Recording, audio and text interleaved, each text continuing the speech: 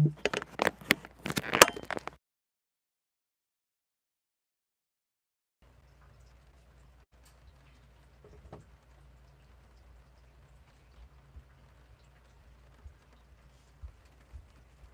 solar camera died and needed charging.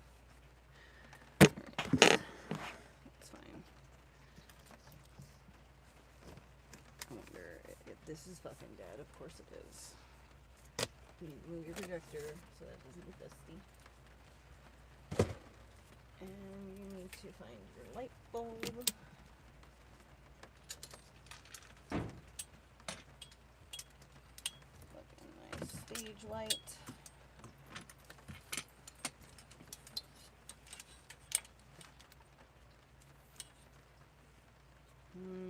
Where's the thing at?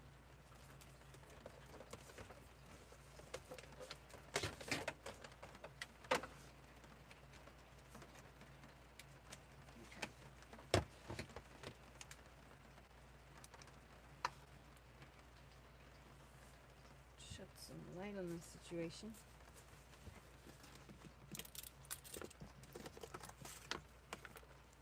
Oh my god, it's not dead.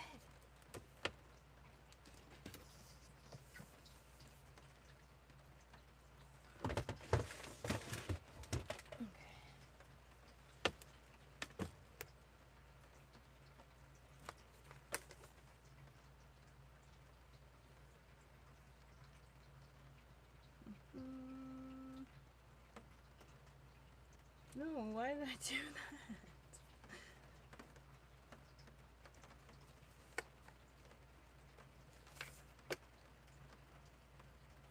What is on here? Could I please have the internet?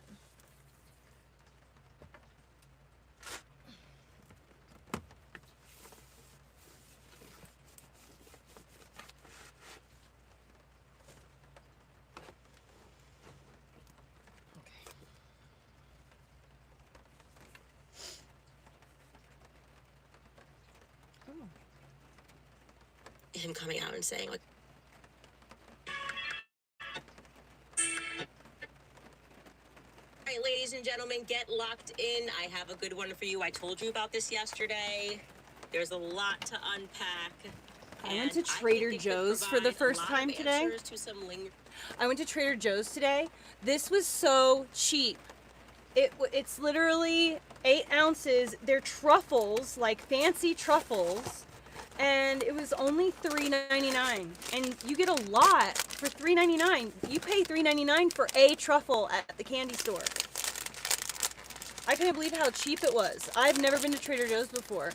Today, I am going to be working on the book for the bookbinding artist on, oh my god, it's just literally hunks of ganache. Oh my god, yes. My favorite thing ever. Oh my god, yes. Oh, this is dangerous. Okay, a bag full of them. Real truffles. Oh my god. I'm shopping at Trader Joe's from now on.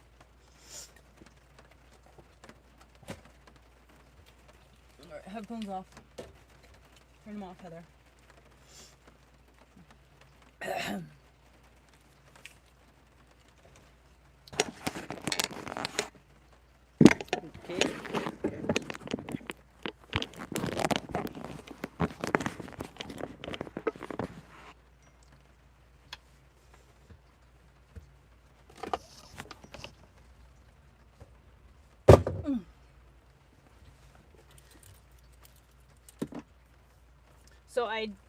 So I need to glue Nikki's rug, and I'm gonna have to glue this one too. So I think I'm gonna do that first. Is glue these, and then I cut Nikki's. I trimmed it up yesterday. I'm not gonna do very much. Oops, I just lost a hair tie. No. I'm not gonna do very much. The stuff that's out of place is just stuff that's stuck to it. But I'm gonna leave this one like it is. I don't want to carve up the keys. I don't want to do much to it. I just kind of really want to just even it out and then leave it like it is. I think it'll be nicer that way. Pretty so excited about it. And then this is the one I'm going to have to do a lot of surgery on. So here's the thing. You do not have to actually really read the letters because it's a rendering, and so artists tend to like Monet, things aren't, it's like blobs, but it actually kind of makes sense to your brain. So as long as it kind of like looks for the most part fine, I'm going to use the Blizz trimmers to flatten everything out, and then I'm going to go in with scissors and I'm going to trim up everything and like make everything nice. So this is what I'm going to be working on today. And yeah, I'm going to glue this and that. So let's get the glue machine out of the drawer. Ow. Whoa, go on. She's a train wreck.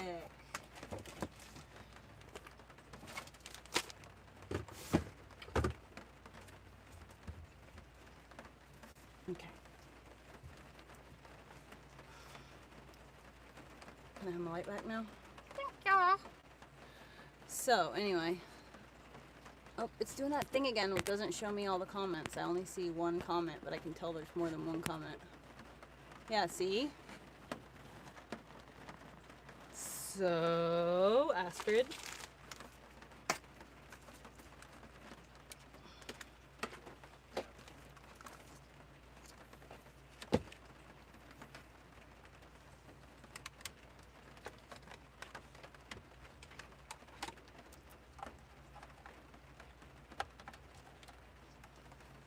She's mighty.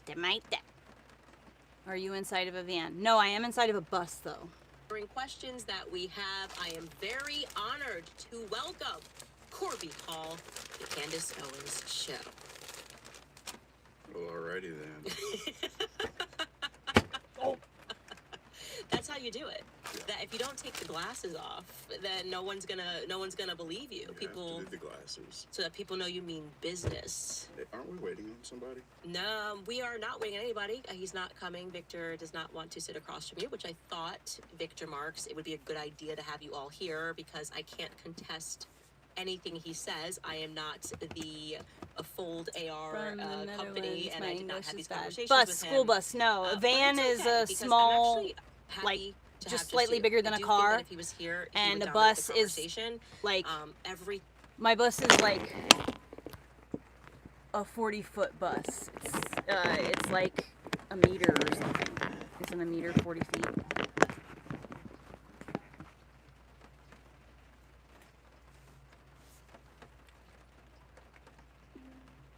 How many meters is 40 feet? 12.19 meters. Yes, and I live inside of it.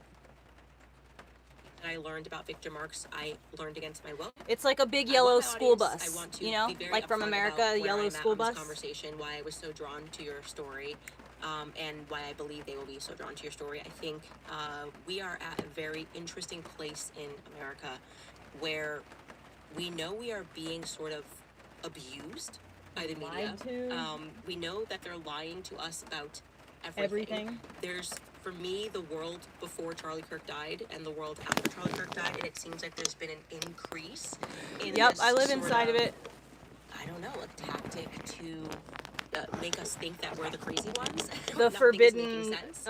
jelly. And when I read your story and learned about Victor Marks, Listen, okay, so I have eaten it before. I have bitten it to bite. I've eaten it before, and it has zero taste, actually. It doesn't even have like a rubbery taste or anything. It's just zero. And the texture actually doesn't satisfy you in the way that you think it's going to satisfy you. It's just kind of like, oh. It's better if you eat the parts that are already, bite on the pieces that are already melted, and like on your, that's better to bite on. But don't bite on this part. And obviously don't swallow it. But, you know, if your fucking natural reaction is to, you know, your babies put all kinds of stuff in their mouth to understand the world around them. Your tongue knows what everything feels like without ever touching it. So Think about that. Your tongue already knows the texture of everything without even trying it. Many themes that were coming up It's here. ready. This idea of the pastor, this idea of you can't question this because the Lord has willed this. This is what we're all feeling right now. Like faith has been used to manipulate the masses and actually to maybe cover up for evil. So I want you to know that when we have this conversation, I will interject and put my opinion. As always, it does not need to become your opinion. Feel free to say, Candace, I don't believe that. That sounds crazy. That could be a conspiracy. Or say, I plead the fifth. You could just say that you want to stay mum. Yeah, sure. But I wanted to give you a chance because I know that Victor Marx has a following, you do not, and he has been instantly right out of the gate saying that you are a crazy person, which is one of their favorite tactics. Everybody who disagrees with me is an insane person. So who actually are you, Corby Hall? Well, I own a company called Full Day R. I've got the patent on the most compact AR-15 in the world. And our mission is school resource officers. And so it's been a long journey. This isn't something that just popped up overnight. You know, this has been a 20-year journey for me. And, you know, we've done really well in the marketplace for the size of the company and the amount of resources that were available to us. You know, I just got back from ISOF. So that was the big, you know, you've kind of made it. Jumping over that bar was exhilarating, to say the least. And Why are you that falling? special forces operators from around the world, I got to shake hands with a lot of IDF and all other kind of special forces came out and shot my weapon systems and loved it. So it was an honor. You know, this is Old AR. The brand itself has been here since 2018. Okay. And we're a small company out in the sticks, East Texas, and just a few employees, and we make a few thousand rifles a year. And yeah, it's you know, it's the most compact, but it's also a caliber swap. You know, push one pin, barrel system comes off, you can change your calibers, your barrel lengths, push the pin back in, and you're ready to go with another caliber. And we're not going to tell people back at home how you just had to slowly explain to me the very basic functions of a gun. We're not going to tell them that. No, let's not tell them. I knew everything. Yeah. Yeah. Just knows it all. I know it all. So I did just get a nice crash course. It's a very interesting product. You could see why you would have special forces interested in that product, and something that I think jumped at my audience in general when it came to the Fold AR was the idea of a pastor. I know now he says he's not a pastor, but his website certainly did say he was a pastor. Oh at no, some don't wipe it point, there, Heather. being interested in this product. So Okay. I'd just love to hear about how you met Victor Marx. Alright, so that one's glued. Well, late November of 23, my wife was showing me some of the Instagram posts that he was making, and he was demoing compact weapon systems. And it was like, it was kind of framed around, you know, Victor's looking for the most versatile compact weapon system that's out there that, and I don't think he announced it as he was looking for a signature series at the time, but nonetheless, she had me message him, and he responded right away and invited us up to his house in Colorado Springs. So we drove from East Texas to Colorado Springs on, I think December the 1st. And What year? 23. Okay. Yeah. And so we got there, and there was quite a few people there.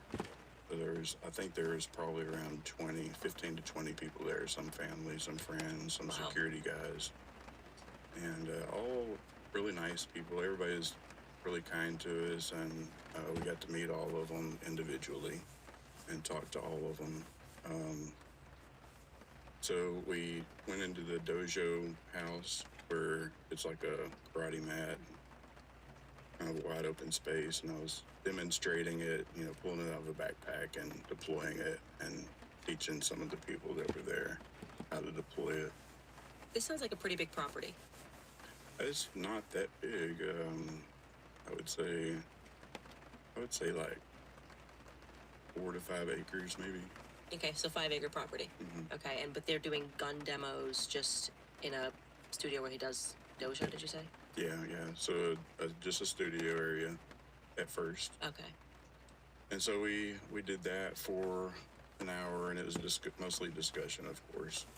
And so we're not deploying it and shooting it at that point. But you know, How many other people that were just people, friends, not in the industry whatsoever, just like local friends of theirs? I don't know if they were all local, but nonetheless, everybody was really nice. Okay. So after that portion of it, we went out to the gun range, which was just a 25-yard range that was at the back of the property, and it had like tinder framing around it, and it's kind of dug into the ground.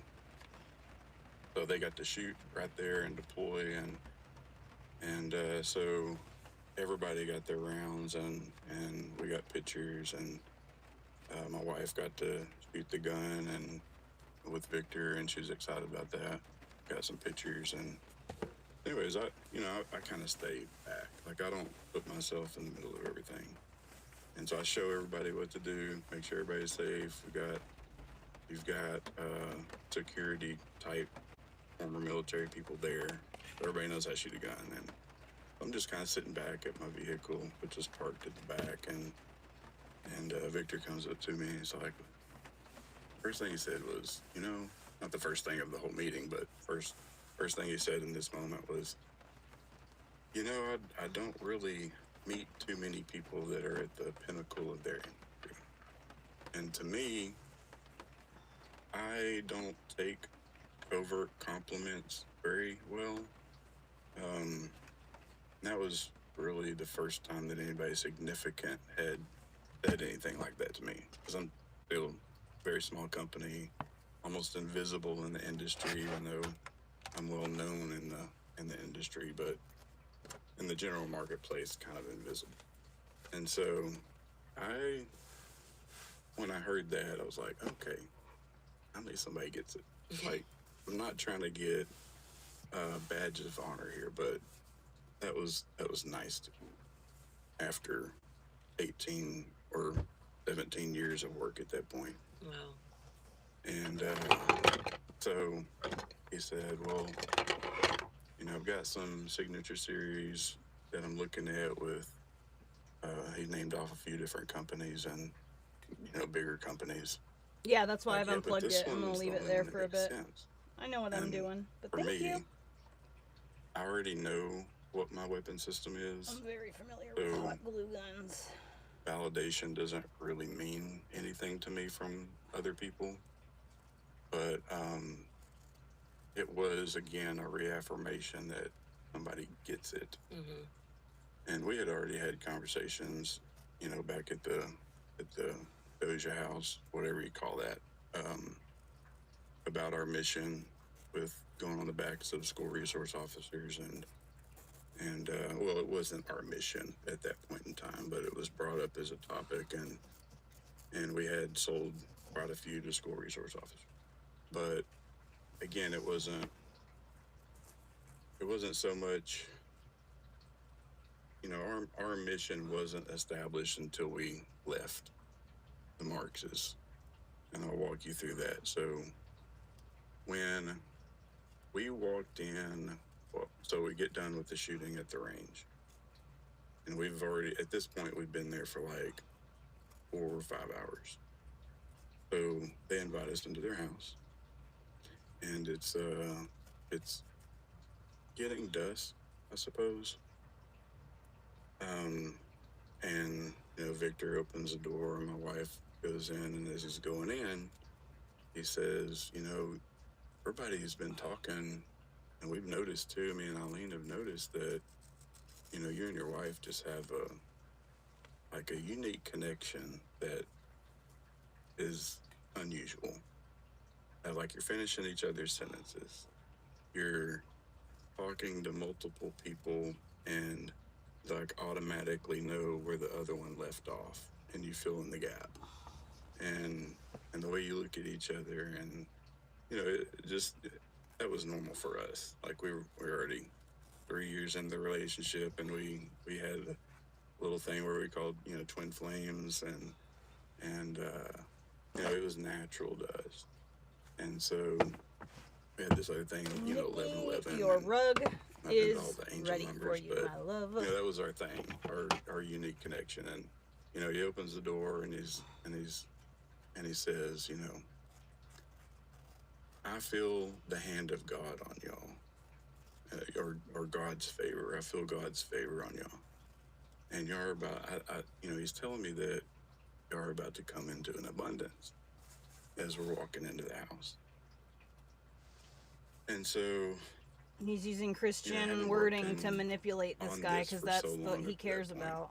there's been a lot of instances Manipulative where people people have told do me, that. They change oh, their this is about to their take off. words You're about to based on who take they're all this around. money and get all this They want attention. to So get to many the times understanding years. level of And so They that want was one of those their moments where marks to understand. inside it didn't sit well with me hearing that. But on the outside, it was like, hey, maybe this is it. Because he already understands. Like, that's already clicked. So that started off the entry to the house. We go in, we sit down in the living room on the couch. And we just having casual conversation and talking about the history of what I've been through to make it this far. And, it's just getting deeper and deeper. And, they ask us about, well, first they're, this is when they make the comment about the connection. We're sitting there on the couch. Makes the comment about me and my wife's connection and says, well, aren't y'all married? Well, y'all, first it's, are y'all believers? Like, yeah, we are believers. I got another coincidence. I accepted Christ when I was 16, and so did she. And so answered that question, and then it was, well, aren't y'all married? Like, well, I've been married a couple times before, or two, and it just wasn't a priority. We get along great, and I don't want marriage to ruin that, right? But we're not thinking scripturally about it, and so this led into, this is hours worth of conversation, and this led into the Victor explaining what a retooling prayer is, and I had never heard that term before. And I grew up in church, but I wasn't heavily rooted in scripture at that point in time. We're talking December 23. So it didn't click with me that was something to watch out for. I'm just, I'm excited we're here. This seems like it might be what I've been working for all this time, and all the stress and the lawsuits and the marriages, and finally somebody understands. So, hey, let's do a retooling prayer. And so he kind of explains it, and he's asking Eileen a lot of questions about the process. So to me, it was like, well, why does he have to ask her how it goes? From component to component of how this retooling prayer goes. But again, I just let it slide, and so we agree. And it would start off with me, and this whole process, I think, lasted maybe 15 minutes each. When you say it started with me, and you also used the word ritual, what do you mean by that? Well, the retooling prayer, he was going to do it on me first. Okay. And then. So it's one by one, and he's going to retool what? Good question. Yeah. Okay. We'll figure that out. We'll figure that out. Yeah. So, and of course, I didn't memorize the whole process, but recently I looked back on, there was a podcast that they did in 21. Now, Him and Eileen, where it described the process. I kind of forgot what the process was after this thing, but I looked back recently, and it all started to come back. It's like, oh yeah, he did exactly that, Oh, fucking and shithead, James. transcribed it out. It was a podcast, verbal podcast, but had it transcribed out and got to look through it in detail, piece by piece, just a few weeks ago, actually. And so as I was reading through it, it was, oh yeah, he did that, he did that, he did that. And so the first part was an opening prayer, and I didn't memorize the whole opening prayer. It's like 5 or 6 sentences long, 30 seconds worth of opening prayer, and it's using name of Jesus, and seemed like a fairly straightforward prayer, except, and again, I didn't notice all this stuff back then, but except the whole circle of judgment. So there's an opening prayer, and he establishes a circle of judgment in the room. And there's some other components to it, but... And who is in the circle of judgment? Sorry to... It was just an imaginary bubble sphere, so to speak. Mm-hmm. That was just the terminology. It was, so he's kind of setting up this imaginary perimeter. Yeah, around the whole room, like all of us. Okay, and I mean, within this circle, no one is judged, or we will be doing some judging. That's what I mean. That's my question. Like, you can tell me everything and no one's judging, or like we are going... It was, looking back on the transcript. Yeah, which is helpful. It's judgment on the assigned demons. Okay, so he's judging the demons that he assumes are in you. Not in. That's what... Around? Attached to. Attached to. Okay. Yeah. Sorry. Correct anything. I've not been... communication with a person who's doing retooling prayer. So. Right. So here's the trick. Believers can't be possessed by demons. That's scripture. And so when you have believers come to this quasi exorcism, you can't call it an exorcism. Where's the other door? So you have to reframe everything. So possession now becomes assignment. So they're not in you, but they're attached to you. Okay. So in you, the scriptural, a non-believer possessed inside you. A believer can't be possessed inside, but can be attached outside. I need to go turn my heater down. And so if you engage in a continuous sin, like you have so much yarn. invited a demon. There's way more than that too. Like... Oh, yarn. Look at my bed. Those 3 are all full of yarn. There's 3 of these big bags on my bed. I'm gonna turn the heater down. For sure. So I'm gonna...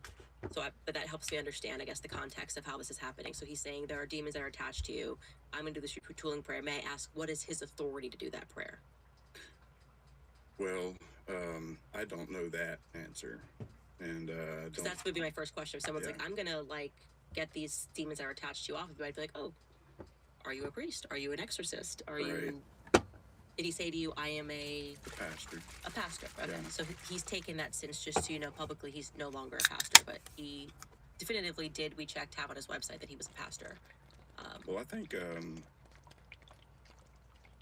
guess I won't represent this as something that I remember him saying, but I think he believes that he's anointed by God as some type of apostle. Oh my God. So,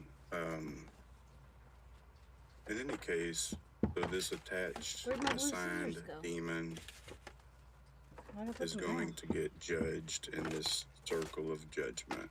And so he asked the subject, me, I'm gonna ask you a series of questions, and you're just going to respond. Whatever the first thing that comes to your head, just say it. Doesn't matter what it is. Don't think about it. Relax. Just say whatever the first thing that comes to your mind. And so he asked, he's commanding the demons. And he asked, what woman? What is, well, I back up. He asked, how many demons are assigned? and you just say a number. And so that's the instruction that he's given me. I'm going to ask how many demons are assigned to Corby. And I don't remember the number. It was either 2 or 3. And I just said the first number that came to mind. And then he asked the name of the first one. So he's gonna judge the first demon. He knows. Now I say a name. And I said, and this was recorded, by the way. And we were advised or suggested to record it. And so my wife did record. And so I said, oh, you're never going to believe what's popping in my head. I just think it's something I've seen in a movie or something. And Eileen says, oh, well, that just say whatever it is. It doesn't matter. Doesn't matter if it's, they'd name off some whatever common names. And I said, well, Beelzebub. And Eileen says, that's actually pretty common. I'm like, oh, okay. So proceeding from there, Victor names the demon by the name Beelzebub. And he commands angels to come down and grab this demon by the arms and make the demon kneel before him. So if you can imagine, angels coming down, grabbing, forcing the demon to kneel before Victor.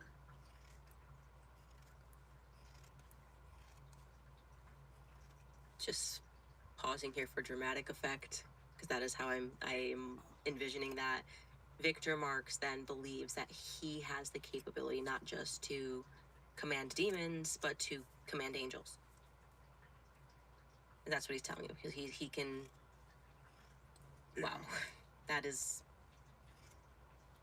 Sorry for Sounds interrupting, like that is just, people are that's the using statement religion right to there. manipulate people into signing bad business contracts. And Also, to be clear, I hadn't realized, shit as I like thought when you said you that. guys went one by one, that maybe Eileen's in another room, but you guys were all in the room together. Yes. This is a Yeah. okay.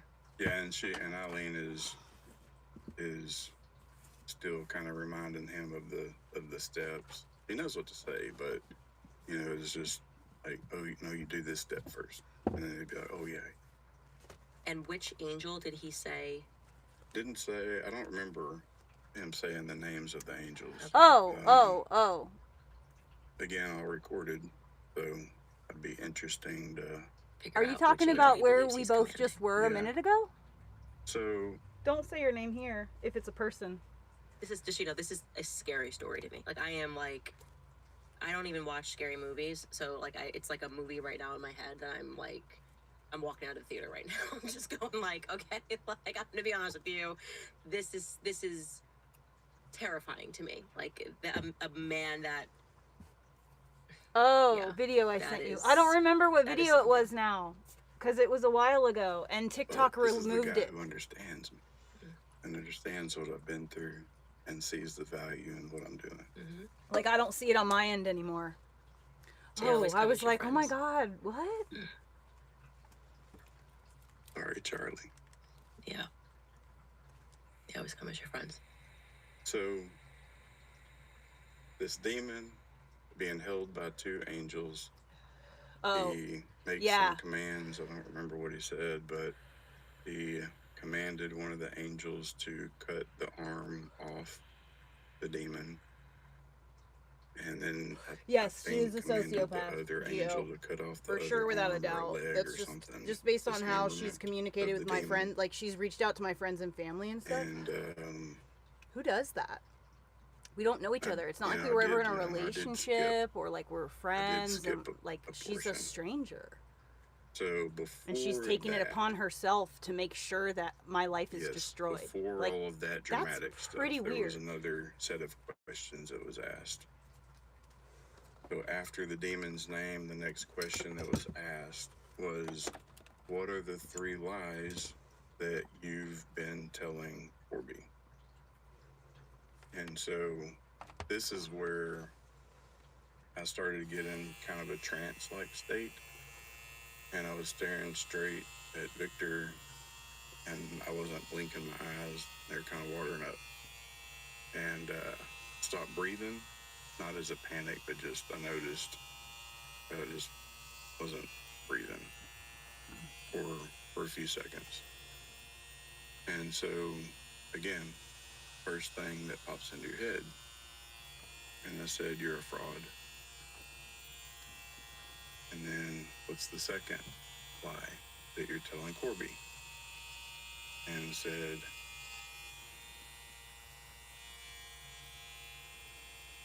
"Your kids don't love you."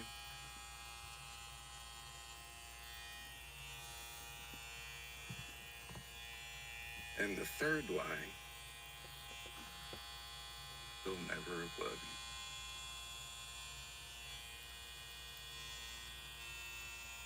So that was the 3 lies, first things that popped in my head. And so then, after that set of questions, was, what is the one truth that God's trying to tell Corby that you're blocking from him hearing? And of course, it's, you're not a fraud. Your kids do love you. And she's sitting right there next to you, and she's not going to leave you. So then the dramatics with the chopping the arms and the legs off and casting away, and then on to the next demon. What's the next demon's name? And then the whole process started over. And in each process, is he chopping off the arm of the demon? Mm-hmm. Okay. Hindsight is 2020. Yeah. Right. Yeah. Also, not. I have the honor of sitting in this chair, and I can hear what's happening with what I just know about psychology and stuff. And if you are telling him your deepest fears, that's it. There's nothing happening other than we're all self-conscious. We constantly on our head are saying things. Oh, this is not right. We in our normal capacity, we're our own worst critics. And he's just commanded out of you, and now he knows your weak spots. Yep. Now he knows and you, at the end of that, because you're doing this, and these people are strangers, you've instantly established an emotional connection with these people because you shared with them something that you would not just share to a person that you met. Right.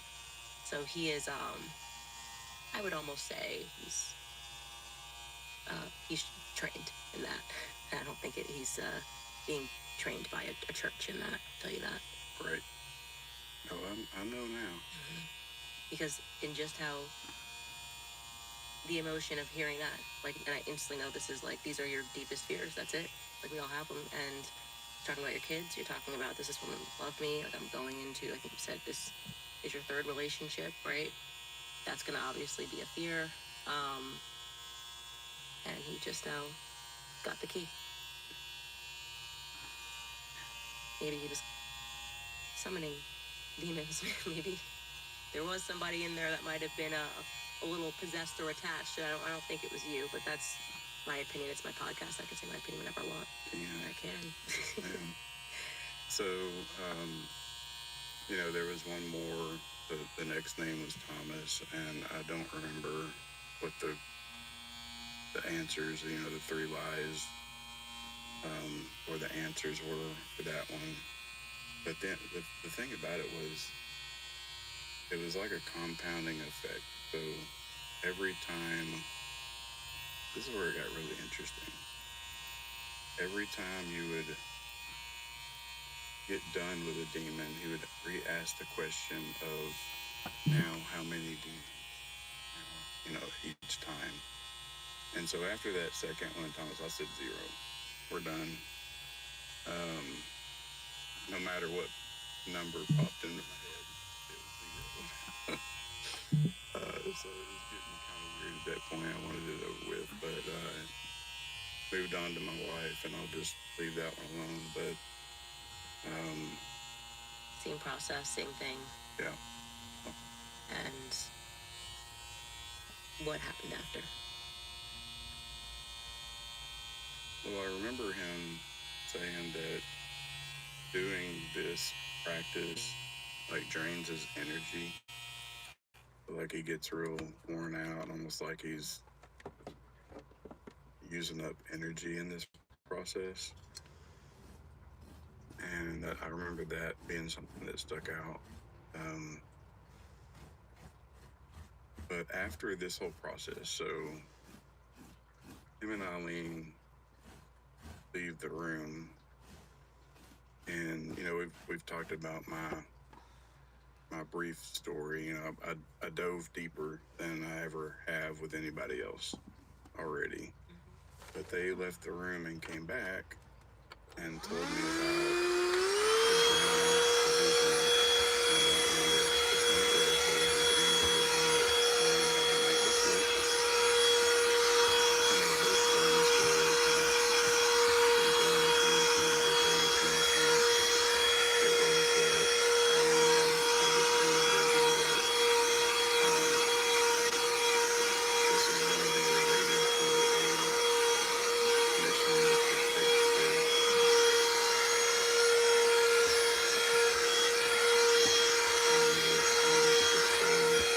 No, don't die. Don't do it. Don't do it. that we met, I should charge that. and that I'm bringing this rifle that is the best tool for the job on the backs of SROs. And in addition to that, what I am making I a rug. think to be partially true, at least, them going in and out of board zone, combat zones, or conflict zones to rescue women and children, and having these rifles on their backs will benefit them. So, double whammy: schools, protecting students, and saving women and children abroad. And God ordained it. What do you know? Just the night before. All right, you guys, you see the headlines, you read the stories, and then the impact shows up in your own numbers. Balances rising and fees piling up. Minimum payments are designed to stretch debt out for years. That's why you need to check out PDS Debt. Whether you're struggling with credit cards, personal loans, or medical bills, PDS Debt has custom options to help you get out of debt. They go beyond the numbers to understand your unique financial situation and to craft a personalized plan that's designed just for you. There is no minimum credit score happening right now. It's necessary rule today. Again, I'm getting this Charlie Kirk story, and that brings me back to this obvious relationship Eileen has with Erica, and this is very similar. I was there when Charlie and her met, and it's this, godly. It's all, everything is godly. It's all about, this is what God wants, and this is like, and how easily Charlie fell for that and believed that, okay, yeah, this woman is just so godly, and speaking to her exes as I did, and one of them telling me that she would say she had like a vision or a dream of someone that he was close to after he had opened up that this person was close to him in his life, particularly this ex-boyfriend was speaking about his grandfather, and then she'd say that, oh, your grandfather visited me in a dream. So it's, again, establishing that connection. There's a pattern here that I'm recognizing, and I think it's, like I said, been one of the major connecting themes, and just kind of looking into the story of sort of what changed at Turning Point USA and the direction that it went into. I don't want to get ahead of myself there. So you've done this, you've established this connection, you do believe to some degree that it must be godly. You've now handed them the keys to your deepest insecurities, right, about yourself. And I'm sure it felt in equal parts like cathartic, right, getting that out.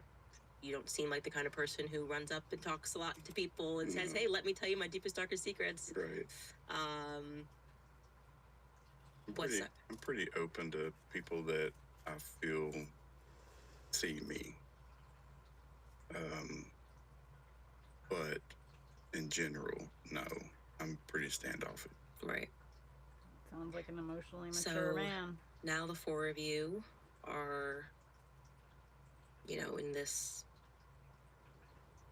God vision right. together. I'm obviously saying that tongue in cheek. What happens next? So we go home. Well, you know, I believe we had a hotel that we were staying in, but we left the next day. And so this was, again, early December. So I get to work on the signature series, the Victor Marks signature series. We run through a bunch of ideas on color schemes and features, you know, what suppressor, what backpack, you know, all these. How is this rifle going to be presented? It's got to be nice. And so we came up with something, and it was a pretty cool rifle. But I had it ready for SHOT Show. The SHOT Show is the largest gun show in the country, probably the world, but in the country, annual. It happens in Vegas every year, and sometimes late January. I think sometimes it happens in some years. It happens late February. But this year of 24, in January, it happened in late January.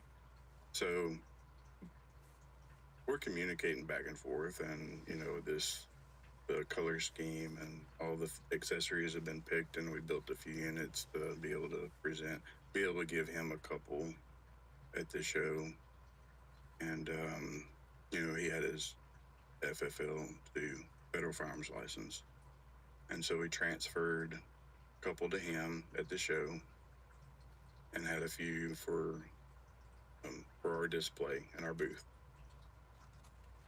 And yeah, well, backing up just a little bit, I asked him. Well, I told him that you know, I'm gonna ask my then girlfriend to marry me. And in text before the show, like what, maybe 5 days before the show. And I can't remember if he pro-offered it or if I asked him. I think I asked him, you know, hey, you're gonna be there, you're a pastor, you know, let's get married. 30-minute ceremony. We'll be in and out quick. He's like, oh yeah, we'll do that. And so I had gotten a ring, and it traveled through 4 different continents, and arrived at our Airbnb in Vegas the night of the day of the wedding. And I was just dressed in like jeans and my work boots and just a button-up shirt, and she had a pretty cheap, easy dress that she got. It looked beautiful, but we just, like, this was a rush job, and I actually hadn't even asked her to marry me. Like, oops, wait. So the day of, I asked her. We were just walking down the hallway, and by the way, she was my CEO of the company, and she had been working there for at least 2 years by that point in time, and just bang up job. Like, she's good. And so anyways, What am I listening to? We go up to Victor's hotel room. We have some of our industry friends attend with us, and they got video and pictures, and it was super special for her because she just adored Victor and had followed him for many years. And the ceremony was perfect and simple, and just it was nice. So try not to get too sentimental here, but you know, we read each other's vows to each other. Victor was there, he officiated it. We had our marriage certificate that we ran into the courthouse and grabbed real quick, and you know, we got a picture of him signing it with us sitting down behind him. And you know, once we got the photo op, we walked to the other side of the room and just mingling with our friends, and looking over, and he's talking to Eileen, and already know what's going on. Like he's not certified to do this in Nevada. I already know it. And so, and so they're just talking it back and forth, and he's like trying to decide if he's going to sign it or not. And so I'm like, hey, is it just because we're in Nevada? He's like, yeah, I don't have a license here because there's a block on the form where you're going to put your license number. And it's like, well, it's fine to sign it. We'll go back to Texas and just do our county deal after this, but we'll keep this. Doesn't need a license on it. We're not gonna file it here anyways. So no big deal, right? Red flag, but Does he have a license even in Colorado? I don't know. So that was that. And got done with SHOT Show. It was a great event. Got a lot of videos, pictures. Everybody was shaking hands and meeting Victor and meeting us, and it was a very nice SHOT Show. And normally I hate going to SHOT. I've been to SHOT Show ever since 2012. Hadn't missed a year, and just absolutely hated it. Just all the walking and hauling stuff around and having to be here and there and unpacking stuff, and the logistics is just a nightmare. But this one was pretty memorable. This was nice. So things are looking good. Mm-hmm. When is the first time, I guess, you guys had any sort of a shift in that narrative? Like, we're all on the same page. Here's what we're trying to do. Here's what our goal is. We got your signature series, good looking gun. You're getting us married. When's the first time you had a hiccup? Well, I guess I'll get there. So yeah, take me wherever you want. Don't, I want to get the full story.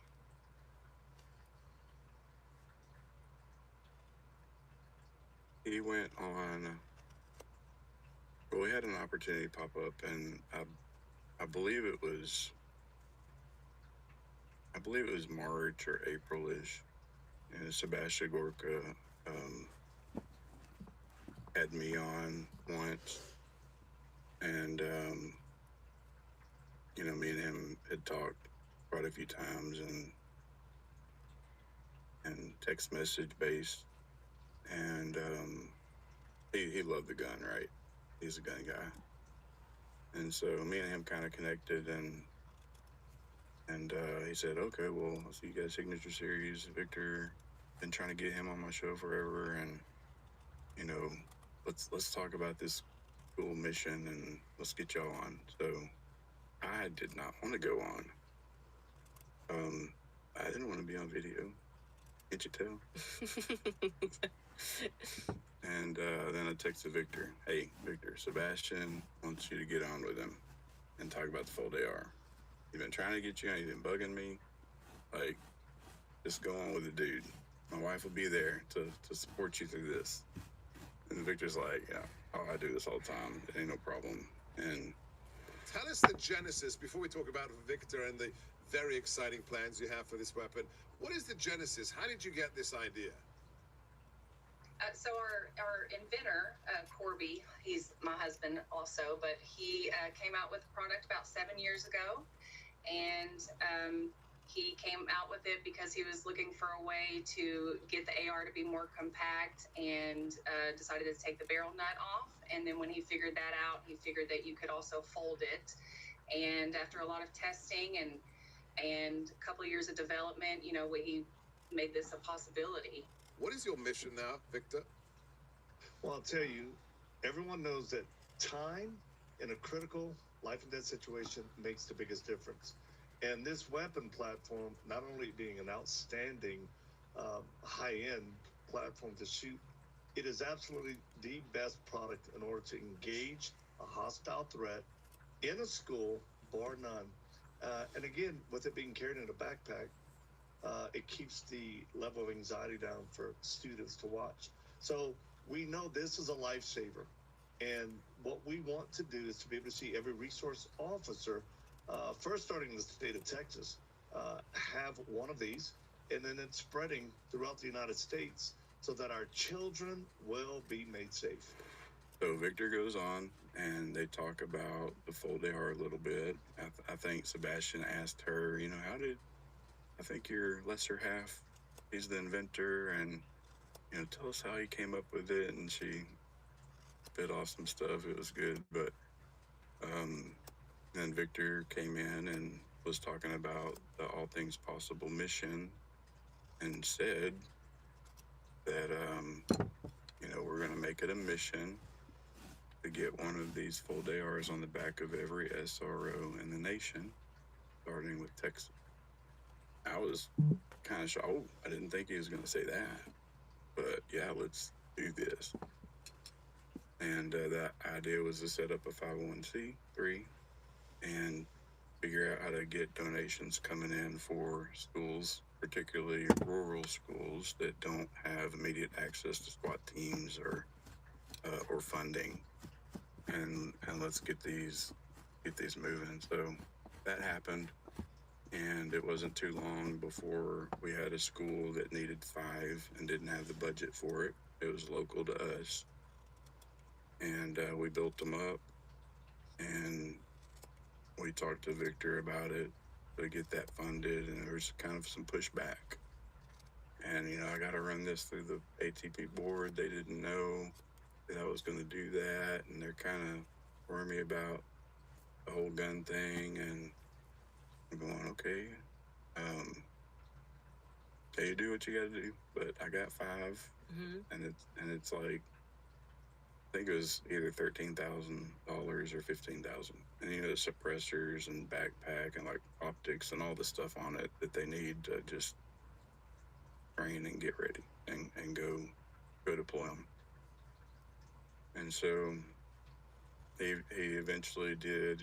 We paid for him to build them up front, and we're not making a lot of guns every year anyway, so funding that out of pocket is kind of a hit, but we did it. And he did send a check to us, and we got the guns to the high school, or the ISD, and they loved them. We got some photo ops. Victor didn't come for that, but we really wanted him to. And so we delivered those in the summer of 24.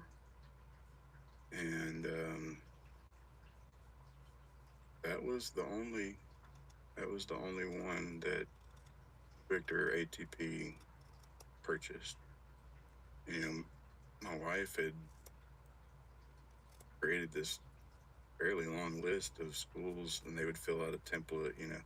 We want the guns, we will use them, and we don't have a budget for them, and/or we're located in a area where there's not a quick access to first responders. Mm-hmm. And if they check the boxes off and put it on their letterhead, and we would take it in and have it ready for ATP. And just never, after summer of 24, there was no attempts for School resource officers. Yeah. In that context, yeah. Right. But there were requests for other guns. And so moving forward into August, I'll jump to August. Let's get into it. Mm. So Victor messages me, says, hey, I need a 1,000-yard capable rifle that has a scope on it and a camera attached to the scope. Like, okay, I can put that together. I actually already have the components. I don't have to buy anything. And he needs me to deliver it to him pretty quickly. And says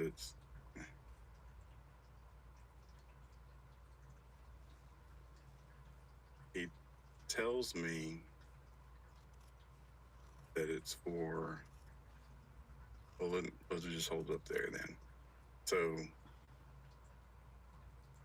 I build this thing out. It's got a proof research barrel on it. It's a carbon fiber precision barrel. It's like $1,100 barrel. And 223 16-inch barrel with, I had like a $5,000 scope on it. I'd had it for a while, so it's just like, he'll make better use of it than me. You're just gonna give him a $5,000 scope. Yeah. Okay. And with a camera attached to it. Like, I literally had this already set up, but I wasn't using it. I hadn't used it in a while. So I take it up to Victor, and the conversation is, I want to, and this is with me and him privately, that's where, the meat of the conversations always come in.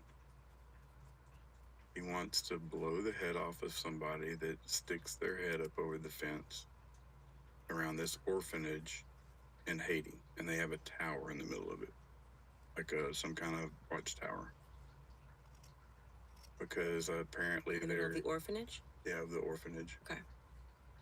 And he's saying that people are jumping over the fence, climbing over, and trying to rob or whatever the orphanage.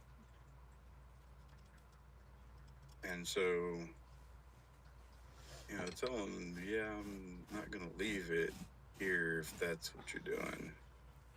And we had a conversation before about shooting watermelons, a previous conversation about shooting watermelons at 1,000 yards. But when I got there, conversation shifted. Now we're in person, and he wants to talk about Shooting people. Yeah. And I just want to back this up. When he's initially, because we do have that message and we're going to show that message, when you guys are initially having that conversation about shooting watermelons, like, did you think he was talking about watermelons, or did you think it could be code because you kind of know him a little bit now? And he's like, hey, I'm just wondering if we could, or were you thinking like, no, he just really means like if we were to test it with the watermelon, like, what was your thought process when you were first having the conversation via text about shooting watermelons from 1,000 yards? Did you think that there might have been some innuendo, reading between the lines? No, you just thought he was shooting straight because he'd never made a weird request before this. So you were like, he just wants to know. Okay. So then you're like, he says, let's have this conversation face to face. And when you say you meet up, this is in Colorado? Yes. Okay. So does he have a place in Texas, or are we always Colorado? Yeah, we always met in Colorado at his house. And just to get our timeline right, this is August of 2024. Correct. Okay. So now you're face to face, and he's like, actually, there's this orphanage, and people are climbing over this fence in the orphanage, and there's happens to be a tower in the middle, and we just want to shoot these people because we want to protect this orphanage. Yeah. Because what are they doing at this orphanage? Presumably stealing orphans, trafficking children? I don't know. He didn't say that explicitly. Right. Okay. Yeah. Fair enough. So I say, I'm not going to leave this. That's not what my rifle's for. I mean, for a military guy, I will sell my rifles to military and law enforcement, and it's assumed that they may shoot people with them, right? But in this context of a mercenary type operation that doesn't have oversight, no. And did you wonder why he was doing that at all? Because I mean, he's a pastor, he's doing a routine. Like, I have a priest. If my priest was suddenly like, hey, Candace, can I have some guns to go shoot an orphanage on a mercenary mission? I'd be like, oh, this is a new side of you. Is he telling you, like, you've met armed forces guy at his property? Like, are you shocked at even the proposition of him doing this? Or does he kind of speak this way and tell you that he's connected and whatever? Like, how are you processing that request? Well, I just simply said, yeah, I'm just not going to leave it here. You're not processing. It's just I'm not processing it. I'm just, again, I'm happy that I'm there in person now. We can talk about, like, I got this list of schools that are ready for guns. And there's that that bond has been established. Mm-hmm. He is my spiritual authority figure. Like, I'm not to question, I am to do. And I was there to deliver. So, but, I told him, you know, well, why don't you just, like we're talking about, eat the watermelon. Just do the watermelon. Like, oh, okay, well, like, and backing up, so shooting the head off of a person transpired into, well, I'm going to go in and execute or capture Jimmy Barbecue. Okay. And the first time I've ever heard of this guy, I don't know who he is. I'm still like, yeah, no. Again, back to the watermelons. He's like, yeah, I said, just put the watermelon up on the fence, shoot it, get your propaganda video. That's what the whole thing was about, was shooting somebody climbing over, got it on camera. We can distribute it out in the Haiti land, and they won't jump over anymore. Like, I see the good intention behind it, but yeah, no. And then, transitioned into a little bit more detail. Like maybe if I tell him that it's to kill Jimmy Barbecue, who is causing all the ruckus in Haiti anyways, then he'll agree. Okay, so I do want to just take the second now to just show a brief clip to my audience of the media context of who Jimmy Barbecue is. Some people do not follow politics, global politics, and what we were told Jimmy Barbecue is and was during this time frame, August 2024. Take a listen. Jimmy Chirizier, universally referred to here as Barbecue, is the head of one of the most powerful gangs in Port-au-Prince. But he's also the head of a gang consortium that's brought Haiti to its knees. Barbecue sees himself as a revolutionary for the people, and he rails against corrupt politicians and oligarchs. He dismisses all the efforts underway here to form a transitional council that will govern Haiti. Inside his territory, despite the poverty, life is relatively peaceful and organized. Unlike in much of Port-au-Prince, queues for food Barbecue gets brought in are orderly. Usually it's chaos. But here people wait knowing that there are enough supplies for the whole community. And this is a source of Barbecue's strength. To the outside world, he may be a gangster, but here he's a sort of Robin Hood. Okay, so he's saying to you, I'm going to get this guy. I'm going to capture or I'm going to kill. You say, not with my weapon, actually. And let's talk about school resource officers. What happens next? Well, right after the Jimmy Barbecue, that's when I brought it back to the watermelons, and he seemed to agree. Kind of reluctant, in an annoyed manner, like, why are you questioning me? Mm. Maybe he was testing me. I don't know. I don't know what his intentions were. I just know what was said to me. So I didn't have a concern at that point, though, because he's like, yeah, we could do the watermelon.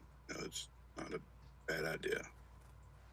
And so from there, I left the gun with him, and there was no discussion about rules, or maybe there was, and it was just kind of like just nothing was. Yeah, we're still on board with the mission, but I'm dealing with this and that, and I got this mission coming up, and just never went anywhere. So yeah, we left, and then there was another, I skipped over a meeting. I went in June.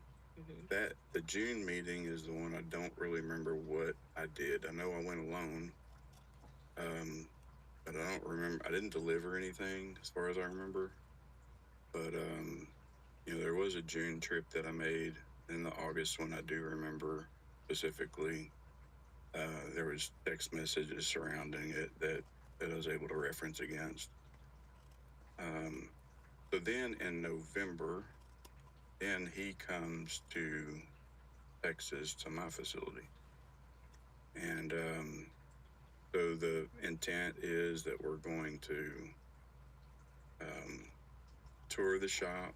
He had a couple fly him down on their private plane, and I picked them up from the airport, and we went to the shop and toured the shop, and during that tour, pretty early on, he was there for probably four-ish hours, and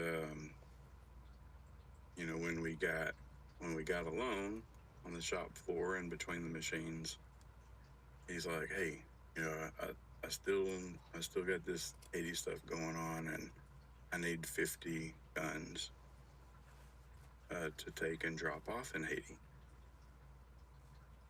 And I said, "Well, that's a embargo country, so I've exported guns by this point to many different countries, and I know the process, and it's not easy every time, anytime really."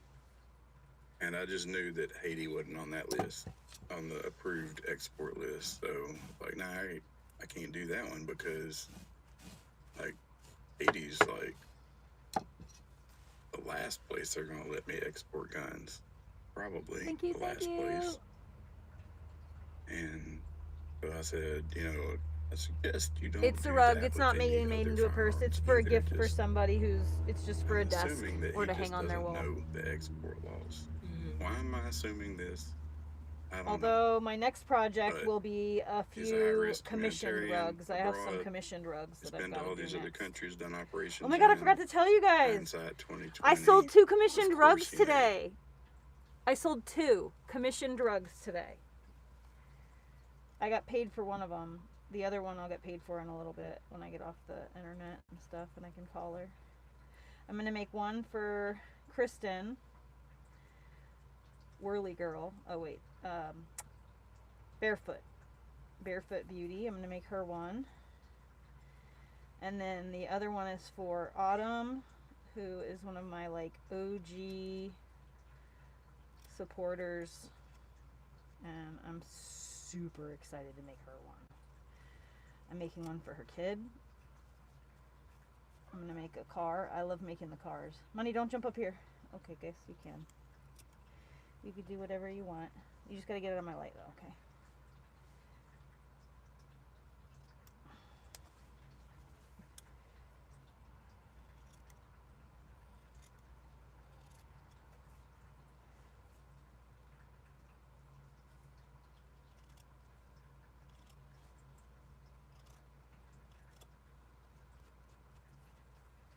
I love you. Can you get on my light, baby? Come here. Alright, let me put this down for a minute. She wants some attention.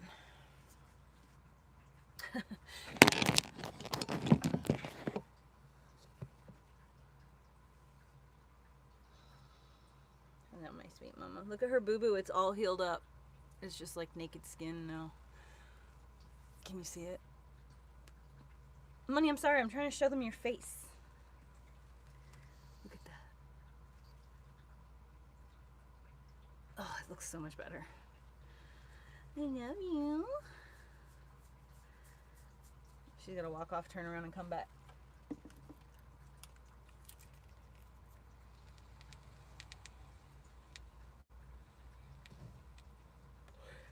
I love her so much. Hello, black cats. This is Money. She's the coolest cat ever. She had gotten stung by a wasp, and because cat skin heals so fast, it turned into an abscess. The abscess popped, and then all of her skin fell off.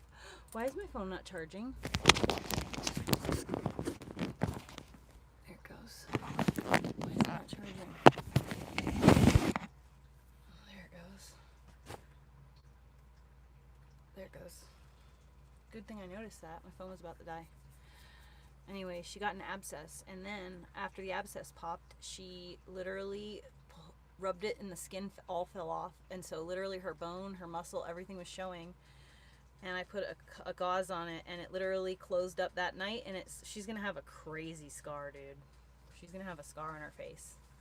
She's gonna have a scar on her face. This cat, dude, when she was like, okay, literally, when she was like 13 weeks old, she was supposed to be for the girl who was living on my property at the time, but the girl broke her tailbone and had to move. So I ended up taking the cat, and she became my best friend. Like, she was already my best friend. I was so sad to let her go. I was glad that she was going to live on the property with me, but I didn't want another cat. I already had her mom. So anyways, I ended up with her, and then her mom ended up adopting the neighbors, and just, she, you know, I gave her free will. So she adopted the neighbors, and the neighbors wanted her, so she moved in with the neighbors. And so I kept her when I moved, and the neighbors kept Selkie. And then, so anyways, this cat, when she was like 13 weeks old, we left to go to the grocery store. I dropped my Jewel and I couldn't find it, and so I pulled over about a half a mile away from my house to find my Jewel.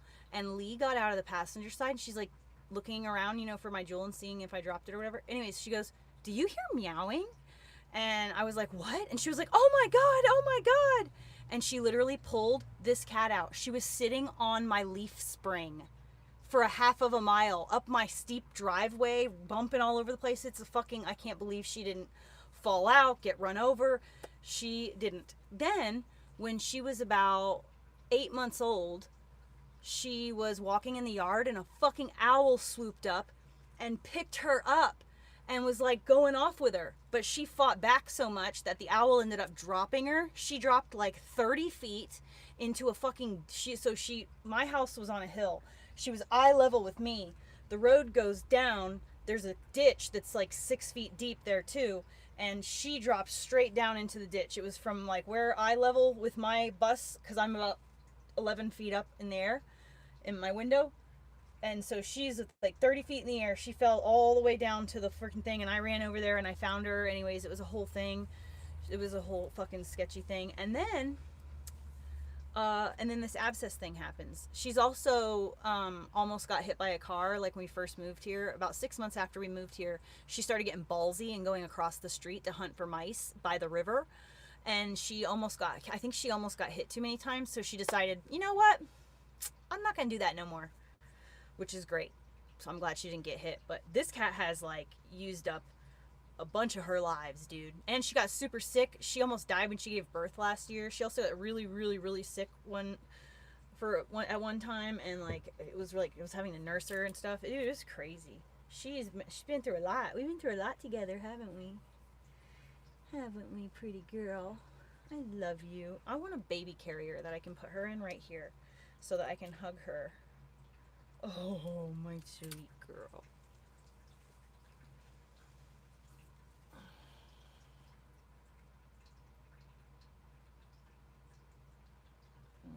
I love you. She's yawning. She's making biscuits. I love you. Gentle biscuits, though, just like with the tips of her fingers. I love you. You're such a sweet mama.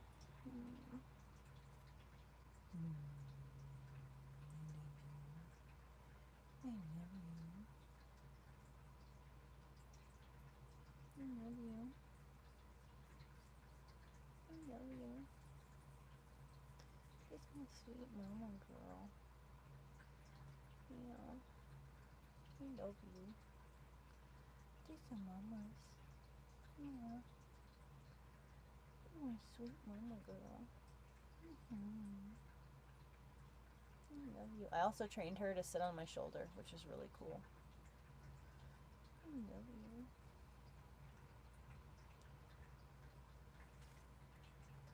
Are you ready? I see you looking down. Oh, that's inside my shirt. Let's not do that. I know what you want. You can't eat every 30 minutes, okay? I'm sorry. You can't. I know you're nursing. You've got dry food in your bowl. Go get your food in your bowl. You've got food in your bowl already.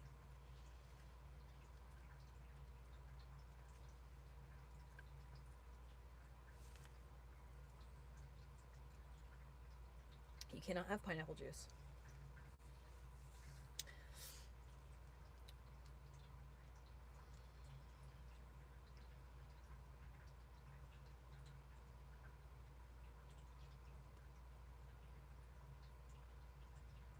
You don't want that.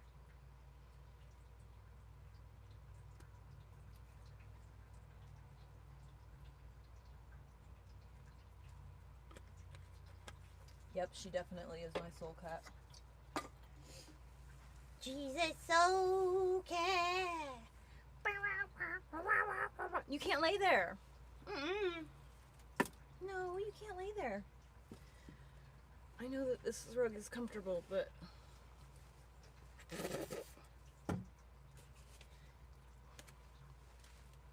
She's a kitty girl in a kitty world. She's a kitty, kitty, kitty. She's kitty and kitty. Kitty meow meow. She is a kitty. Come on, Barbie, let's go party. Meow meow meow. Come on, kitty, let's go kitty. Meow meow. I love you so much. But, you know, I'm doing something. I don't want to be disturbed, child. I wish there was something on television. Will Smith gets humiliated by Jada. Love What's new? myself and love others. That we can all be on the road together. So I guess Mommy, we're back. I'm not What gonna- is it about people damn it, Heather. humiliating their partners and they keep popping back up every single moment you turn around? Jada Pinkett Smith pops up because if she couldn't Damn it. humiliate him enough, it's not enough that it starts to die Okay. down, but she's like, you know what? I need to reinvigorate this because I need attention. But you know what? This is good attention because it's good for us to call out this kind of behavior. This clip from Jada Pinkett Smith's recent book event promotion or whatever for her Come over here and let me give you some Memoir fucking... Worthy is peak narcissistic framing. And honestly, when watching it, it comes off like this self-righteous sermon. So as you can remember, she had an Entanglement with August. That's what I said.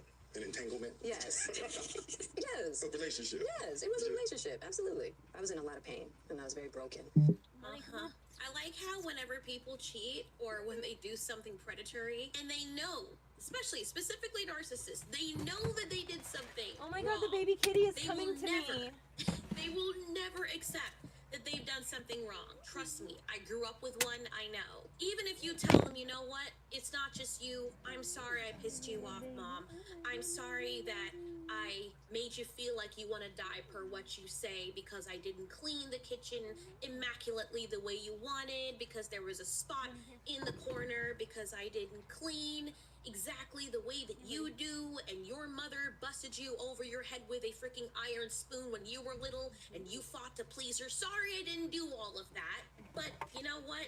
You're right. I helped to help make you feel miserable, for want of a better word. But you telling me to stuff my cat in a box and taking my animals and throwing them out in the highway and then coming back and telling me that hawks and the predators probably got them because you sent them out there and did that to try to hurt me and whipping me over the back with a freaking cake. I mean, there's lots of things we can do here, and you will tell them all of this, and they will still look at you like, you're being cruel to me. There's no manual when it comes to taking care of children. I mean, they will do everything above and beyond, and even if they say sorry, which I didn't hear Jada say. I never heard her once say sorry to Will. Maybe she did, but it was a whole lot of excuse making. Even when it's a rare case when they say sorry, they will go behind your back and tell the entire family lies on you so everyone can be on their side. And then when you confront them about it, they're like, well, that's what it felt like to me, but it was a lie. They will do everything. If you don't have the sanity and the mental fortitude, you will go crazy living with someone like this. And imagine, at least I was able to get away from my situation. Imagine living with someone like that as your freaking life and you love her and the person that Are you trying to care kill me? about. First of all, What are you Will doing? messed You up got treats because in you were there. chasing after this woman. She made it very plain that she didn't want to get married per what she said and per what you said. She was already fiending after someone else, and you're like, I've got to have her because she's pretty. Not everything that glitters is gold. You know, some creamy punani is sometimes very rotten. Sometimes the cream is pus. It's not freaking what you think it is. But anyway, here we go. That was a little too embarrassed much, him girl. After embarrassment. I podcasts and embarrassing their husbands that make more money than them. But I guess this is a trend now. That's it. I retire. I retire from trying to make you happy. I need you to go make yourself happy and just prove to me that it's even possible. So me and Jada was reflecting about love. And I asked her, I said, what did she think was, one of the biggest revelations that she had about love? She said that you cannot make a person happy. And I thought that was a real deep idea. You know, Stan Perel is coming to the table. She's going to be at the red table. Would you say she has been instrumental in you and I redefining our relationship? I would say don't just start filming me without asking me Oh my goodness. if you could film me. Sarah, come help us again, please. I'm still dealing with foolishness. Don't. No, because she don't just. Would you say... Oh my God, I want to go to jail. Oh, ooh, I could not be a man. I could not. Ooh, I could not be a man. I could not live as a man. I could not. I'd be a serial killer. I swear to God. Like, I couldn't. This girl's a bit much for me. I don't know if I could listen to her channel. I don't have the stability. No. I would take myself and fly away to the Philippines or something. I swear to God. I don't know how. Okay. Okay, it's a bit theatrical there, girlfriend. Reel it back in. So all of this is just a very small segment of stuff that we're able to see. Why am I getting mad, man? I hate being empathetic sometimes, man. I wish I did not have as much empathy as I did sometimes because I can fucking feel it. I'm shaking. And this is not, no siree. No. And my mouth is too big. Like, I've learned to open up my mouth when it comes to certain things. People bullying me and people doing, no, I will open up my mouth and say something. You're not gonna sit here and roll me over. No siree. And then he can't even say what he really wants to say because the media's made it so that women can get away with saying anything that they want and no pushback. It's actually misogynistic to push back or say anything as a man. But, if a man speaks his truth, he's manipulative. Look at him using therapy speak. Like, you cannot make this shit up, man. This is why the red pill thing is getting so large. And even still, it's very cringe. A lot of the people that are coming out, some of them are helpful. I can see some people, but there's a reason that exists. And it was created by people like Jada. Yes, it wasn't directly created by people like her. People like her, raise boys. And I know that Will had a father and, was instrumental in his life and stuff. I don't know what his relationship with his mother was like, but they create the very issues in these men they claim they don't like. And they're rewarded for mistreating them. And it is totally okay. But when it is the woman, it's okay. People can't see, we want equality, which means that we want to all be treated like human. You can't want equality. I don't understand. What is this new trend with people wanting equality, but they want to be more superior than the person they want to be equal to? Every time I hear equality, representation, it's always these Yep, it is people, making a huge ass mess. whoever I is decided crying that I loudest want to for make this, these, not and if actually I meaning want to what make they them, say, I have no and choice. wanting So to freaking I could be wait more until superior, wanting more rights, wanting I could more, wait until the circumstances are perfect and then make them, or I could just do it now. And so that's what I'm choosing to do. I'm choosing to just do the thing that makes me happy instead of waiting for the perfect circumstances. Because those may never come. What if I, wait around forever and then I don't get to do what I want. I also sold 2 rugs today, Justin. I sold 2 commissions. So people saw what I was posting already and reached out to me and want to buy what I made, which is fucking cool.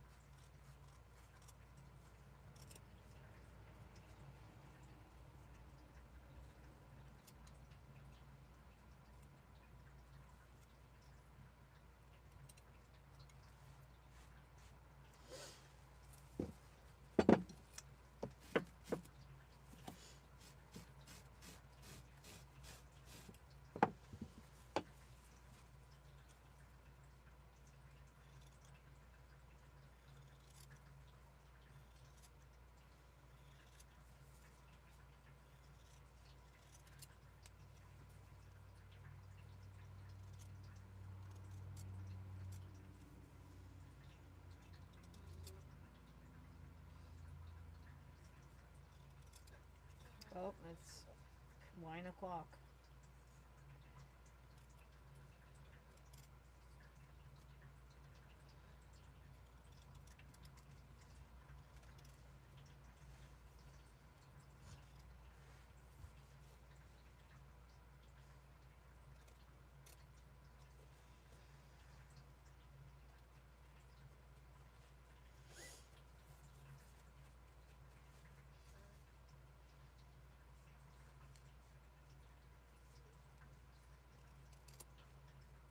What's up, dog?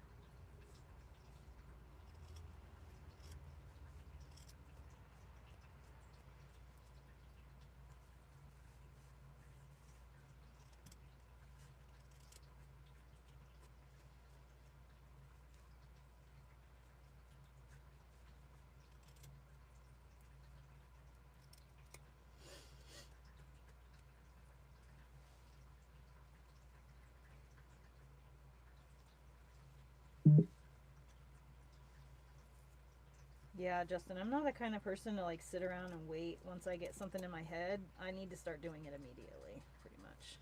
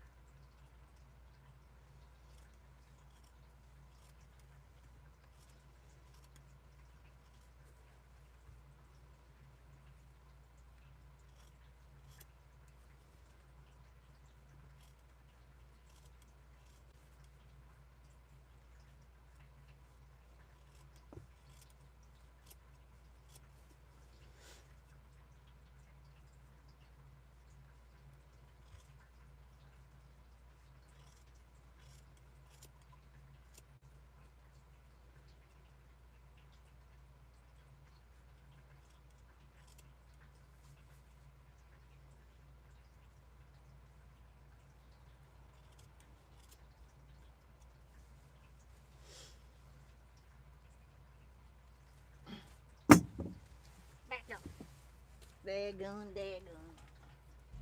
Oh, I should probably put something to listen to on. For Livia.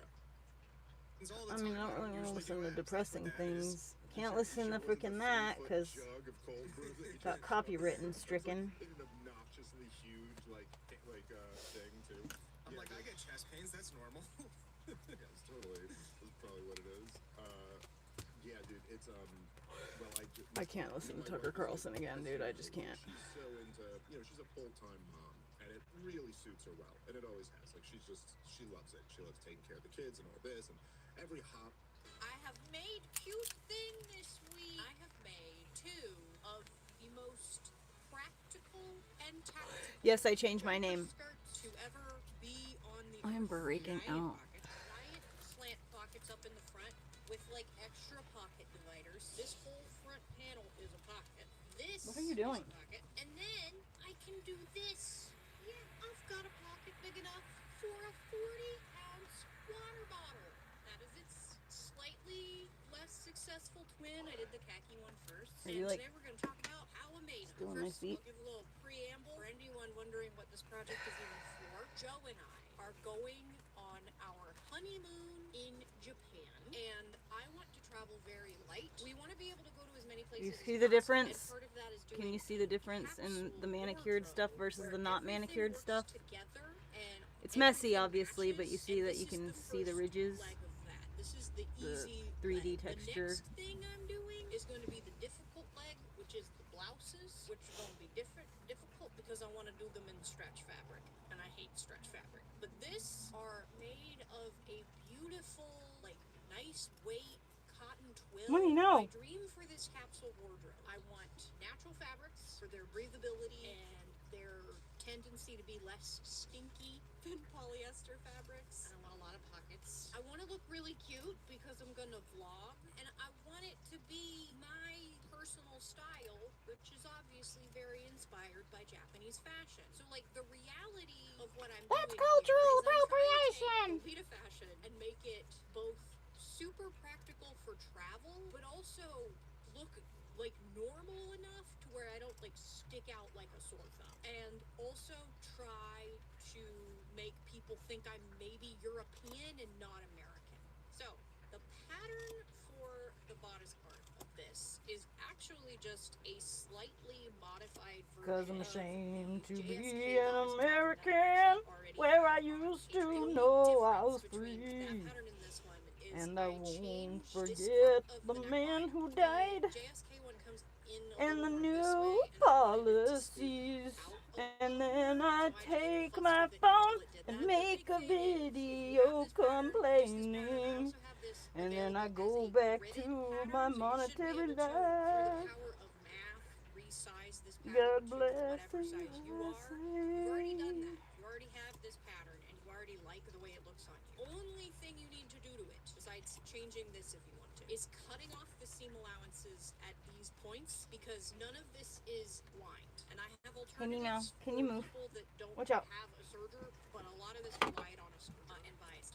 This is the pattern for the skirt. This is free real estate though, so the panels are just trapezoids. The middle one, because I did this kind of pocket, you want the middle one to be about half of your waist measurement, but then the back ones can be however big you want with them, because I just did lazy lady pleats. This is the front panel, but I've essentially taken the top 2 inches off the top of that pattern and folded each of those panels down to just be a double fold hem at the top. But what this is that front bodice piece cut out twice with both of the tops double fold hemmed down, and then another piece that's like the same pattern piece but shorter, also double fold hem, and then 2 little strips that have literally just been pressed on either side and then top stitched on either side. I didn't actually like make a tube and turn them inside out because it's really hard to do that with this twill. The one thing about this twill, it's a little thick. It's actually so thick that it did something that has never happened to me before. When I was sewing this part together, obviously, all it takes to make this into a bunch of pockets is to sew them all together. But I'm not going to line this thing, so I needed to serge them all together. And while on the khaki one, I didn't have problems surging through the sides of that, because that one, I didn't do the extra, like, middle pocket that's right here, but when my serger got to this part on this and had to go now through not just these 2 layers, but also all of the layers through the top of this part of the pocket, which is double folded, and then also the strap, which is folded over. My serger was then going through, like, I don't know, upwards of 16 to 20 layers of cotton twill, and I, for the first time, broke 2 needles on my serger. Not at the same time, mind you. I broke one, and then tried to keep going, and then I broke another. I've had that serger for, like, 3 years, and I think I've replaced a needle on it once. Because of this, I had to replace more serger needles than I have ever had to replace before. Though, my sewing machine had no problem with 16 to 20 layers of cotton twill. That's all it is. It's just a bunch of the same pieces, and when they're all basted together, you then get a pocket that is literally the size, like this goes all the way down to here, and this one goes to here. These are great. Anyway, that's the center front panel. Next up is some bias tape. I made bias tape. I don't remember the last time I made bias tape, but it's been a while. But my goodness, does making your own bias tape for a thing like this look so nice. Again, a lot of the finishing with this is a serger and then bias tape. And if you do not have a serger, the alternative is you make the bodice twice and then do all of the stuff I do with bias tape and just bag line it maybe around the neckline you could. But here's a fun little trick. So on the khaki one, I didn't do this. But this here Apparently is this our daily bodice moaning side hour. front. And what I did was I went ahead and serged the side front seam and the side seam. And My dog almost got me the banned on shoulder seam TikTok for yesterday because what he was will moaning become like the that. armpit, and for what They would accused me then of become the sexual part right activity. here, I left them alone because they're gonna get bias tape. However, before I sewed the side fronts to the fronts, I put the bias tape on the side fronts just like halfway, so I only sewed one side of the bias tape in, and I also only did it for like a few inches up, and that is because this is already double folded hemmed for the sake of the pocket. The bias tape can't then come down and over this. I mean, I guess you could do that, and just like lower the lip of the pocket. But I was like, what if I just go ahead and install Swirly it so that way part of the bias cereal tape bars. just ends up going into the seam, which is what it does. This bias tape just comes down and ends in the seam in here. I don't know, I thought this was pretty smart, but you do have to do it before you sew it together. So then this is it going together, very simple. We've gone back to the Swirly. top-down shot, which I really only like for things like that to show you how the pattern goes together, because I feel like the top-down shot is boring. But okay, now that we're getting to the bias tape getting installed, are y'all ready for a bias tape explanation? Because I have prepared a blast from the past from 2 different videos to give y'all maybe a refresher, maybe a first-timer on what bias tape is and why it's important and how it works. We've got from the archive bias tape. Bias tape is made when you cut strips of fabric on a 45-degree angle. So fabric has a weave, right? The fibers parallel to the side edge are called the grain, and the fibers perpendicular are called the cross grain. Bias literally just refers to the angle, but it's important because it's where those fibers are crossed, Babe. which gives it some stretch. This is why we use bias tape for curved seams. That extra stretch makes even non-stretch fabrics able to curve. So once I had my strips, I took out my bias tape. Seriously, what, bud? It helps you with folds. The spandex again will melt if it takes direct heat from the iron, so that's why I'm using a pressing block. If you've never attached What? you just need to unfold the strip on the top side of your What? fabric and a straight stitch. Oh my goodness. Then you can just fold it to the underside, and there's a couple Oh my different goodness, ways to what is sort it? And I like to pin it because I'm going to be doing a stitch in the ditch. You want to take this edge and fold it to where you can kind of feel that. Yeah, and then what happened? What did you tell her? So that when I put a pin in it, I caught. She did not say that. Right? So that way No when I do my way. stitch in the ditch, it's going to catch this side. Okay. No. So stitch in the ditch literally just means you're stitching in this ditch. Now, this is Excuse me, precise, sir. but it's No.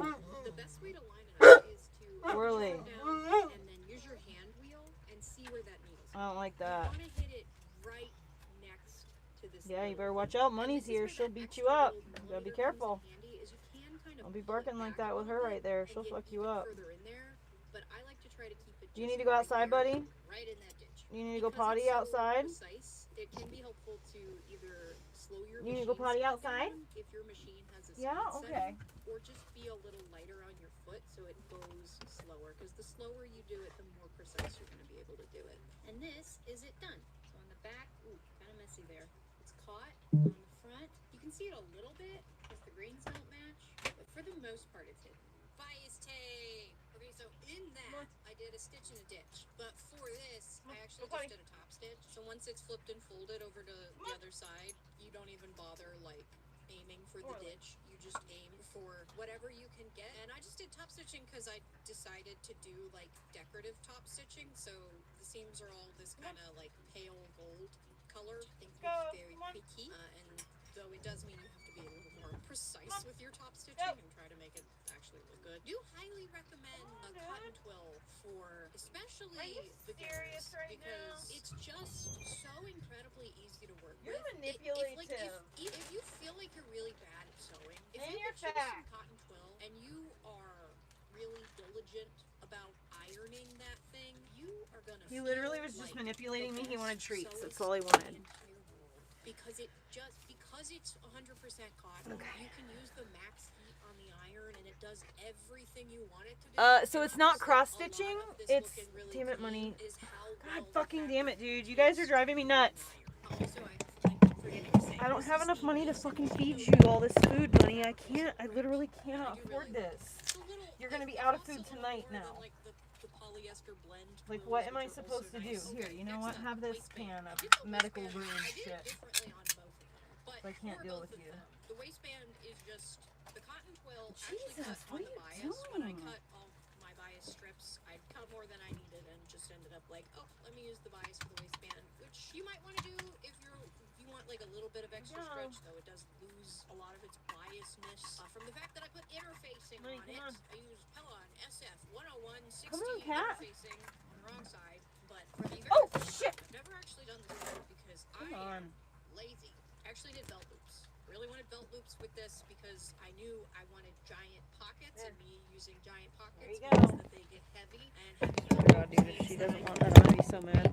of the stuff in the pockets onto I don't have any money, okay? So I'm literally flat broke. I barely had enough to cover the propane for warmth tonight. amount of belt loops is, but here they are. They're tiny strips that have been When I get the money for pressed selling the on rug, either side and sewn on either side. then Huge tip, it'll be better. if you're to make belt loops or any tiny little things like this. But until do the some money's in chain my piecing. hand. Chain piecing is when you just keep sewing, like you sew through one of them, and then when you get done, you just bring the other one up to the machine and you keep sewing. And however, make sure you do your back stitches. Your stitches will come undone, as we learned from the Great Tree video. Still got to do your back stitches even when you chain piecing. So waistband goes on. I did also like pre-press the waistband. You don't need to do that, but because it's so thick and because the neck and the belt loops are on there, I really didn't want to be trying to press it through the belt loops and stuff. But yeah, put that right sides together with the bodice, sewed that on, obviously basted in the belt loops prior to sewing it on. So just sewed those to the top of the waistband before sewing in the waistband, basted them to the bottom.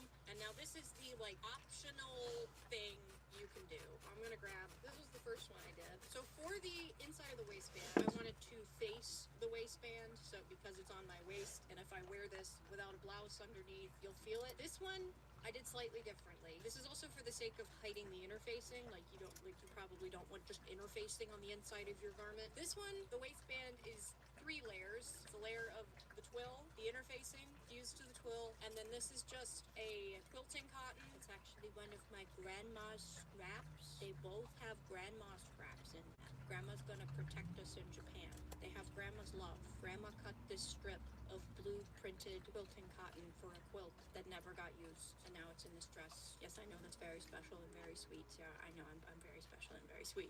Anyway, this one, they just got flatlined together and serged. However, on the red one, for this one, I took my very special protective grandma magic. It's pre-pressed. You put it on there match it up with the seam allowance of where the waistband meets the bodice. So not where the waistband Let me is guess. going to He meet wants the to go skirt, but where outside the now. waistband meets the bodice. Yes, baby. Mom, Flip what? everything away, so you've just got the seam allowance of the waistband and the bodice with that facing towards the wrong side, and you're going to sew that into the seam allowance so that you can flip it down. Now you want to go outside. What we're going to do Okay. later is hand sew that into the skirt's seam allowance. Okay, How did moving I- on to skirt. So this was my first time doing slash pockets. I tried to look up what these freaking kinds of pockets are, but the jean pockets, the kind of pockets you see on men's jeans that are giant, that they get to enjoy, that are not usually on women's jeans, unless you get like, maybe they are now, but when I was growing up, it was skinny jean time, and I was a skinny jean fitted t-shirt teenager, which I look back and I do this. She really likes that sound effect. The pockets we've all dreamed of. They are, you can see the top stitch. They are the entire length of this top stitch. These are actually like My God, I'm like, why can't I see very well? done them before. All you do is develop the shape of the pocket and then take your front panel and install scoops into it. So this is what the front panel looks like. So you guys can actually You could hem it, you could make it straighter so that it's very easily see double me folded. and what I'm working on. What I did, and Okay. bias tape it. You could face it, you could That's line kind it, of you okay. could do a lot of things. I just used bias tape because I made enough and it worked out really well. I don't know if old Sarah explained that bias tape is stronger than fabric on the grain, but because it's where they cross, it means that the fabric won't get worn out as yeah, much buddy. because it's stronger. And So then it he is really said, good for let there be high light. traffic areas like an armpit, pocket, things you're going to be moving through a lot. Here's what the pocket looks like. It's just another trapezoid, but it's essentially just like matching the top corner of the skirt front panel and making it as wide and as deep as you want it Deep and comparatively to how wide. long the skirt is. These I added 2 dividers. I was running out of the red fabric and I had a little more of the khaki, so the dividers are actually in khaki, but you'll never see it. So I actually added another little set of dividers. So one of them just has a full, like, across the pocket divider, and then this one on the other side has like a phone pocket divider. I've essentially made a bag that you can wear. But yeah, then all you do is you put the front pocket on top of the pockets. You pin them together so that now the pockets form the top part of your front panel that you scooped away, and you top stitch in the pockets. You literally just go through the side of the pockets and, you know, baste them on the side and at the top, and then they're gonna get sewn into other stuff later. It's so easy. One of the things I kind of failed at with the khaki one is these fit good. They do fit. The khaki one was a little tight in the skirt. I did not give myself quite enough real estate in like the tummy department. It needed a little more real estate in the skirt. So when I was cutting the red one, I was like, well, let's do some fun side panels, get a couple extra inches in there, get a little more pleat action, get a little more wiggle room, but then more panels, more excuses to add more pockets. So the side panels are just 2 rectangles that are the same length as the side seam of the skirt. I literally didn't even print out a pattern for the skirt. I just kind of measured and cut because it's a skirt. But the side panels, I added these big patch pockets. So again, those are just double fold hem on the top, sewn onto their skirt panel on the sides. These end up going into the seams because they're kind of short or they're not super wide panels. And then the bottom pressed top stitch down holds a 40-ounce water bottle, but also I added little D-rings in there for a couple reasons. I've just been like putting loops on the waists of things because they are just endlessly helpful. Skirts are just free real estate. If you didn't cut them the right size, but you have enough to cut like 2 extra strips, then just cut 2 extra strips and put giant patch pockets in them. But yeah, you sew all your skirt panels together. Nothing crazy to explain there. Lots of pressing, which is great with the cotton twill, and then sewing the skirt to the bodice. The front panel of the skirt needs to be sewn straight to the waistband. But when you get to the back panels, what I did with my side panels is I pleated them because they were way bigger. That's what's giving me enough room to like move the pockets around. But you don't want any pleats in the front because then it'll affect your pockets. Are you ready? All I did was I took the end of the skirt and the end of the waistband, brought them together, lazy lady method pleated them, which means I didn't do them on the foot. I pleated them however they wanted to pleat. Did not measure the pleats, just did them. They came out looking pretty the same, but this is the very last step is you take that extra piece of waistband, you bring it down, and then you just hand sew it in, and you get a nice, like, covered up waistband. I love it when there's a trail of water. Ooh, I'm so proud of this thing. Here's me showing off all the different things that can go in this pocket. Okay, back to the zone, please, and thank you. It's so cool. Oh, I never explained the zippers. Neither of them are very good because I didn't buy zippers, and so I just used what I had. This one features a metal separating zipper because I, for some reason, had a wine-colored separating zipper that was metal that I don't know what I bought for, and I had one, and I don't know why. It looks crazy. They both look a little crazy, but I did load in the actually good and actually invisible and zippable zipper technique into my archive thing here, and so I could play it, so that I didn't have to film me installing these zippers, which was not as successful as this one for free run. Because another thing you're supposed to do when you do an invisible zipper install is you're supposed to actually iron the zipper teeth open so that you can actually get in there almost under the zipper teeth when you sew it. You'll see. But you're just supposed to like use a light iron setting so you don't melt the zipper. So this is the apparently how you do an actually good and actually invisible zipper technique. Instead of doing anything to the zipper, first I need to get my two sides where the zipper's gonna go. I need to get them right sides together, and I need to baste them together. A basting stitch is basically just a temporary stitch that you're gonna take out later. So you wanna do your longest stitch length on your machine so that there's less stitches of it in general, so that it's easier to take out later. Okay, we're basted. So this back seam is just together, but the stitch is not like the permanent stitch. It's a temporary stitch. So now I'm gonna press this whole seam open. So now I wanna get my zipper and I'm gonna pin it to just the seam allowance. So like, look, I'm not pinning it to the dress, I'm just pinning it to the seam allowance.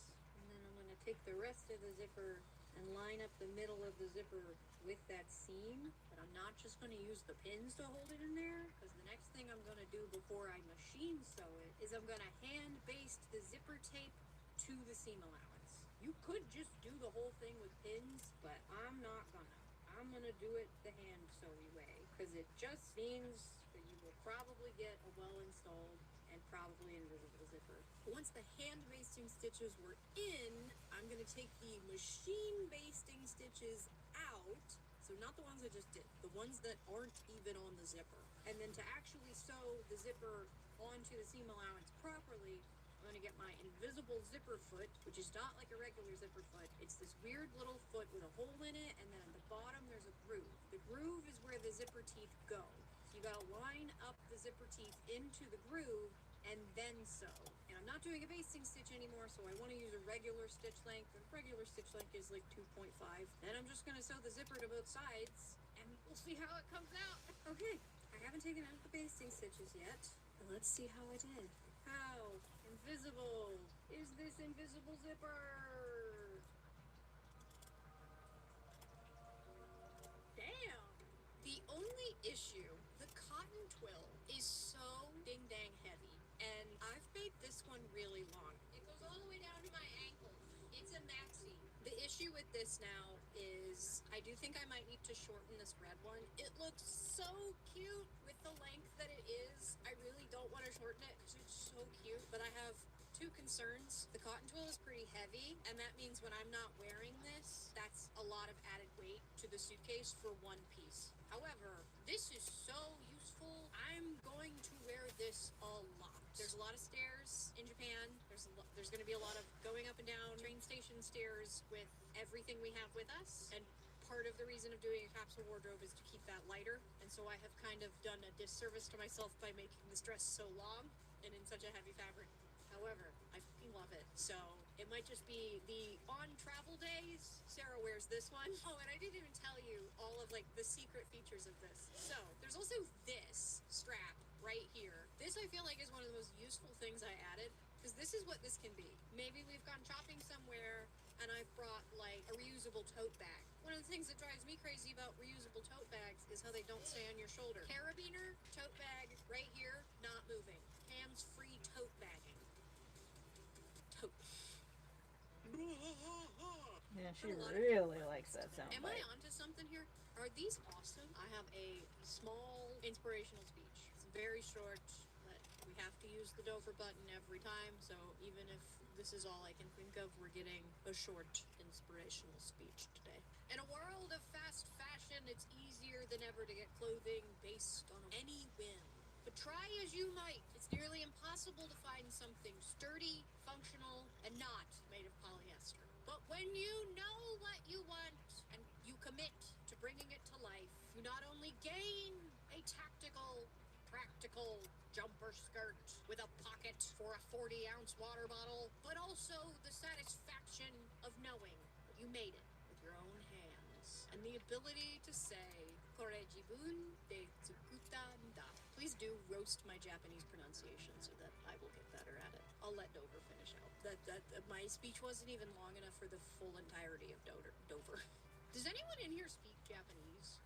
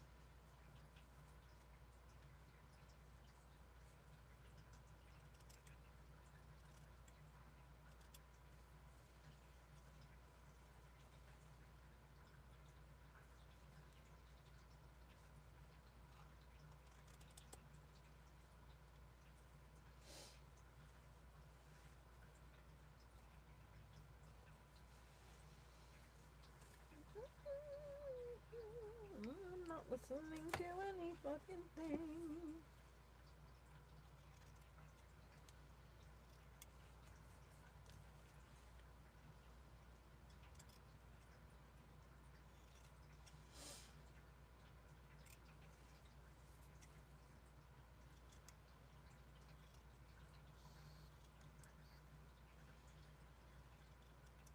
I never imagined I would find a hobby that encompasses and all of my favorite, like, weird little things I like to do. Things that just satisfy me.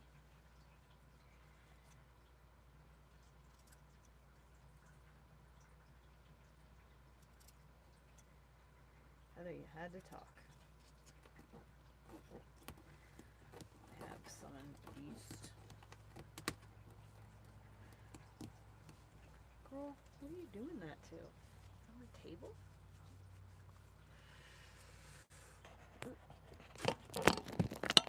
Yeah, I'm wearing a mask because there's a lot of all these fibers. You wouldn't want these fucking things in your mouth, face. They're little plastic pieces. I'm scared of them. Damn right I'm wearing a mask right now.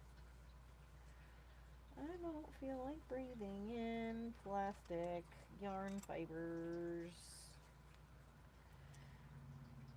And I don't give a shit what anybody thinks of me. Oh, I forgot I was gonna put something on.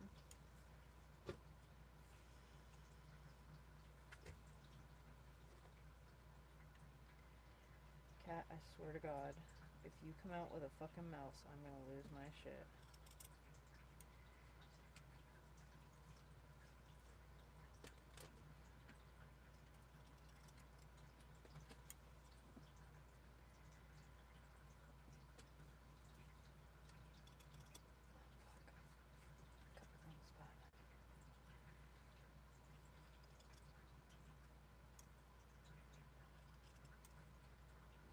Ah, come on.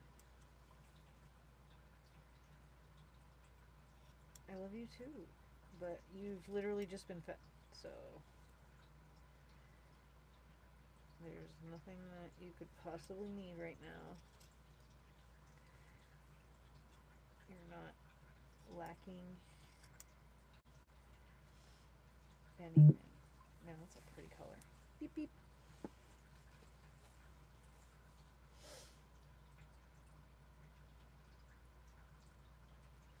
I guess I could take a break and find something to listen to.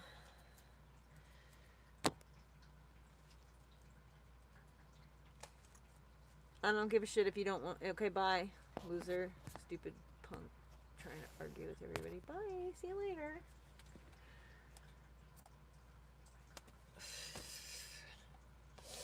Ugh.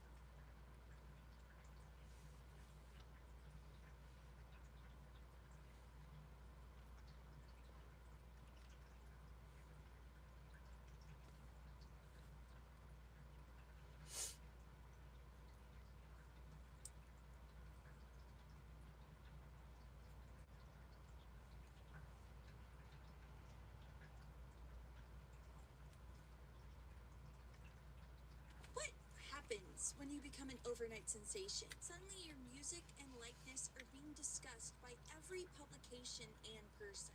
You're famous.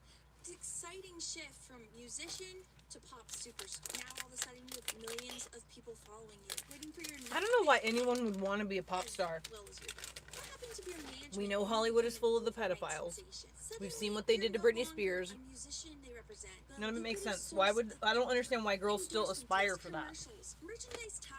Just be a dancer on TikTok. The amount of money you can make them. Now with marketing turning away from traditional print ads and commercials in favor of influencers, and UGC content. It's the pinnacle time for new and upcoming celebrities to use their credibility for brands. People want a name they can trust. They can trust their new favorite singer, right? This begs the question, when is it all too much? When do we get tired of seeing our favorite celebrities on our hair care, our coffee, our chip bags? Can the oversaturation of your image lead to the downfall of your career? To answer this question, let's take a closer look at Cat's Eye. If you clicked on this video, I'm going to assume you've at least heard of Cat's Eye before. Maybe you just know the basics, or maybe you're a super fan, but I'll go over what you need to know. They are a 6-member girl group created by Hybe Entertainment in collaboration with Geffen. Hybe has created some of the biggest groups of the past decade in K-pop, including BTS, New Jeans, and LE SSERAFIM. Geffen is an American record company representing artists such as Olivia Rodrigo, Kali Uchis, and Guns N' Roses. A big variety of music, if you will. So our K-pop company Hybe decided they wanted to create an international girl group. They wanted to take, as they said, the K out of K-pop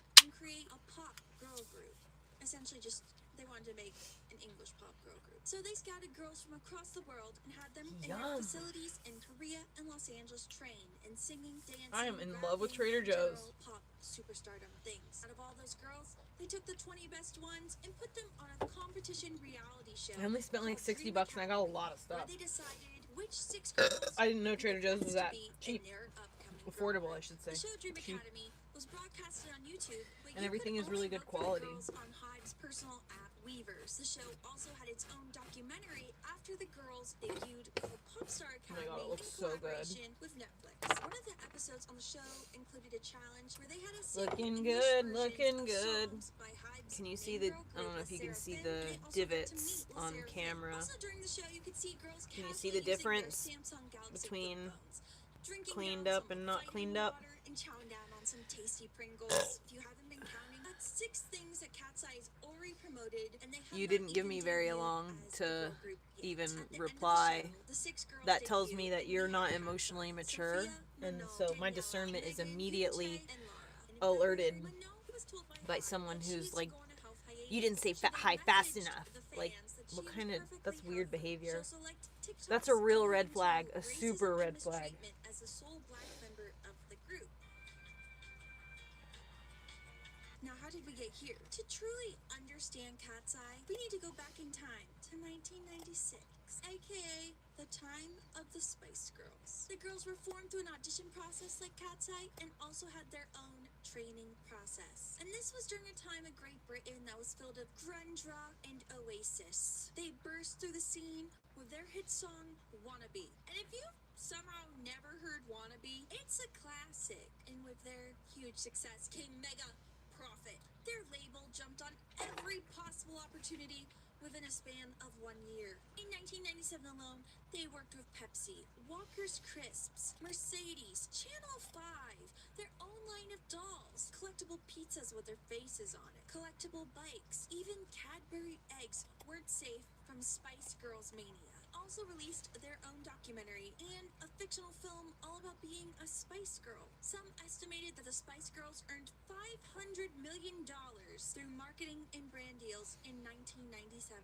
alone. At the end of 1997, BBC The News Spice had Girls warned the didn't general see public that had money, or developed management consumer and fatigue stuff, they from saw the that money. oversaturation of the Spice Girls in literally every single media you could think of. Their second album only sold 190,000 copies in its first week, which is crazy when you think of their first album, Spice, that sold 19 million copies in 1997. Their manager at the time, Simon Fuller, had said in the past, his focus was to do everything while the Spice Girls were at the height of their fame and worry about oversaturation later. His goal was to use brand deals not only as a way to make income, but generate free publicity for the group. He didn't have to spend a single cent, and yet everyone in the world had heard the Spice Girls. So yes, the Spice Girls were everywhere, and it was annoying everyone. Hey, but at least you knew who they were. At their concert in 1998, they showed commercials for Domino Sugar and makeup brands before the concert started and during the intermission. They also danced in front of a giant Pepsi logo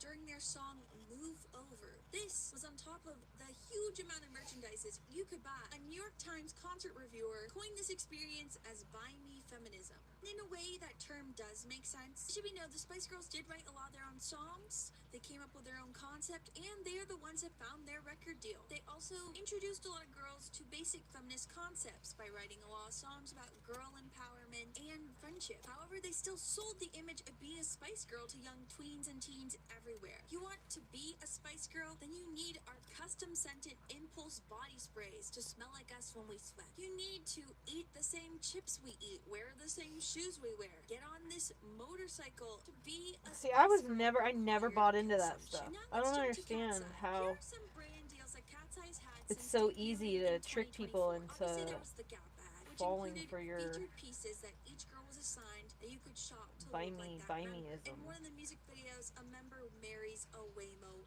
vehicle. Custom Cat's Eye Lush soaps and a bath bomb. Pandora stylized bracelets and necklaces. They sang a new version of the Monster High theme song. They had a Cat's Eye meal at Jollibee with limited edition merch. They had a $22 Cat's Eye smoothie sold at Erewhon. Custom emotes on Fortnite. Customized characters and merchandise through Toca Boca, as well as a limited edition 5-gum package that included a bottle infused with each member's scented fresh breath. That's a lot for not even a full 2 years of promoting, right?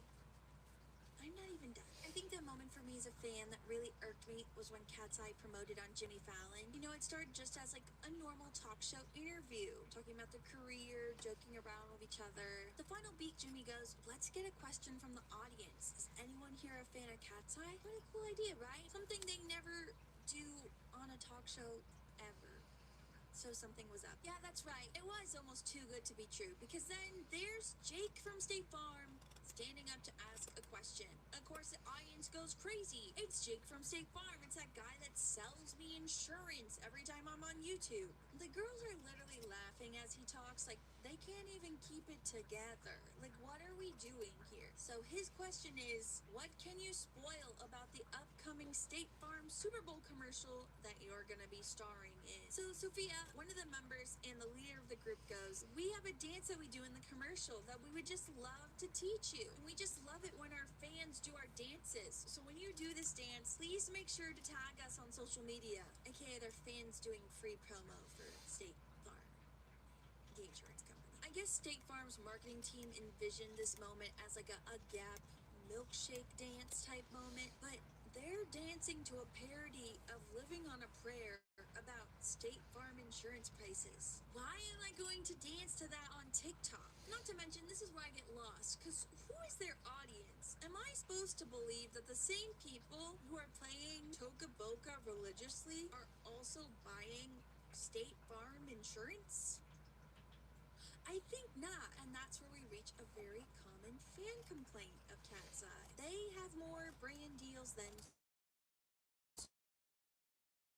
years of being a group. They've only released 2 EPs. Now, two EPs are mini albums that include 5 songs each, and majority of the 5 songs are under 3 minutes. Not including those EPs, they have one song called Internet Girl, which famously has the lyrics zucchini, eat zucchini, which you could say is questionable, or is it can't? They also released 2 songs for TV shows and have the aforementioned Monster High times, like not even a full album of music theme songs. The music yet, and it Duh, the whole group is literally designed to sell you stuff. 1 or 2 songs. You're just now catching on. This is why I don't let my son listen to fucking music and shit. The lyric "hottie hottie like a bag of talkie." It's a very fun lyric, very catchy. I love saying it. But seeing them do an advertisement with talkies afterwards that says "have a hottie talkie summer" trademark makes a person a bit cynical. Like, was this always a fun lyric that happened to catch on, or was the advertisement set in stone beforehand? And for some fans, though, brand deals are amazing. It's like, wow, this group that I love and support finally has companies that want to work with them. My faves are finally going to be mainstream. This is amazing. And I understand that outlook. Like, it's so amazing watching one of your underrepresented faves finally get the attention you've always felt they deserve. But sometimes I feel like there's a line to be drawn. We should focus on both the commercial success as well as the artistry. Looking at the fandom of Cat's Eye, we can see how K-pop fans differ from other fandoms times when it comes to brand deals. K-pop and brand deals. Now, brand deal excitement may be true for a lot of different fan spheres, but I'm speaking specifically from the K-pop fan point of view. Now, I like K-pop, and I've been on Twitter enough to know how K-pop fans feel about things. Cat's Eye is also from a K-pop company. Whether you want to say they're not K-pop at all, they are K-pop. They're K-pop adjacent is a different argument for a different time. However, we can at least acknowledge that some of the management and marketing decisions for Cat's Eye are influenced by the traditional K-pop system, as they are under the K-pop company. Endorsements, brand deals, and CFs, or commercial films, are a big deal in the K-pop world. If your idol is recognized by a major brand or fashion house, it means they've made it. Let's take a look at Blackpink. Every single member is associated with a different luxury fashion house. Jennie is famously with Chanel. Jisoo is ambassador for Dior. Rosé is with YSL, and Lisa is with Louis Vuitton. Another prominent example of this is New Jeans. Within the 2.5 years they were active, they had 15 plus major brand deals. This includes being the faces of Coca-Cola, McDonald's, the City of Seoul, and Apple products. Each of the 5 members was also associated with their own luxury figuring it out, girl. Their first official public appearance as a group was attending a Chanel pop-up event. Even with only releasing a limited number of songs per year, similar to Cat's Eye, this did not frustrate their fandom. Instead, they saw it as, wow, New Jeans really are the it girls of this generation. The Cut magazine mentioned last September that Jisoo was the most influential brand ambassador, with her media impact value being $105 million for Dior. If you're unfamiliar with media impact value, it's an algorithm that the fashion industry uses to analyze social media performance and visibility of a brand. They study which collections, events, and ambassadors bring the most exposure to their brand and assign it a monetary value. Besides Jisoo, 4 other K-pop stars made the top 10 for most influential brand ambassadors. One luxury label maker noted that K-pop fans do all the work for them, such as trending their fashion show appearances on Twitter, attending pop-up events to see their faves, and even buying billboards to celebrate How many of their those are latest actual achievement. fans, though? Fashion house and luxury endorsements are also I used think a for lot of fan those wars. K-pop People fans will say are things like, your fave like only has 15 hired brand deals, well mine has bots 20. in fucking She's so new good, and she Bangladesh. will never be the 4th generation it girl. You know, classic things we all talk about every day. One K-pop fan said in an article in the Korea Herald, fans still rank idols based on which luxury brands they endorse. If your idol's with Chanel, YSL, or Dior, it's a bragging point. Being the first global ambassador or having all members signed, it really matters. Music critic Lim Hee-yeon made a similar comment in the article, stating, the concern is that young fans are being exposed too early to a hyper-competitive, materialistic culture where idols are judged not by their talent but by brand association. And he's not wrong. To reiterate his point, the K-pop industry is both hyper-competitive and extremely materialistic. Let's play a game. Look at this photo card. Can you guess how much this photo card sold for on eBay? Did you get it correct? Okay, let's move on to the next one. Can you guess how much this photo card sold for on eBay? Did you get it correct? Let me know in the comments. Now, let's take a look at our final photo card, PGA 10 grade. Can you guess how much this photo card sold for? Ding, ding, ding.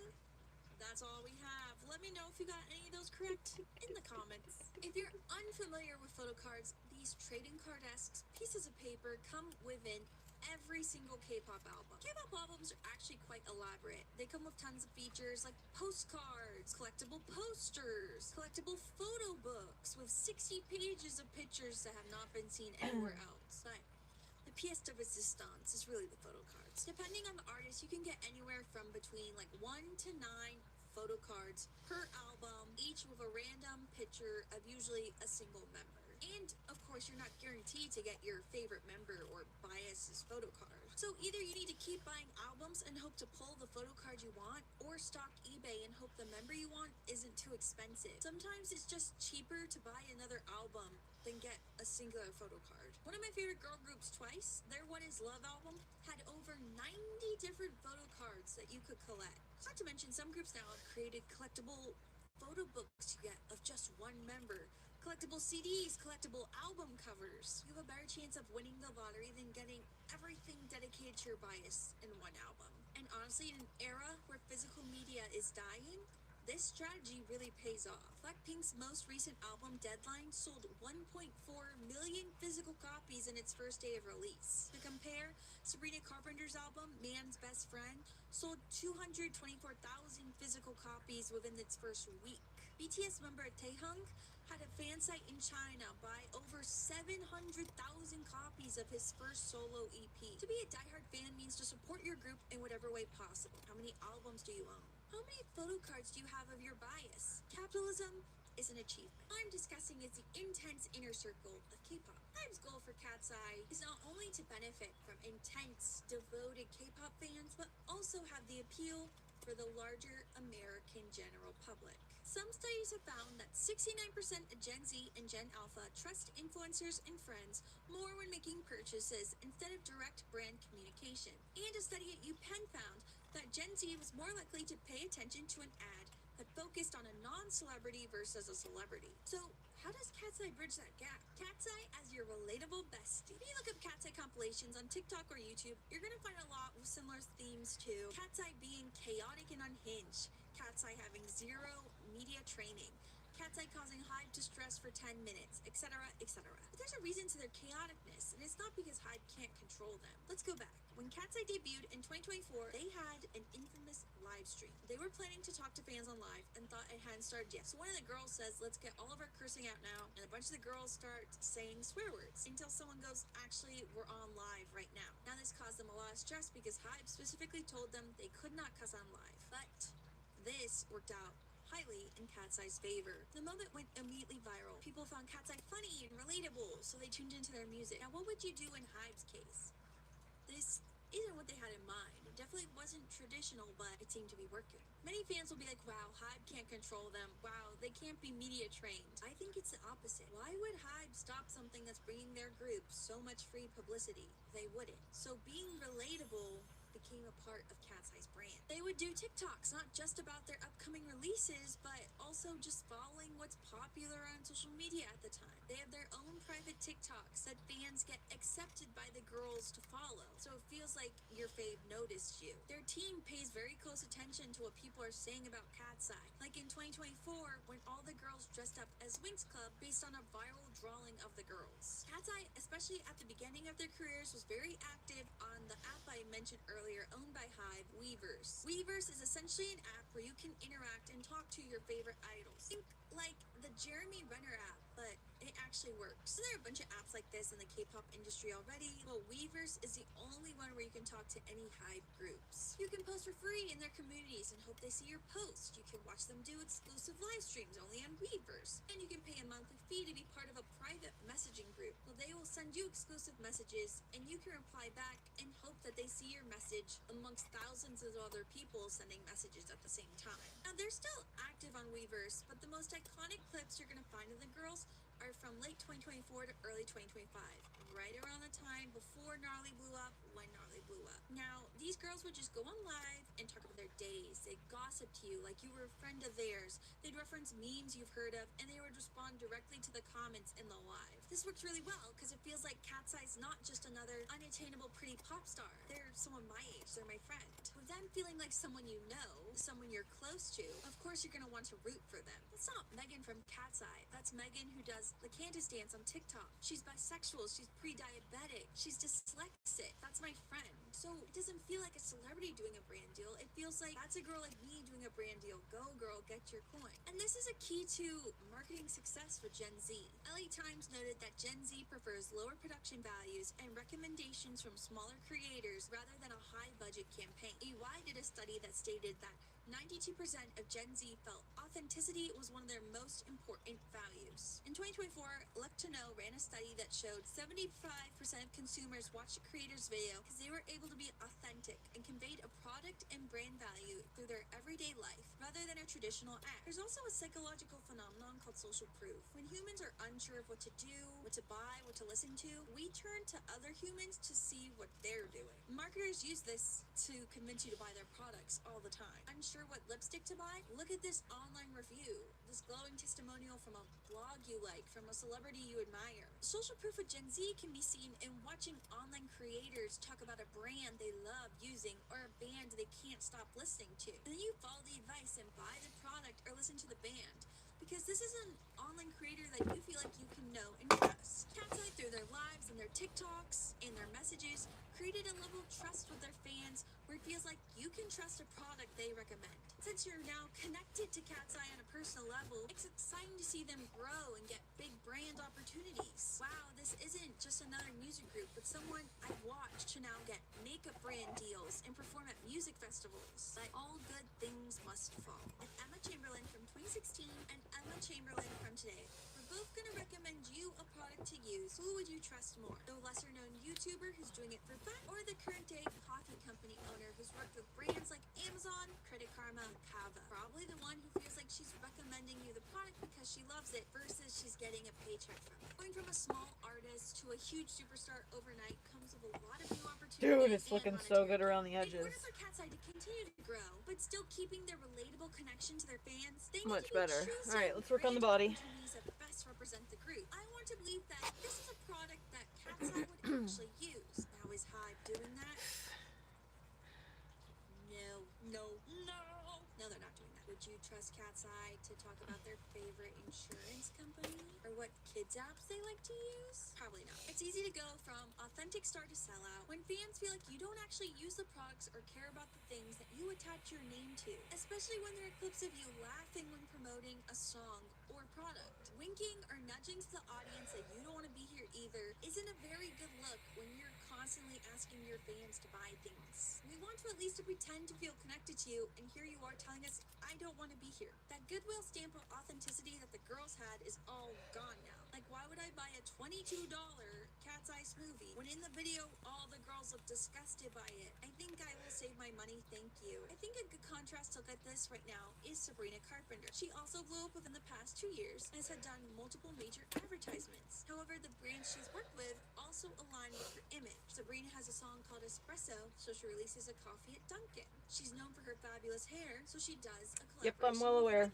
Now, this isn't all A 42-year-old woman. Of course, Hive, the company, is the one choosing which collaborations Cat's Eye will do. So why is Hive's priority not building trust with fans and aligning Cat's Eye with brands that best suit the members as well as their target demographic? Why not do another Gap ad or attend another fashion show? You've built this concept around Cat's Eye being cool, relatable, yet unattainable girls. So why bring it all down for any company that comes knocking? So that's where my brain jumps back to the Spice Girls and their manager Simon Fuller do everything at the pinnacle of their fame and worry about oversaturation later. Get Would down, it really down, be down, that crazy if Hive's taking a page Thank out you. of the Spice Girls playbook? Girl groups, at least in America, within recent years, do not seem to last very long. Many groups generally serve a limited purpose to help them go on to their solo careers. Cat's Eye has already mentioned in an interview with The Cut that they're not planning on staying together forever. Laura stated, we all know we have goals beyond Cat's Eye. Sophia, Daniela, and Manon have all mentioned wanting to act. At the end of the interview, Manon specifically stated, Cat's Eye is going to stay Cat's Eye for a while. How can you trust what your favorite new girl group says when they're already talking about their plans for when the group ends? And let's not forget that Hive is essentially fast fashion when it comes to creating groups. I mean, Cat's Eye's not even been active for 2 years, and they're already planning on debuting their next American girl group, Prelude. Prelude is actually expected to debut this spring, 2026, and 3 of the members were already featured in Dream Academy / Popstar Academy as possible members for Cat's Eye. Hive has been debuting at least one new group since 2022. Not to mention that other K-pop companies also want to create their own international groups now, like JYP Entertainment's Girl Set. Is it really so unbelievable to believe that Hive would capitalize on the success of Gnarly, oversaturize Cat's Eye as much as possible, and then move their focus onto a new girl group like Prelude? Does Cat's Eye really have a chance to succeed when their company is so focused on making the next big thing over growing their current artists? Will they be doomed to just oversaturation and commercial fodder? Let's conclude. So, what does the future hold for Cat's Eye? Everything feels really rocky about Manon. The group has not acknowledged Manon besides saying, hope she gets healthy. It's very weird, especially for a group that's so used to talking their mind and saying everything and being relatable, for them to be so silent about the hiatus on one of their members. It almost feels disgenuine, and their fan base is trusting them less as a result. The Cat's Eye social media team has avoided this completely, just posting TikToks of the 5 other girls with no mention of Manon whatsoever, while fans in the comments are posting pictures of Manon being like, Where's Mano? Why aren't you saying anything about this? Cosmopolitan reaches out for a statement. Hybe refuses to give one. She also was seemingly removed for an ad for Pandora bracelets on Pinterest. It also seems that Hybe does not care about the cat's eye controversy because they're so focused on Prelude at the moment. There's currently a competition reality show airing in Japan finding the final fourth member of Prelude. Does Hybe just not care about this controversy since it won't affect their current girl group that they're planning on debuting? I guess my question is, where do you go from here? People feel like they already can't trust your brand deals and you're only 1.5 years into your career. Can you trust your dedicated fans to stay with you and not to go to all these other new groups debuting? If you keep straying further and further from your Gen Z I'm just like you roots, maybe after Coachella, Hybe will reassess what they are doing. Or they'll just throw it all away for their next product. We will see. For now, I'm gonna go back to making my lunch. My Cat's Eye brand Le Creuset. Cooking some amazing Cat's Eye branded Barilla protein pasta. And of course, sipping on that Cat's Eye Simply orange juice. Thanks for watching.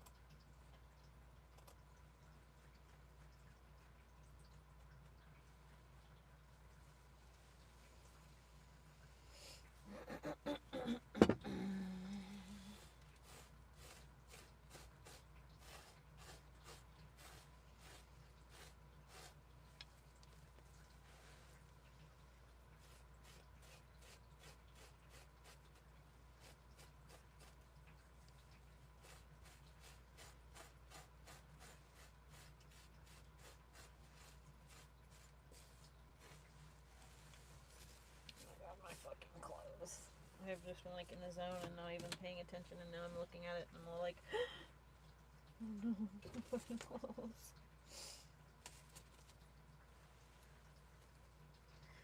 Oh no.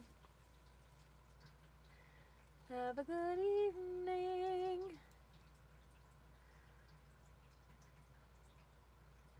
I can't listen to my Goldie station here because YouTube will copyright strike me. So I can't listen to the good station that I like.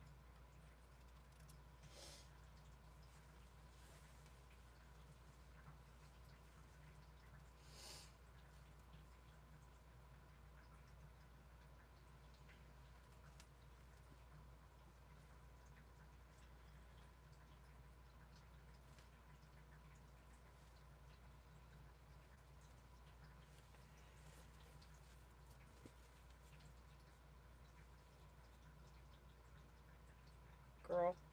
Girl?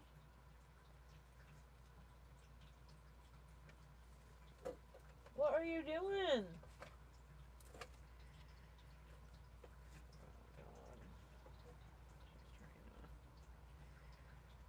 Force me to give her food.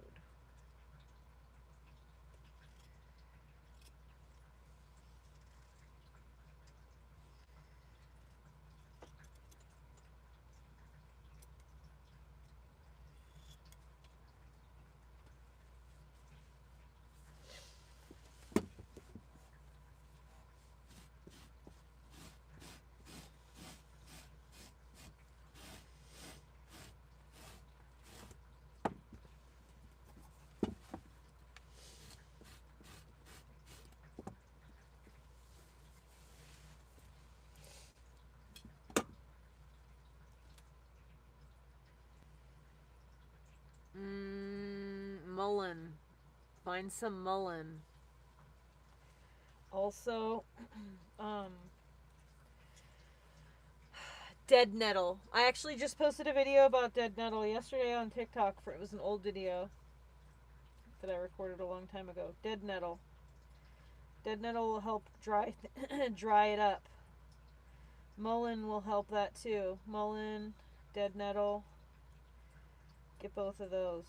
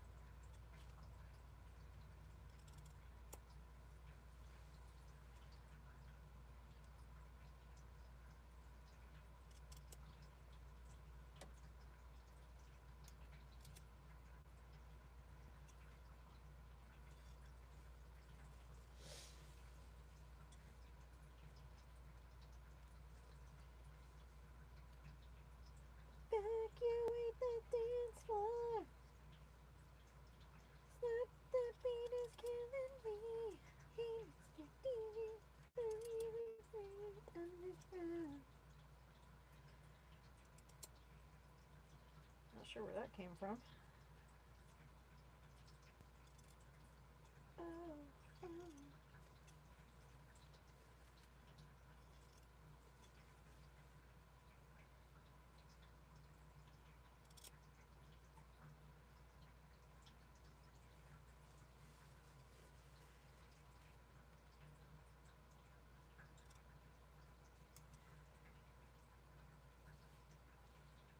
It's hard to tell.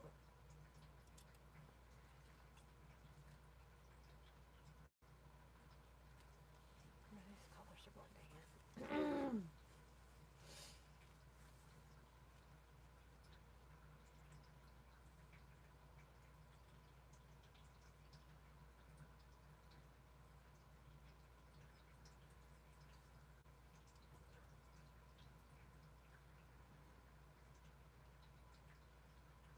Where'd you go?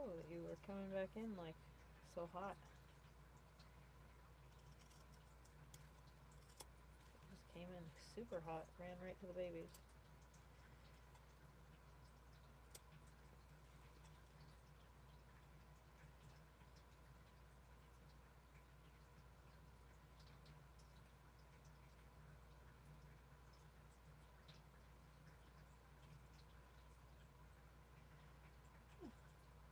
Some gold threads hiding in there.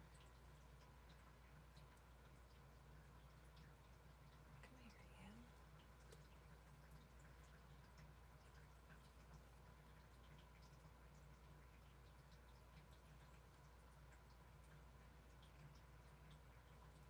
Excuse me. Hey, pardon me.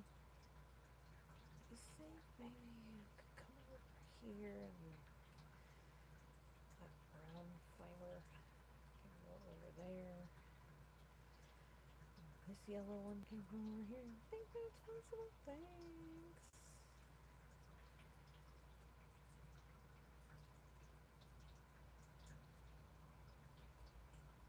You are gonna get back in your spot.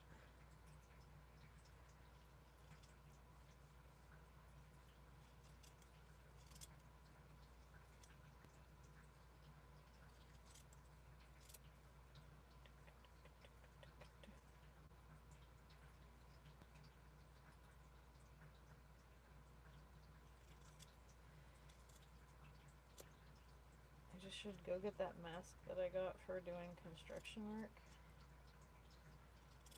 The one that's like, kind of looks like a Fallout mask.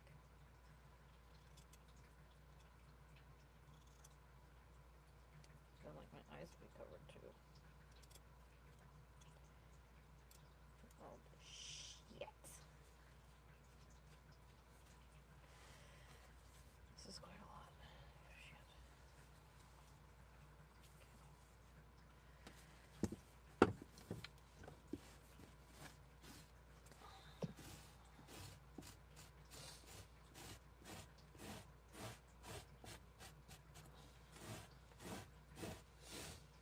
Dude, this is really cool. The book looks great. The letters, who knows if it's gonna be realistic or not, but the book itself is really looking good.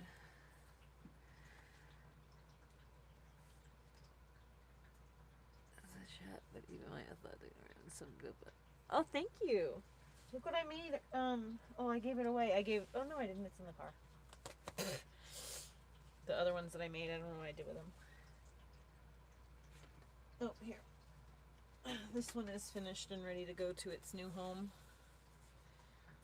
It's a piano rug for the top of a piano. It's literally going to go on a piano. And then I made a logo for the girl who did my dog's grooming, because I'm so grateful that she did that. And I made my son a race car, because he's my boy and I will do anything for him. Obvi. Okay, now let's get a little bit more cozy. And I just want to like listen to something that's like kind of brainless For the past 2 decades, the Kardashian family has turned breakups, lawsuits, and betrayal into headlines, followers, and billion-dollar businesses. They've sold out siblings, recycled exes, and blurred every boundary between personal and profitable to stay in the public eye. What started as a reality show became something much bigger. They built an empire out of chaos, using scandal as fuel and reinvention as strategy. Every mistake became a new storyline, every controversy a marketing opportunity. Nothing was too personal, nothing was off limits, and when one era ended, another was already lined up and waiting. This isn't a story about fame, it's about control, and how far you're willing to go when your own blood is a part of the brand. In the 1970s, Chris Mary Houghton was 19 and newly engaged to 31-year-old professional golfer Caesar Sanudo. Caesar was often traveling for work, and Chris would take advantage of this by cheating on him with Robert Kardashian. Until one day, Caesar arrived home early and caught them in the act. Suddenly, the wedding was on, and $30,000 worth of Caesar's gold, roughly $1 million today, allegedly went missing. Soon after the breakup, Chris and Robert began dating, and several years later, they married and had 4 children. However, Chris's old habits would die hard. In the late 80s, she began having an affair with 23-year-old professional soccer player Todd Waterman. This affair went on for about 2 years, until one of Robert's friends spotted Chris and Todd together and told him what was going on. This led to Robert hiring a private investigator to confirm it, and once he had proof, the marriage unraveled almost immediately. By early 1991, Robert filed for divorce, citing infidelity. As part of the custody battle, Chris was ordered to undergo a psychiatric evaluation, one that allegedly described her as narcissistic, manipulative, and pleasure-oriented, a characterization that would follow her for decades. Within just weeks of the divorce being finalized, Chris married Olympic medalist Caitlyn Jenner and gave birth to 2 more children, Kendall and Kylie Jenner. By the late 90s, Kourtney, Kim, Khloe, Rob, Kendall, and Kylie were living together under one roof. And to help with the workload of raising such a large family, Chris would allegedly make 13-year-old Khloe drive Kendall and Kylie to school. According to Khloe, Chris would also make her drive her around late into the night so she could keep partying, even recalling one night where Chris drank too much and threw up all over her. This is the beginning of a pattern that would follow Khloe for the rest of her life, one where she's treated as lesser than her sisters. For example, when Kourtney and Kim turned 16, they were each gifted new BMWs. But when it was Khloe's turn, Chris handed her the keys to an old hand-me-down Chevy Tahoe, while Chris, on Khloe's birthday, bought herself a brand new Mercedes. On my actual 16th birthday, a flatbed comes to the house with a brand new Mercedes SL. On your birthday? On my birthday. I don't have it. Mom cried.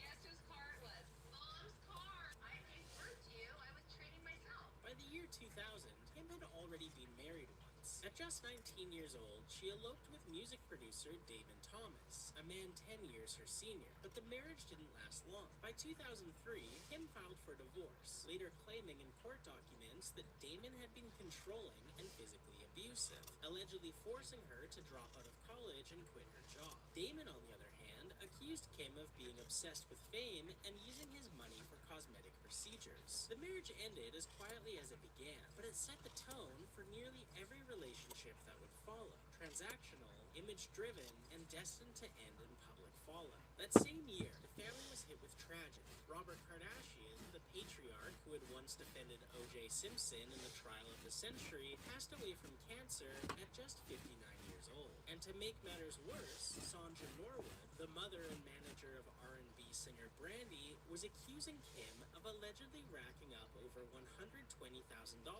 in unauthorized credit card payments while working as Brandy's stylist. My best friend is Brandy. We'd always shop together. And one day she called me and was like, will you be my stylist? And I said, sure. I mean, she'd always said it. I thought she was kidding. Allegedly, after being given her credit card to purchase some outfits for her daughter, Kim went straight to the newly opened Kardashian family boutique, Dash, that was managed by Kourtney, and spent over 6 figures on clothes for herself. Sonja filed a lawsuit. Kim denied any wrongdoing, and the case was later settled privately out of court with no official details released. Around the same time, Kourtney was carving out her own storyline. In 2006, she began dating Scott Disick, a 22-year-old party boy from New York who quickly became a fixture in the Kardashian orbit, and eventually a reoccurring character in the family's next big experiment. On October 14th, 2007, Keeping Up with the Kardashians premiered on E!, turning their private dysfunction into primetime television. Almost overnight, the family became a household name. But behind the scenes, Kris was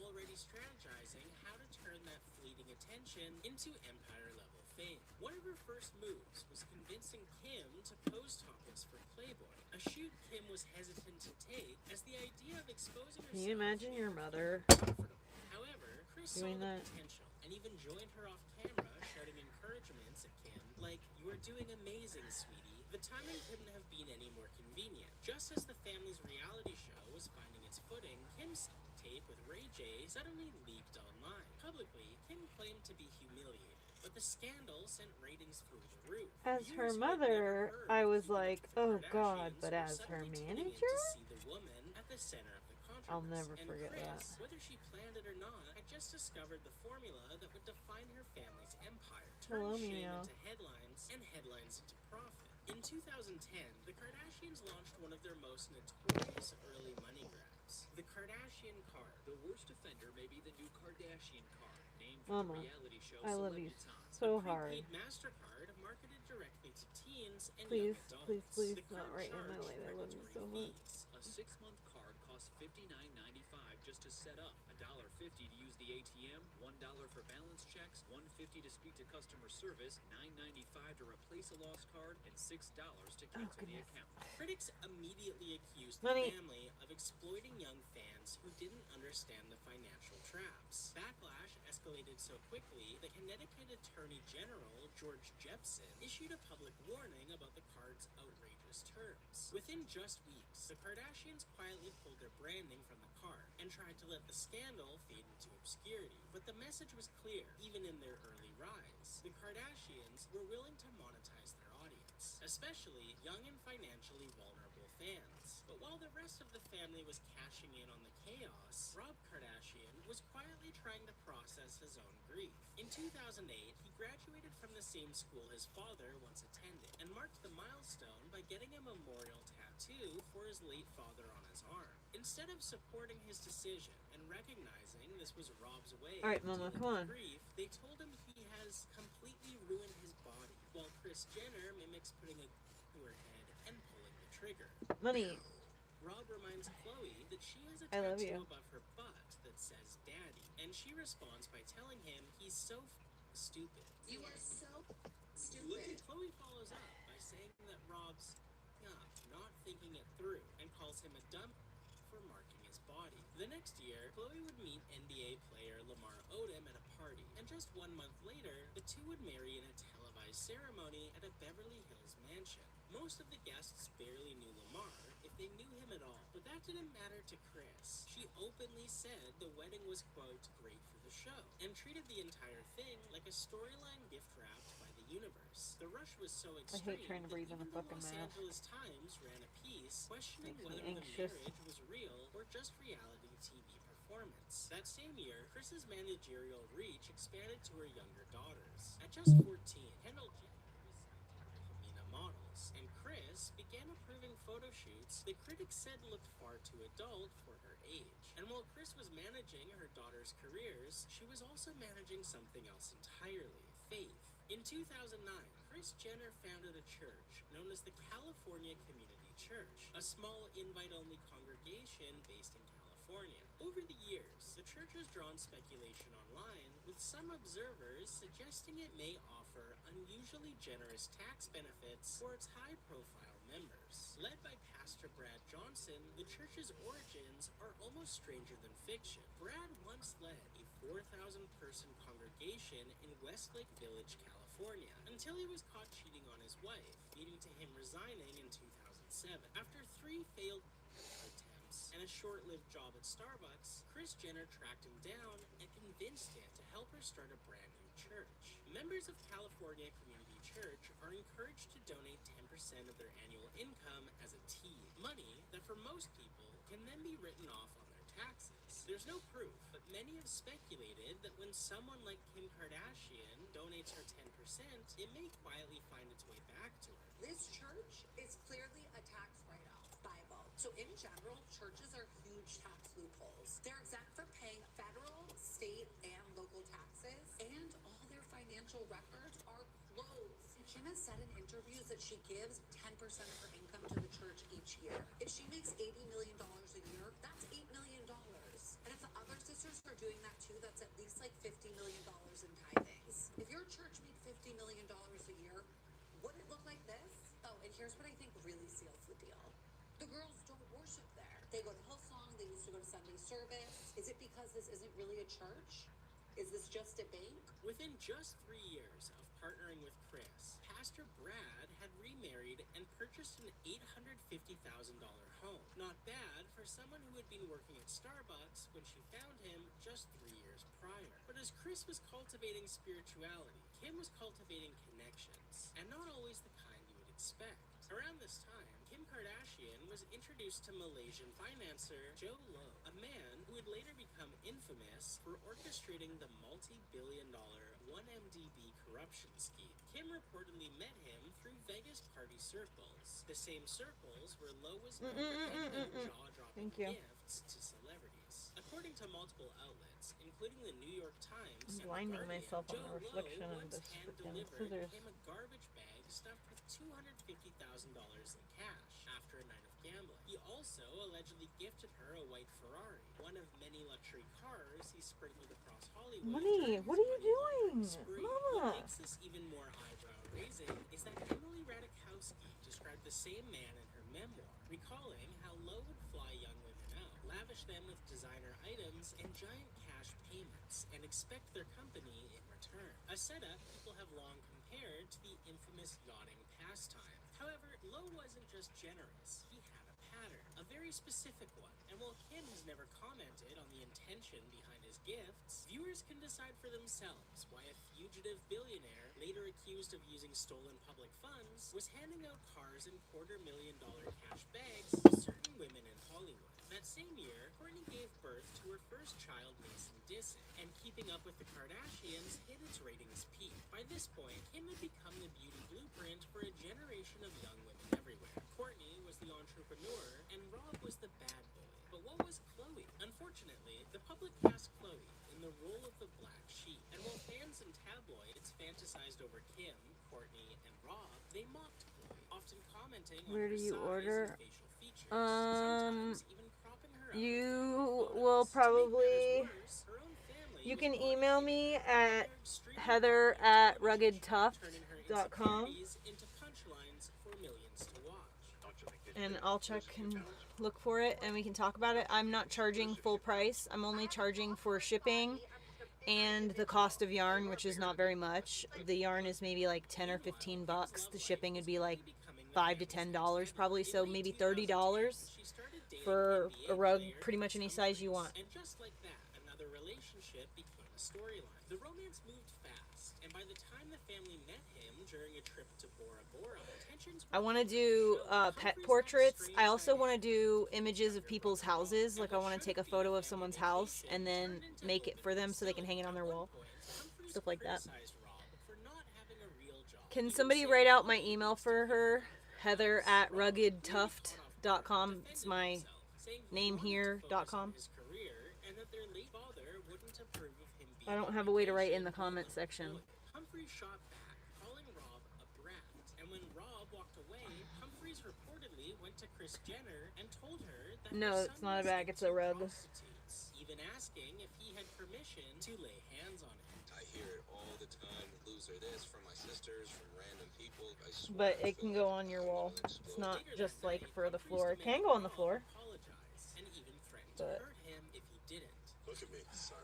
Say you're sorry. I will beat an apology out of you. In late 2011, Kris Jenner released her memoir, Kris Jenner and All Things Kardashian. In its pages, Kris bragged about her affair with 23-year-old soccer player Todd Waterman, describing the relationship and their sex life as addictive and crazy, while recounting their sexual encounters in graphic detail. What made it even more unsettling was the timing. Robert Kardashian had been dead for nearly a decade. Readers were shocked that Chris seemed to romanticize the affair that ended her marriage while portraying herself as the victim of boredom. Instead of remorse, she wrote about the thrill. The memoir cemented her public image as the unapologetic momager, someone willing to turn even her own moral failures into a marketing opportunity. And while Chris was rewriting her own history, Kim was busy creating hers, one that would soon become another ratings spectacle. Despite fans already feeling uneasy about Humphrey's No, not behavior, Gmail. Kim moved Just forward Heather with the at relationship. In ruggedtuft.com. He proposed with a 20.5 carat Lorraine Schwartz diamond The ring. website By August, their fairy is tale my wedding aired as a two-part television name. special on ET. But the fairy tale So it's just Heather at ruggedtuft.com. Super easy. My first name at my screen name. And became a cultural punchline. I have hairs or something in here. Every Kardashian romance was just another storyline for the cameras. And while the divorce might have damaged her reputation, it didn't slow her down. Just months later, Kim was already booking Right, international let's do the front of the book. In 2011, she traveled to Dubai, Kuwait, and Bahrain for the grand openings of a franchise called Millions of Milkshakes. But these particular trips sparked more than just fan hysteria. Online rumors began circulating that Kim's paid appearances were a cover for something else entirely, with speculation that she was engaging in the kind of discreet, high-end yachting culture that many influencers and socialites were rumored to participate in during that era, with some pointing to the bizarre gifts given to her by Joe Lowe a few years earlier as evidence she was already involved in that type of work. Whether or not those rumors had any truth, the controversy didn't end there. When Kim arrived in Bahrain, her visit drew public protests from conservative groups who called for the event I wish I to be could write it for canceled you. entirely. Riot police were deployed as demonstrators gathered outside, chanting against her appearance, forcing security to escort Kim through back entrances to avoid the crowds. It was one of the first signs that the Kardashian brand wasn't just polarizing at home. It was beginning to cause chaos on an international scale. Around this time, Kendall Jenner celebrated her sweet 16, Mommy! an event that marked her transition into the family's next media focus. The party featured She knows what she's doing. She's not just being like, oh, silly kitty. She's 100% doing this on purpose. 22 years old. It was during this event that Kylie Jenner first met Tyga, who would later become one of her most controversial relationships. At the time, Kylie was still just a child, and no one could have predicted how significant that brief introduction would become. But years later, the relationship would ignite public outrage and reshape the narrative around the youngest Jenner's image entirely. By the following year, Kim was officially dating Kanye West, confirming months of speculation after he referenced her in his song Theraflu. The two were soon seen together at Paris Fashion Week, and their relationship immediately became tabloid gold, uniting two of pop culture's most polarizing figures. That same year, Rob Kardashian tried carving out his own identity with the launch of Arthur George, a luxury sock brand. Launching in 2012, Arthur George offered designer pairs of socks for $30 each, and Rob seemed happy to finally have something of his own going on. However, Kim didn't approve of Rob using their late father's middle name George in the brand name, as she, Courtney, and Chloe had a line at their boutique store Dash titled Robert George. Rob's sock company, Arthur George, was a combination of his middle name and his father's middle name. Not to mention that Robert Kardashian was named after his father, Robert Kardashian. Rob would even go on to say, "We're family. We're supposed to help each other, and I feel like no one ever takes me seriously." Kim thinks everything's about herself. This would develop further in the family therapy episode of Keeping Up with the Kardashians, where Rob expresses that the family puts this cloud on me like I'm a loser. When there's a business opportunity, all my mom obviously cares about is the three girls. However, Kim interrupts Rob, saying that Kris Jenner never helped them with their businesses. Rob expresses how he feels misunderstood, sad, and frustrated before tearing up and exiting the therapy session.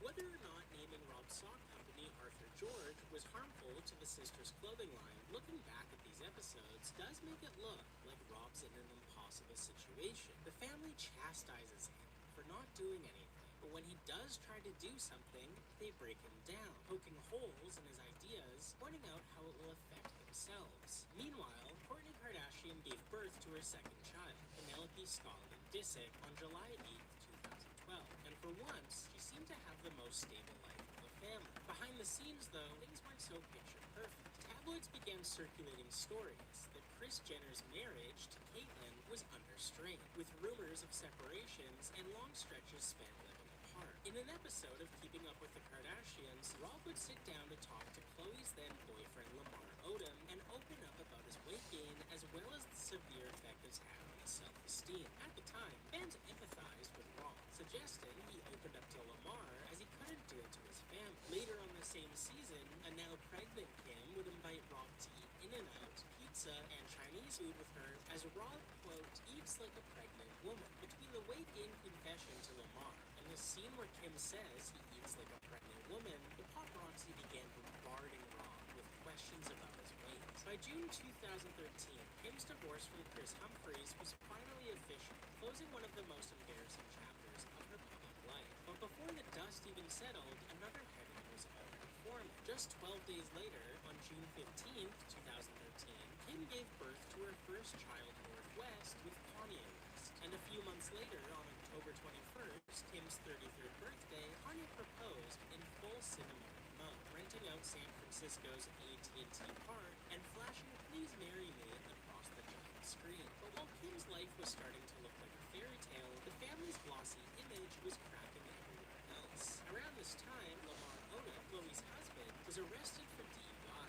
and his long-rumored struggles with addiction exploded into the public eye almost overnight. And for the first time, the family couldn't control the narrative. By the end of 2013, the illusion of perfection the Kardashians built their empire on was showing real, undeniable fractures. In October, Kris and Caitlyn Jenner officially separated, ending their 22-year marriage. The family tried to spin it as amicable, but tabloids told a different story. Years of resentment, control, and quiet competition finally pushed the relationship past its limit. And just 2 months later, I kind of sympathize with Kris Jenner in this regard. How do you deal with a husband who wants to be a woman? Scrutiny over his substance abuse and rumored infidelity. It was another blow to the family's carefully curated image, and yet another reminder that the cracks were widening faster than they could be patched. And as if that weren't enough, the family's past came back to haunt them. That's Around the the only same time, instance Robert where I kind Kardashian of sympathize Sr.'s with her, private though. journals were published by In Touch Weekly. The entries, written during the late 1980s and early 1990s, described Kris's neglect, violent outbursts, and infidelity, confirming years of speculation about the dysfunction that built the Kardashian empire. One entry claimed Kris would leave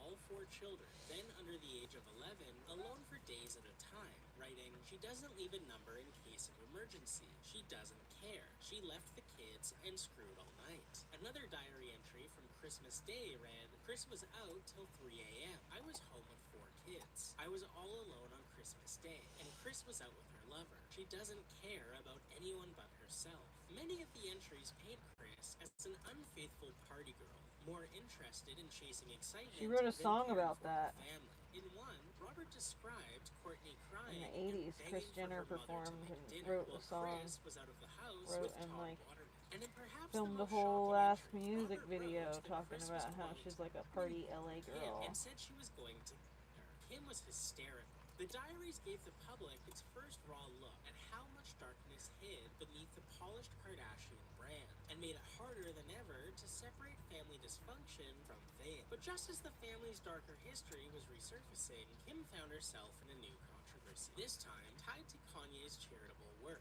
In 2013, Kanye West and Rhymefest launched a non-profit arts organization that targeted the youth living in the south side of Chicago called Donda's House. The organization's goal was to provide programs that combine creative arts such as fashion and music with business development and marketing skills, something both Kanye and Rhymefest attribute to keeping them away from the gang life and street violence that is common within that area. However, 5 years later, in 2018, Rhymefest would take to Twitter and claim Kanye had abandoned the organization and that without his financial support, they wouldn't be able to continue. Following this, Rhymefest tweeted at Drake asking if he would like to fill Kanye's shoes. This didn't sit right with Kim, and once again, she inserted herself into a situation that didn't involve her and began to attack Rhymefest in a series of back-to-back tweets. tweets saying, "You haven't been right since you got kicked out of the studio in Hawaii wearing fake Yeezys. You're over-leveraging Kanye's name and asked Kanye to donate money to you, so stop with your fake community Sounds like politics." Kim started to control Truth is, Kanye's you haven't been able to sustain the friendships foundation, as well as and saying, everything. "I saw you at our studio a few weeks ago, so why didn't you bring this up then? You were trying to get Kanye to listen to your subpar beats. You have the audacity to use Kanye's mother's name to try to shed a negative light on Kanye." After insulting Rhymefest, she moved to threatening him by saying, "You better believe I will make it my mission to take Donna's house from you and let my children run it the way it should be run." This was interpreted as Kim threatening to take Donna's house, the non-profit helping underprivileged youth in Chicago, and ruining it just so Rhymefest couldn't have it. Following this, people from Chicago, including people who had taken advantage of Donna's House programs, began to beg Kim not to ruin Donna's House by taking it away from Rhymefest. However, several hours later, Donna's House released a statement saying that due to Kim's threat to take control of the organization and let her kids run it, they had decided to stop using the name Donna's House, saying, "Over the last 5 years, we have put our students and community first. We'd like to thank all of our supporters, and we assure you that our hearts have always been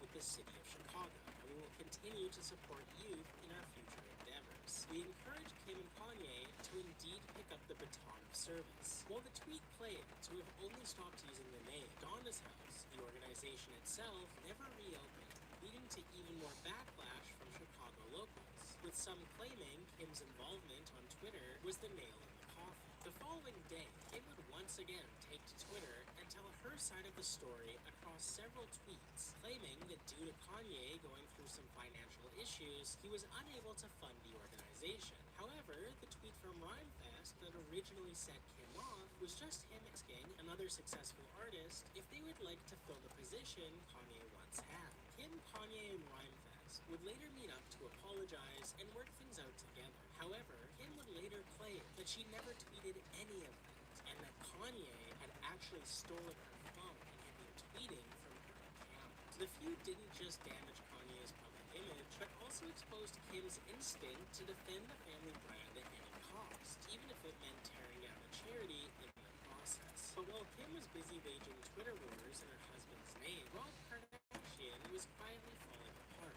His way to become a public obsession, paparazzi taunted him, tabloids ran daily stories tracking his signs, and even his own family mocked him both on television and in interviews. What started as teasing on keeping up with the Kardashians evolved into cruelty. The most tragic part was that Khloe, who had spent years being mocked by her own appearance, didn't defend him. The same impossible beauty standards set by the Kardashians that had once destroyed Khloe's self-esteem were now destroying Rob's. And instead of keeping his struggle private, the family did what they always do. They turned it into content. Cameras followed as he spiraled, capturing every breakdown, every moment of humiliation, and airing it for millions to see. Eventually, the ridicule broke him, and in one of the show's most uncomfortable scenes, Rob broke down crying on camera, admitting he felt ashamed of his body.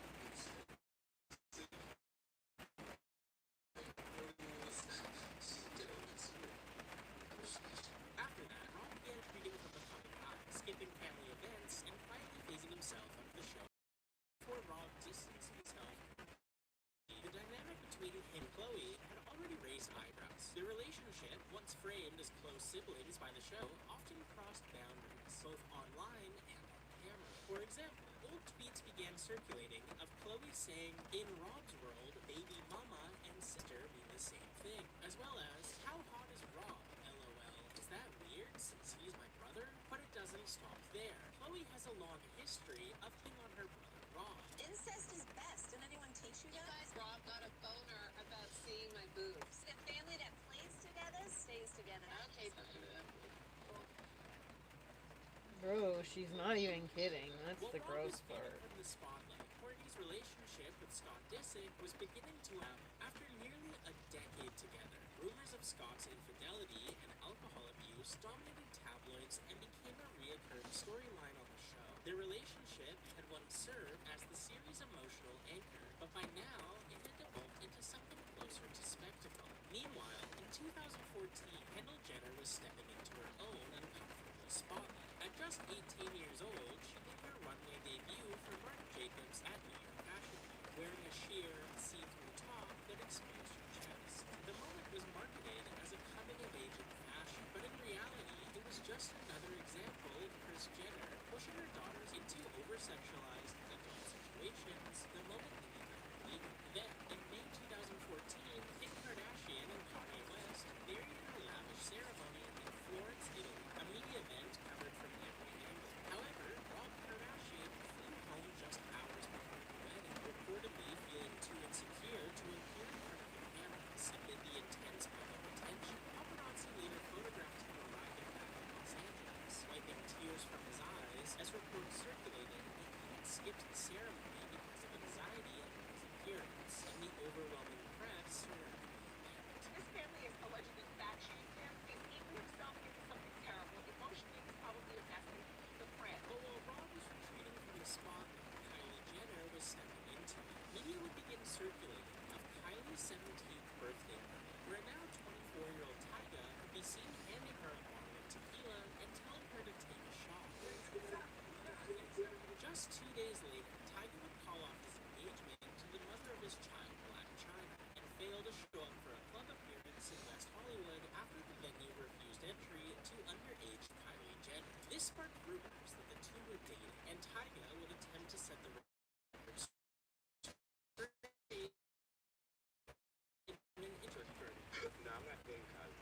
I'm not dating that. I just want to get out there. I want to be clear to everybody that I didn't leave my family to be with Kylie. That's ridiculous. However, Kylie and Blac Chyna began throwing shade at each other over Instagram and Snapchat, creating a messy love triangle between 26-year-old Chyna, 24-year-old Tyga, and 17-year-old Kylie Jenner. To make matters worse, more and more photos of Kylie and Tyga began circulating, with Drake even taking a shot at Tyga in a song, saying, "Act your age, not your girl's age." This was the beginning of the Kim-Kylie era. She was rapidly gaining followers on Tumblr, Snapchat, and Instagram for her fun and fun-free posts. She was dating Tyga, feuding with Chyna, and now even Drake was mentioning her in songs. Kylie was 17, and some of the biggest rappers in the world were suddenly talking about her, although it was usually about her and Tyga's bizarre relationship. Now with Tyga, they feel like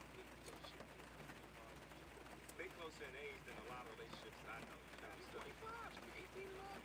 Yeah, I think Tyga was smart. Meanwhile, Kourtney Kardashian gave birth to her third child, named Dissy, as her relationship with Scott Disick continued to unravel amid reports of partying and infidelity. Around the same time, fans started noticing changes in Kylie's face, and plastic surgery rumors were spreading online. Fans also noticed Kylie's style shifted, with some saying she was copying Blac Chyna, Tyga's ex-fiancé, and this wouldn't be the last time Kylie seemed to morph herself into the image of the woman before her.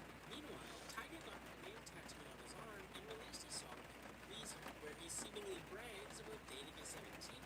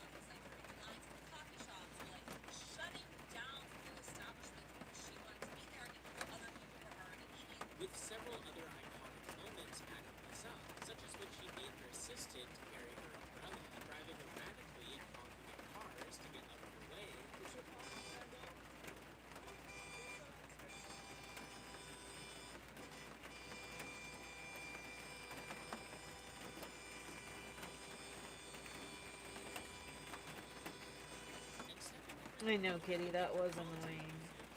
By that, it was obvious the family felt very important and clearly don't care what we think.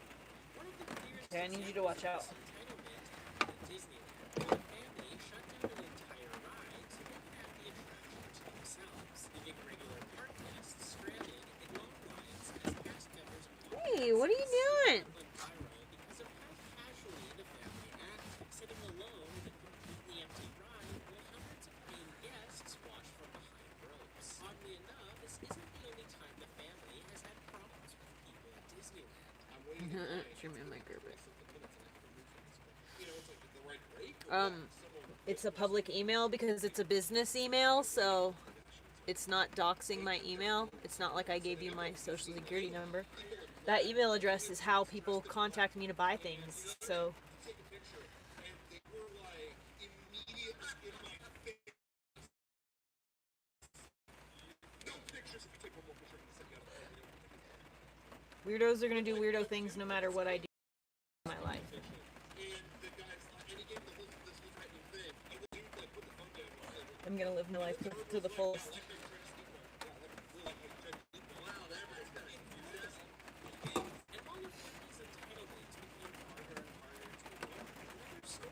Oh, Ma. You're not getting any more food. No. Go lay down.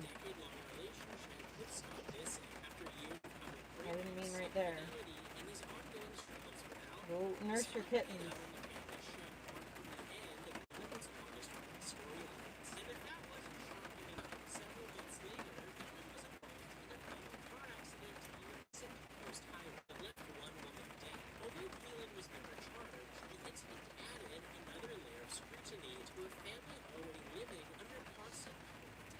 Later that year, in October 2015, tragedy struck when Lamar Odom was found unconscious at a brothel after a drug overdose. He was rushed to the hospital in critical condition and placed on life support. Despite being in the process of finalizing their divorce, Khloe Kardashian rushed to his side and called off the divorce to remain legally able to make medical decisions during his recovery. While Khloe was focused on Lamar's health, Kylie Jenner's fame was exploding. In August 2015, she turned 18 and went public with Tyga at her birthday party after he gifted her a $320,000 Ferrari. This was the peak of the Kim Kylie era, a time where she replaced Kim as the new blueprint for a generation of young women. Around this time, Khloe debuted her new television show, Cocktails with Khloe, a talk show that was canceled after one season. This was a weird era for Khloe. It was clear she was struggling to find her place in the family and figured a daytime TV show could be her next big thing. Unfortunately, most of what people remember of this 14-episode show is an infamous episode where her half-sister, Kendall Jenner, tells a funny story about a drunk Khloe sexually assaulting her after she went to bed. Like 2 years ago, I mean, it happens all the time, but she was so drunk and I'm going to bed, I'm in my room. And he came in and he literally started humping me. I'm not kidding, she got on me, humping me, doing crazy.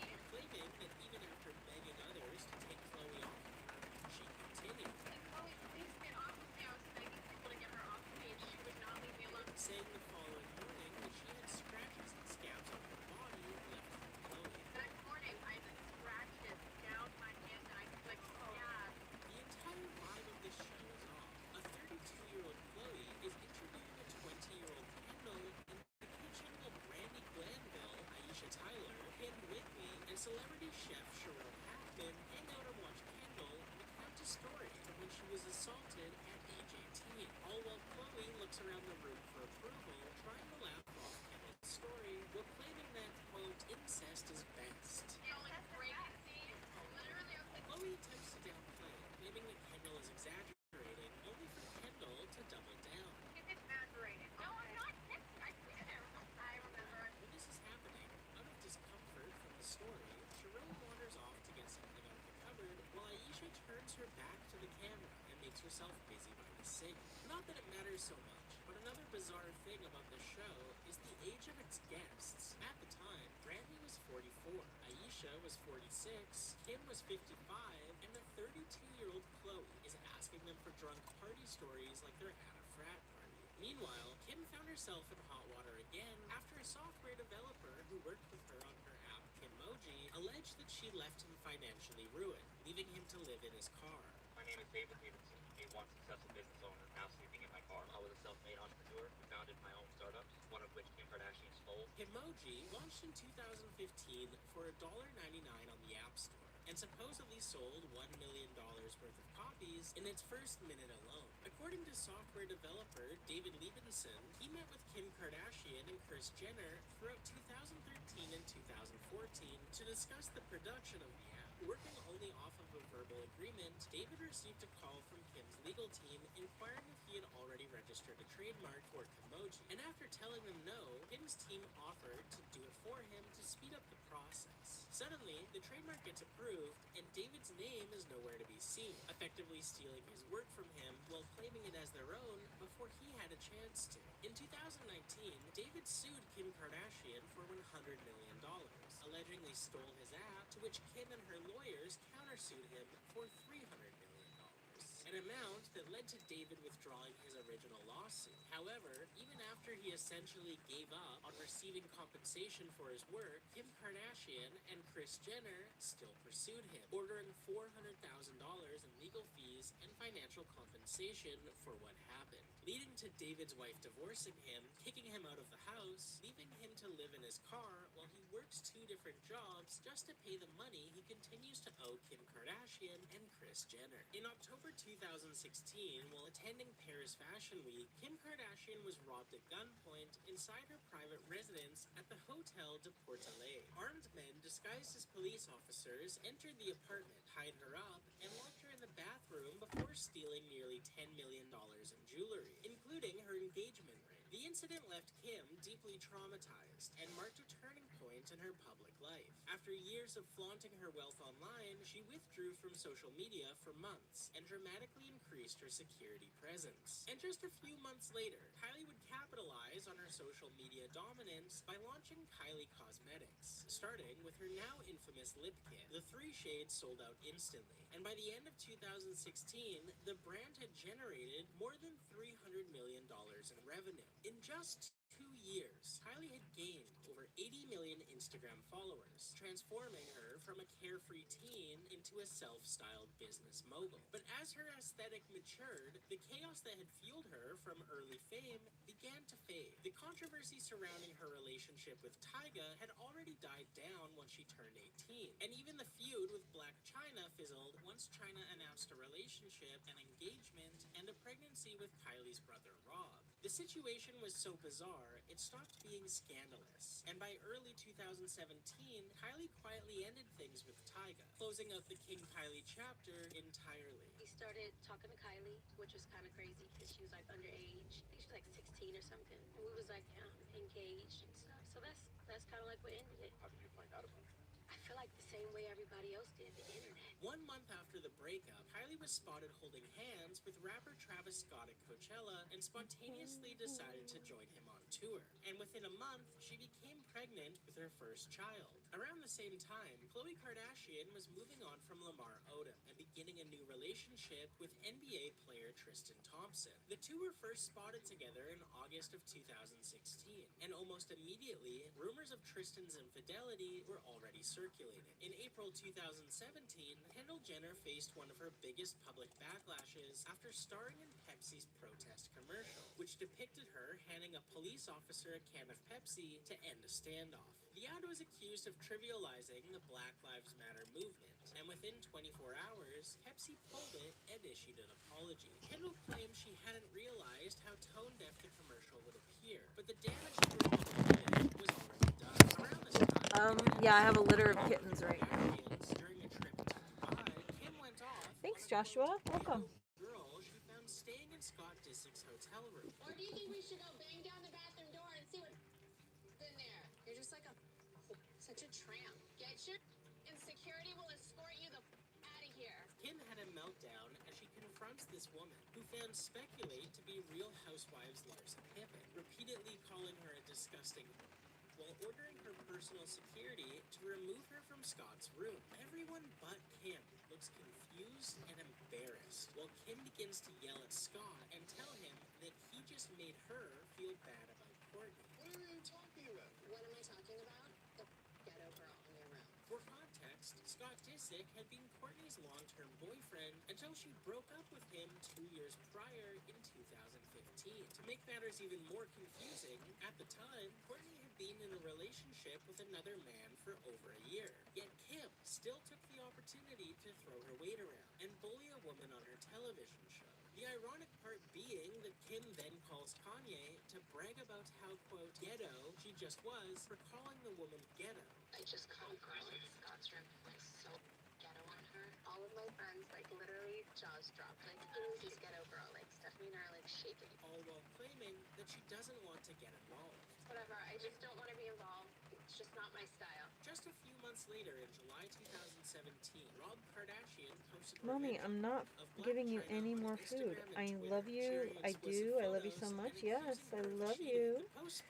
You're my sweet girl. Yeah, but you're not getting any more food. Granted a restraining order against Rob, and the situation marked one of the family's ugliest public scandals to date. But Rob wasn't the only one making headlines. Kendall Jenner was once again called out, this time by other models, for claiming in an interview that she was super selective about her runway work, saying, quote, I was never one of those girls who would do like 30 shows a season, or whatever those girls do. The comment was supposed to sound exclusive or elite, but to most people in the industry, it sounded entitled and disconnected. Kendall was bragging about being able to turn down jobs, so the models she was mocking were grinding to survive, deepening her reputation as an out-of-touch, mean girl nepo baby. By December 2017, Chloe announced she was expecting her first child with Tristan, but during her pregnancy, Chloe learned that she was expecting a girl, and the moment was unexpectedly emotional. Instead of being excited, Chloe admitted she was deeply disappointed, even crying on camera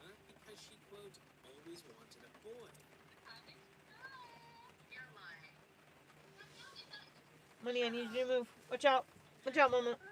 Watch out. I'm really hoping Kanye's gonna say she's lying and like I'm really having a boy. Chloe says her disappointment of having a girl comes from her feeling like she was having a boy. Having a girl, it's just like, okay, it wasn't what I thought was going on. And this could be true. However, it could also be that she's worried about her daughter growing up as a member of the Kardashians, a family that exclusively lives for the male gaze, with allegations of yachting and underage plastic surgery to improve their value, all while the men in the family get a complete pass and aren't expected to be anything other than themselves. Unfortunately for Chloe, just 4 months later, these Hi, Jackie. Wes. Oh my God, Wes, look what I've been making. kissing multiple other women. The timing couldn't have been worse. I made a piano rug. I made this book that I'm working on now. Let me see if I find the one. I don't know where the rug is that I made for my kid. I made Elliot a rug too, but it's not here right now. I put it somewhere else. But I've been making rugs and instead of knitting, and I found my thing. I'm obsessed with this. I can turn anything into a rug, Wes. It's so cool. If you have a logo, I'll make your logo.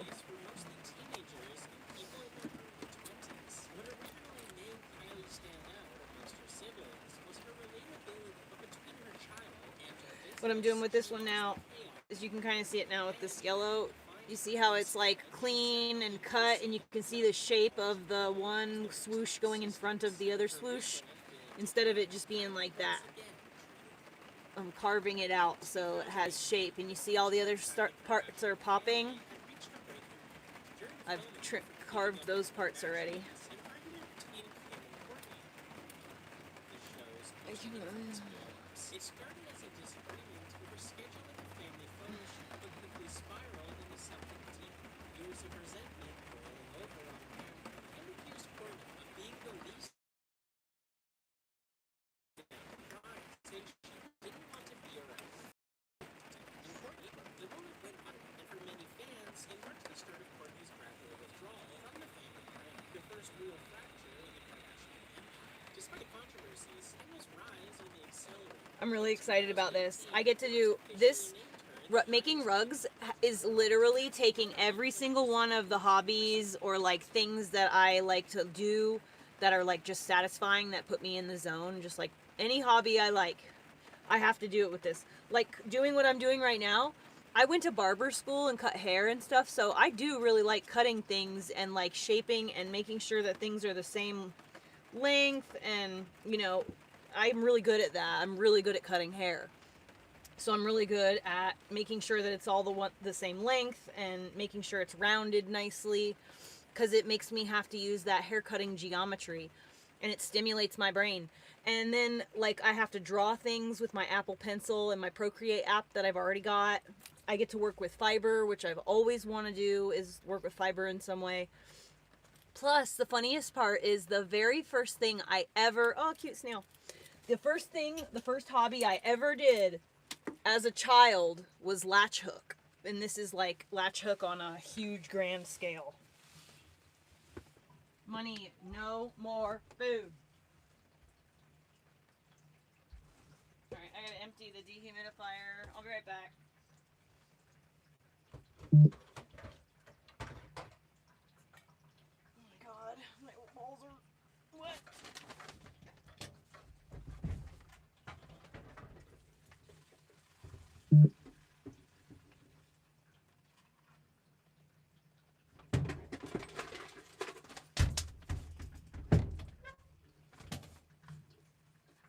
Get out of there.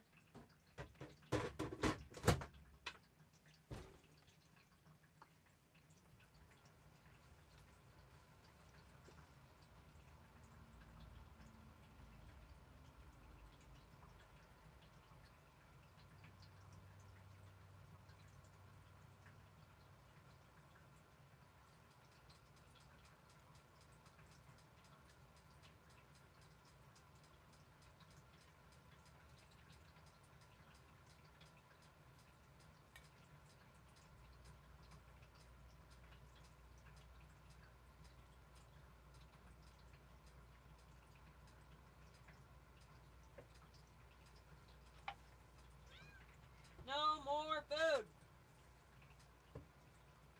Stop it. No. No more food.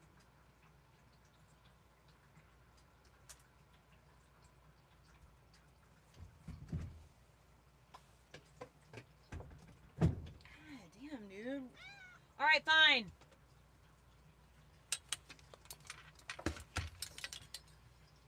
Go. Move. Literally don't have the money, dude. I don't have any more food for you. Like, this is it, man. I only have these little packets. I guarantee you didn't even eat that shit I poured. Yeah, see, you didn't even eat it. You got a bowl full of food sitting right here. Come on. Come on. I know it's good. I know. Come on. Yep, here she comes. There you go. You get what you want right there. Fucking emotional manipulation and fucking... She was not gonna stop sitting on my, like, getting in my way until I fed her that fucking shit. Well, she got what she wanted. So she'll probably leave me alone for the rest of the night now. She got what she wanted. Till she's hungry again!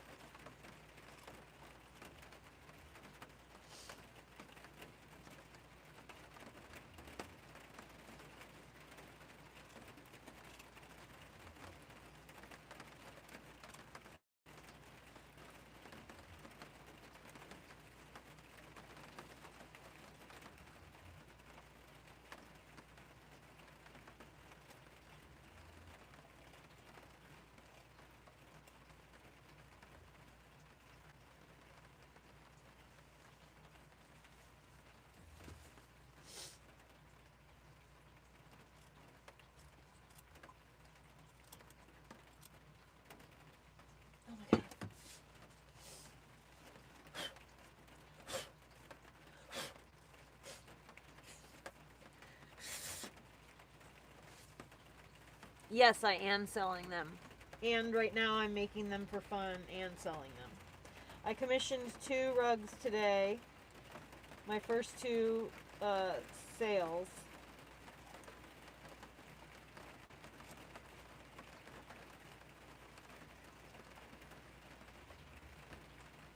The sales are not what I'm working on right now.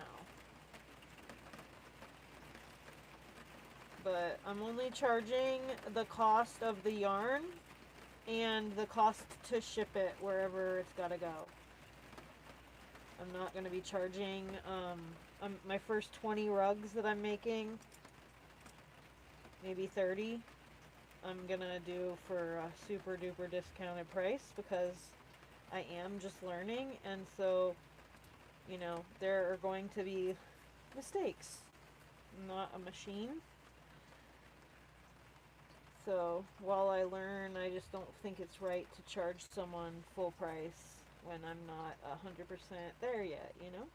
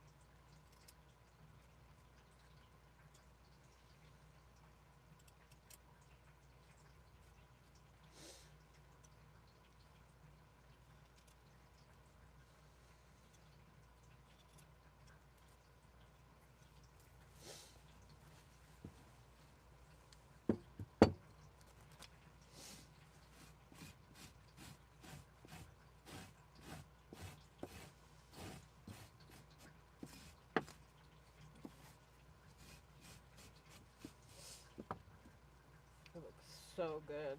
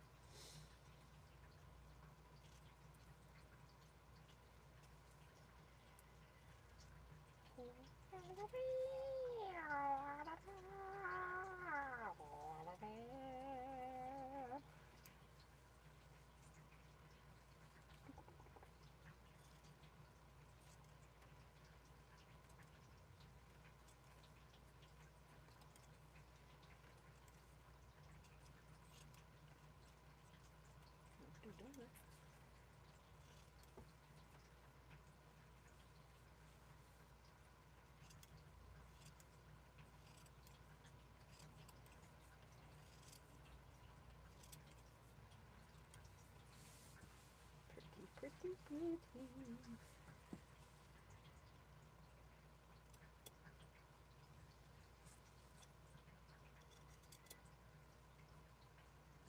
Beautiful, beautiful. Look at that beautiful bean footage. Rugged Tuft.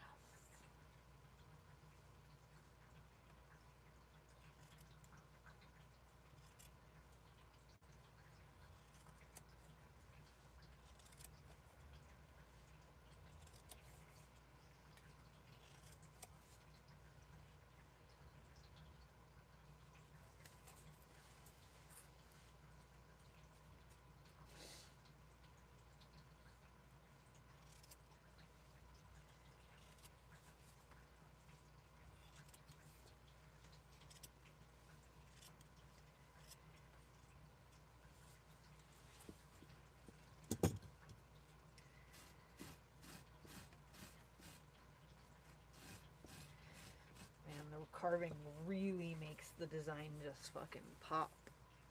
It's so hard to see on camera.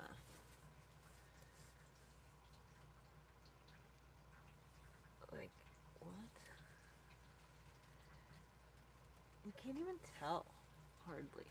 Oh, I have a fucking fiber in my eye. Okay.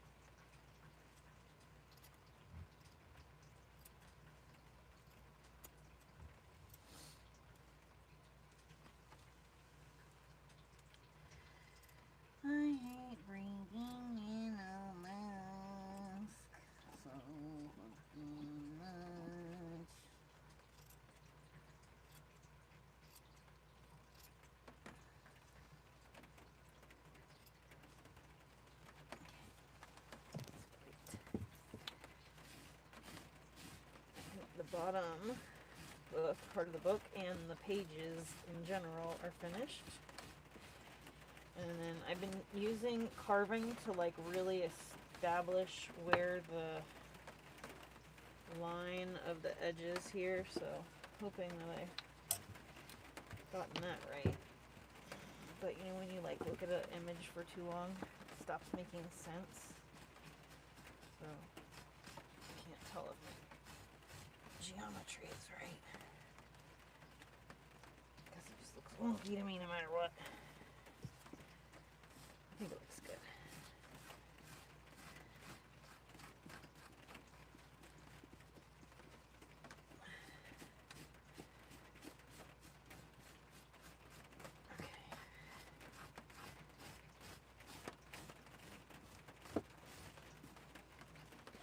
Just giving me trouble from the beginning.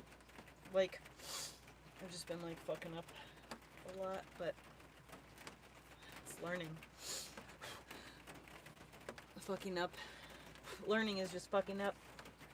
And learning how not to fuck up because you fucked up. Sure wish there was something good to listen to on TV. Yay, a new crime time. Has been the definition of an A-list movie star, Might as bringing well just in hit my close Jules to in $10 here. billion at the box office, earning himself hundreds of millions as an actor and a producer. He has countless loyal fans the world over, and he's won multiple Oscars, Golden Globes, BAFTAs, and Emmys. And on the personal side, Pitt has dated countless A-listers, even marrying and divorcing two of the other biggest stars in Hollywood, Jennifer Aniston and Angelina Jolie. By every possible definition, Brad Pitt's life seemed like the absolute dream. But as is often the case in Hollywood, things are very far from how they seem. Or rather, they're very far from what Brad Pitt and his multi-million-dollar PR team have portrayed them to be. Because what most people don't know is that the easygoing, charming, and handsome movie star Brad Pitt is the greatest performance of William Bradley Pitt's life. Pitt and his ruthless PR team work day and night to project the perfect veneer of the movie star Brad Pitt. Every relationship, friendship, picture, story, and interview is painstakingly choreographed, and every word Pitt utters is I have a expertly pimple in my ear, it scripted. hurts. Because despite Pitt's monstrous behavior towards not only his ex-wives, but his 6 young children, his reputation with the general public has remained largely undamaged, and both of his divorces have shown that he can get away with practically anything, and that his PR will spin, twist, and manipulate absolutely everything. So today, we're going to be taking a look under the mask at the real Brad Pitt, and breaking down how his divorces expose Pitt for who he truly is. So sit back, relax, grab a drink and a snack, and let's dive in to the manufacturing of the perfect A-list movie star and hidden Hollywood monster, Brad Pitt. That tastes like fresh ginger.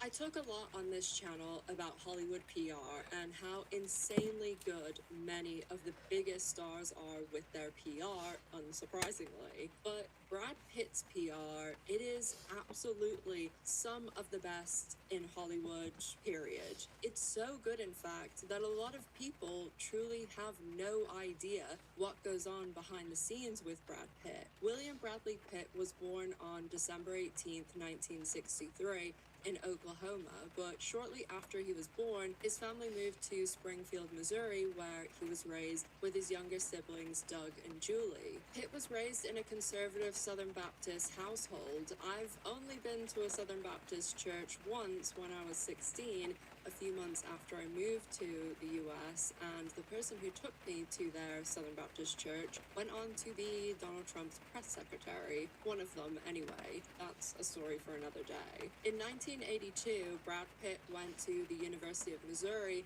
majoring in journalism, but he left a semester shy of graduation, deciding he wanted to try his hand at being an actor since he loved movies. This is according to him. He moved to LA and started taking acting classes, and something that is often left out of Brad Pitt's origin story, and something you definitely won't read on his very carefully curated Wikipedia, IMDb, and other such sites, is that what happened when he moved to LA and how he ended up getting his first credited role, a role that led to him being able to get his AFTRA and SAG cards, which are absolutely instrumental to being able to become a professional actor. And it's often a hurdle that people really have difficulty getting over. For the first 2 years that Brad Pitt lived in LA, he was trying to make it in Hollywood, he was taking acting classes, and he was living as a pool boy, house boy, dog walker. And this situation ended up helping him break into Hollywood. And this is a very similar story to someone else we just discussed on the channel, James Franco, as he kind of broke into Hollywood the same way. When Brad Pitt was living as a in-house houseboy, pool boy, he was trying to take acting classes, and he also got a lot of background extra work. You will actually see this on his Brad IMDb. Pitt was a yacht Now, girl? if you go to the very bottom, there's a few roles that are uncredited. His first role is uncredited, and then he has this role we're about to discuss, and a few other background ones, but they've only gone back and added that now because he's Brad Pitt. He wasn't in the credits back in the 80s, and he really only was able to become a professional actor because of someone giving him a big break with relations to the soap opera they were writing for. Tom Messina was a writer for a soap opera called Another World, and he is who Brad Pitt lived with for 2 years. He actually wrote the part specifically for Pitt because he knew that, well, he thought he had talent, and he also knew that he wasn't able to get any proper roles because he didn't have his AFTRA or SAG card. So he ended up specifically writing this role, and they were living in California, and Another World shot in New York. So Pitt was flown to New York, and Tom Messina has said, like, this is the first time that he was treated like a star. And this one episode led to him being able to get his AFTRA card, which led to him getting his SAG card. And this is a big hurdle for people starting in the acting world because it's kind of like chicken or the egg. Like, you need to be in the guild, but it's hard to get that first role without it. It's what a lot of Nepo babies take for granted. I spoke in my Jonah Hill video about how Dustin Hoffman got his first role for him, and that gave him his SAG card. And that's also why you see a lot of actors, especially on TV shows, they'll stick around because they'll be able to direct an episode, and that then gets them into the Directors Guild. So this was a big thing for Brad Pitt. And although Tom Messina, who wrote for Another World, thought that he had talent and wanted to feature him on the show as like a regular, the casting people and producers, they said that they didn't see anything special in Brad Pitt and that they didn't want to bring him back. And Tom Messina's actually said, although it was really crushing for Pitt at that moment, it worked out for the best for him because if he did get that role then and was on Another World, he probably would have just been a soap actor and not one of the biggest permanent A-listers in the world. Tom Messina has spoken a bit about this, even saying that when Pitt was living with him, he lent him lots of books, one of which was Interview with a Vampire, that Pitt didn't really like, according to Messina, but of course did go on to star in with Tom Cruise, and that was the really, really big role that turned him into a massive star. Of course, he had done work before this, but Interview with a Vampire just brought it to a totally another level for Brad Pitt. In the very early days of his career, Brad Pitt did give some credit to Tom Messina and thanked him, but he absolutely does not mention him today and hasn't, from as much as I know, at least over the last decade, maybe even two. Messina has tried to reach out and even wrote a script that he tried to get to him, but couldn't even get in contact with him. After getting his AFTRA and SAG card, Pitt did do a lot of TV throughout the 80s. He was in Dallas, which of course was huge, 21 Jump Street with Johnny Depp, Head of the Class, which starred Dan Schneider of Nickelodeon infamy, and also starred Brian Robbins, who would go on to not only bring Schneider into Nickelodeon, but went on to head Nickelodeon, head Paramount, and a lot of Schneider's early work was with Brian Robbins, and they started all that and all of these different shows, and they were actually the second people ever to host the Kids' Choice Awards, which is horrifying. Brad Pitt did also do TV shows like Growing Pains that featured Leonardo DiCaprio. So a lot of these people like Leo and like Johnny Depp that were in TV shows in the 80s, they were all crossing paths and then went on to be giant movie stars in the 90s and still are some of the biggest movie stars today. In 1991, Brad Pitt got his first real significant movie role in Thelma and Louise with Gina Davis and Susan Sarandon. The early 90s, he started to pick up a lot of movie credits. He was in movies like A River Runs Through It, and in 1994, he starred in the aforementioned Interview with a Vampire, and then it was only up for Brad Pitt. He the next year did Legends of the Fall. He did Seven, which was a huge movie with Gwyneth Paltrow, who he of course went on to date and be engaged to. He did 12 Monkeys, for which he won his first Golden Globe in '96. He did Meet Joe Black, and then the 90s closed out with one of his biggest roles, Fight Club. By the late 90s, Brad Pitt had also started dating his future wife, Jennifer Aniston, who was the biggest star on TV at that time, and so it was a huge deal when they got together and when they married in 2000. In my Friends video, I mentioned I was a huge Friends fan, and I've always been into all the pop culture stuff, and I literally can see in my mind like the newspaper that I asked my mom to get the day or the day after they got married, and even when I see their wedding picture in color, it's kind of jarring to me because the newspaper black and white one is so seared in my mind. Prior to Jennifer Aniston, Brad Pitt, as I said, had dated and was engaged to Gwyneth Paltrow, but he also dated his co-star Juliette Lewis. I've talked a bit about Juliette Lewis in some of my Scientology videos, and also in my video about some of the Showtime series and like behind the scenes stuff from that, because Juliette Lewis and Christina Ricci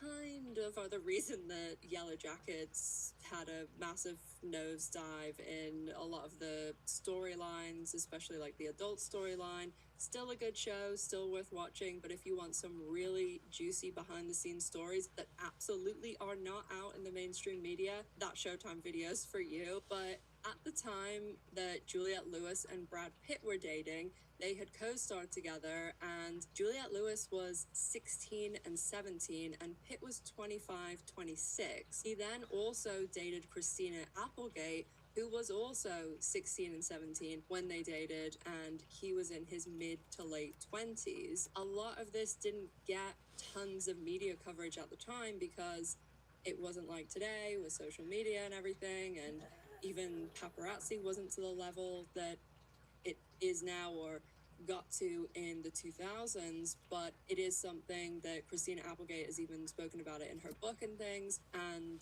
it just is buried a lot whenever, if ever, it gets brought up now by anyone. But we'll get into the curation of all of the Brad Pitt stories and his PR, because it's absolutely insane. Brad Pitt and Jennifer Aniston were absolutely huge as a couple, one of the biggest in the world, if not the biggest in the world. And they also started a production company just after getting married called Plan B. Brad Pitt has done a massive amount of producing and some very surprising productions, especially in the last 10 years or so. Like, he was the producer on the recent Netflix hit Adolescence, which is a really good show, or like limited series. He and Angelina Jolie have also directed and produced a lot of stuff together, and in the last decade, Brad Pitt has produced a ton of both movies and TV shows and also documentaries. He has really leaned into producing a lot more since his divorce from Angelina Jolie. And while I'm sure he does have some hand in some of the projects and is like actively involved in some of them, I'm sure a lot more are more like financial and his company doing the production. He also almost always, if not always, has a what I would assume is a vanity executive producer credit, because someone with Brad Pitt's name recognition, they're going to easily give him executive producer credit, whether he's actively doing any sort of producing work or not. And I do talk about executive producers and how the actors get those and what it all means and things, because very rarely is it actually talked about, because there are some actors out there who are involved as executive producers, but today, like in the last 10 years, but especially the last 5 years, it's become a really, really big point for actors and a big thing in like contract negotiations.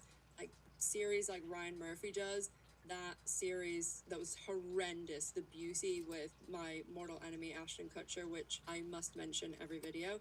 But that series, every single star was an executive producer, because it's more like a status symbol now. Actually, the only person who I've seen openly discuss it and be very, very honest about it is Amanda Seyfried, and she did this very unprompted, so massive respect. But she was on a very popular like talk show in the UK called Graham Norton, and I'm sure a lot of US people even will have seen like a lot of clips from it and stuff, because it is one of those shows that is very, very viral, and they have like celebrities all on together, and there's always drinks and stuff, and Graham Norton's a very, very good interviewer and host, which is so rare today.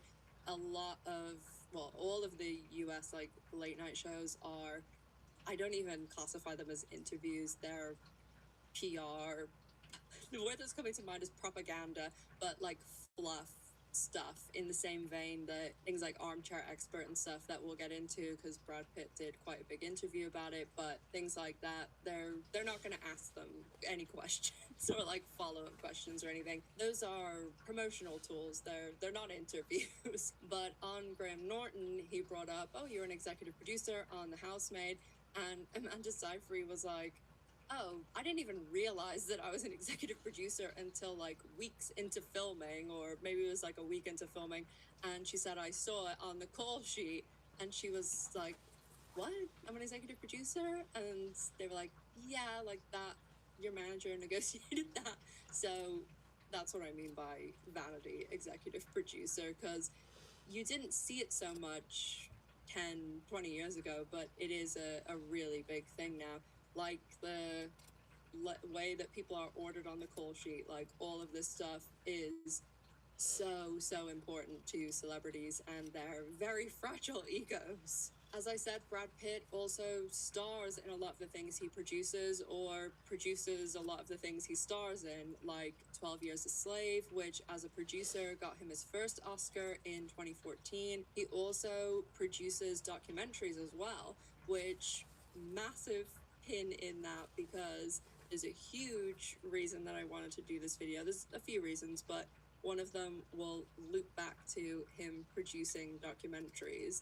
I did drop a little Easter egg a few videos ago about Brad Pitt and Channing Tatum and something that they were working on, but we'll get into that in just a second. One very successful documentary that he produced led to a big movie, which was the documentary for Moneyball. That documentary never actually came out, but they did then make a movie about it that starred Brad Pitt, and it was also called Moneyball. The Moneyball movie was also nominated for a ton of Academy Awards, including Best Picture, and Pitt did the documentary in 2011, then did the movie, starred in it and produced it the next year.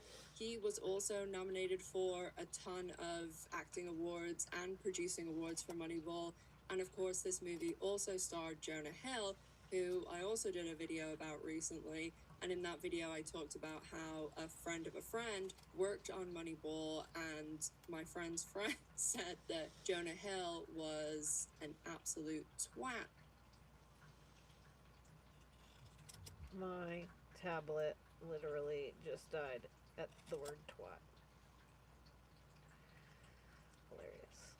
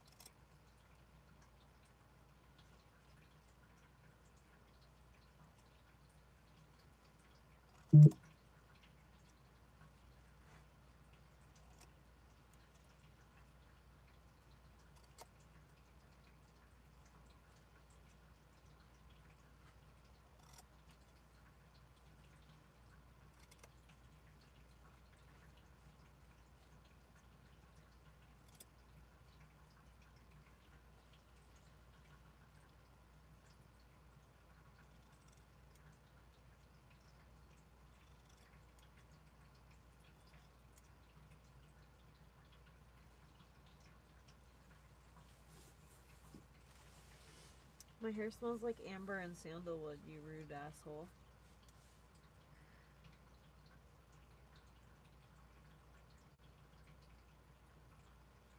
I bet your fucking thighs smell so bad.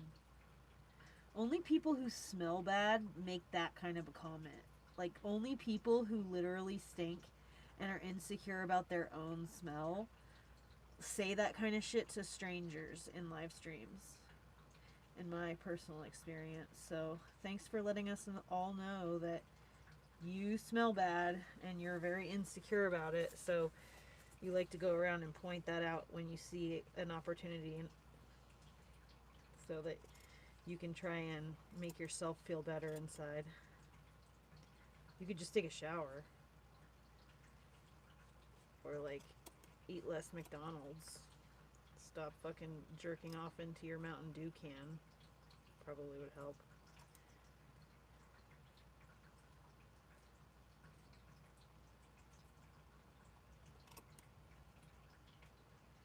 You little bitch, get over here.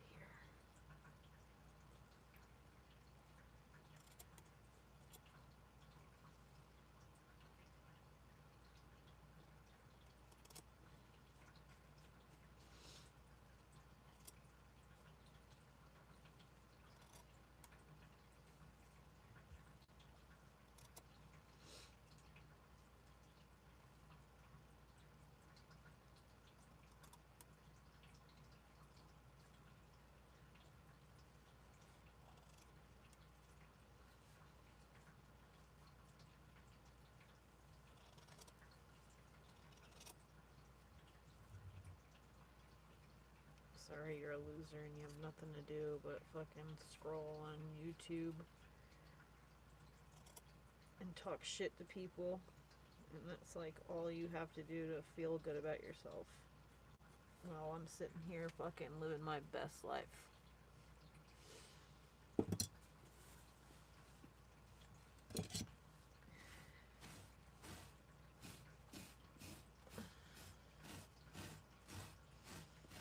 I love how carving it literally just makes the the design just pop. It changes everything. It's so crazy. I love it so much. I love this so much. I'm so fucking happy right now that this is like what I get to do with myself, and that I'm already like making sales. Like, I'm pretty blown away by that. I cannot believe that I already fucking sold drugs, dude. And it feels really good to know that there are people who love me and support me like that. And want to see me thrive. And, like, I'm very humbled and flattered by it.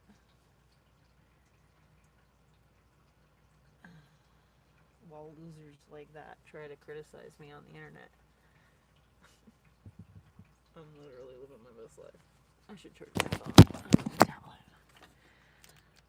Bro, this tablet tried to break on me like a year and a half ago, and again like 3 years ago. And then it just like works. Randomly it just starts working again. It's so weird.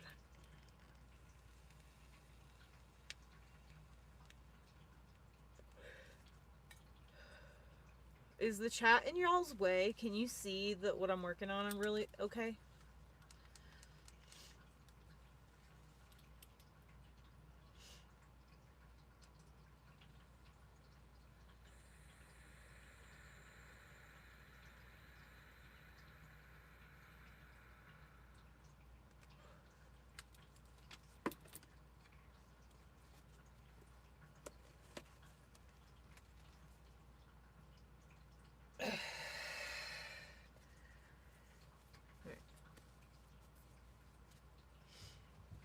Anytime you want to turn back on tablet, I would not be upset about it.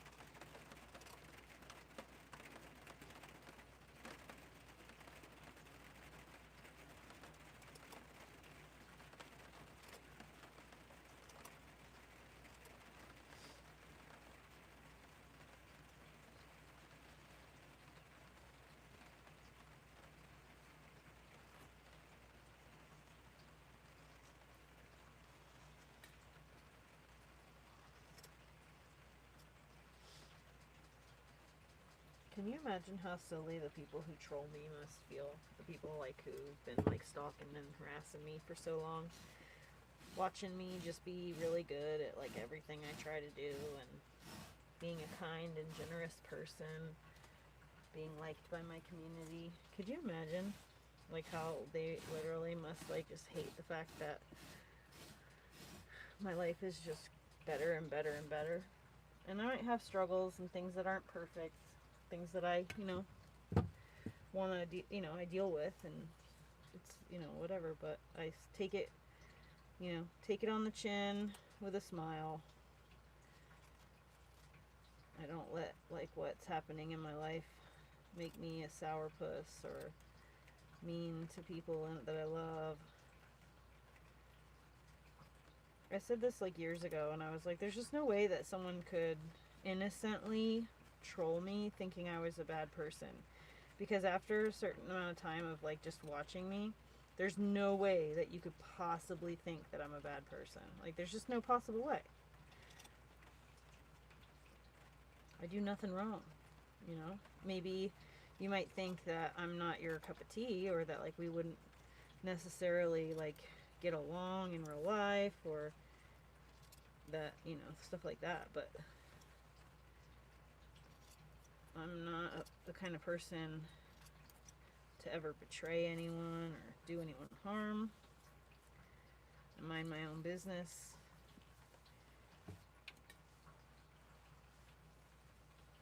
I love my kid.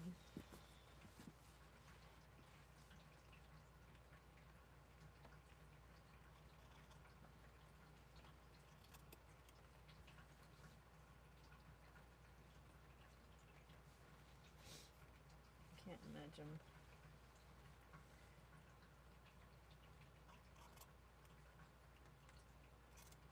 how much it must suck to be that wrong about somebody.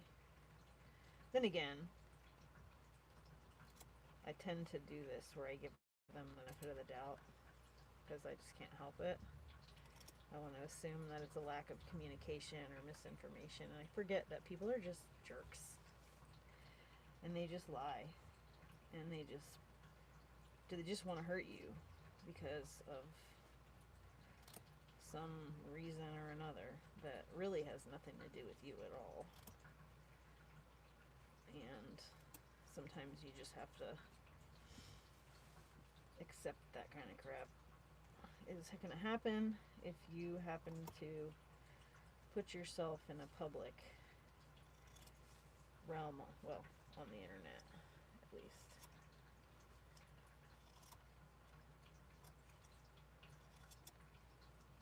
I've gotten a lot of messages over the years, actually, though, from people who said that they started, like, watching me because they were, they found me from some, like, tea channel or, like, whatever, Reddit page or some shit, and then they realized that it was wrong, and they actually feel bad, so they reached out to me to tell me that,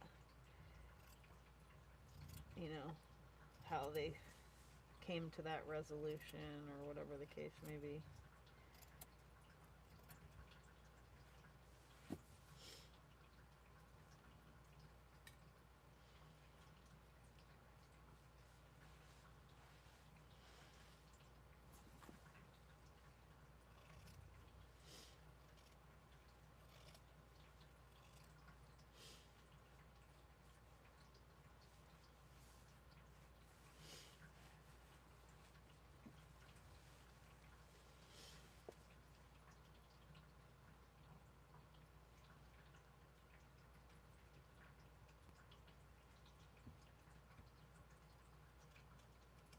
I wonder if my tablet ever plans on turning back on or not.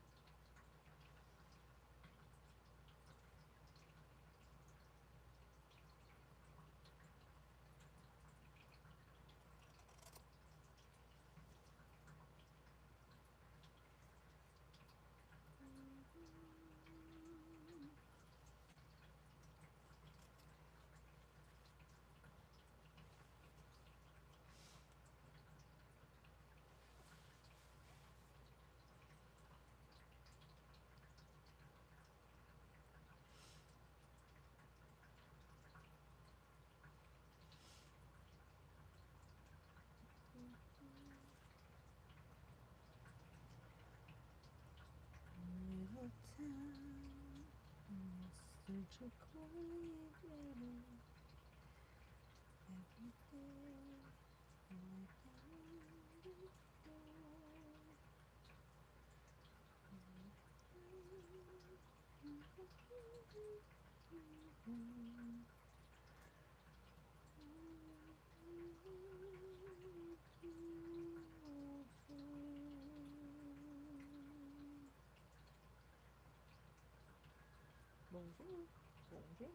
Everything I Ooh.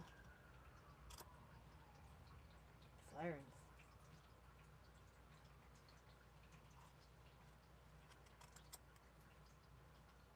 Sirens at night make me nervous because that usually means there was a bad car accident.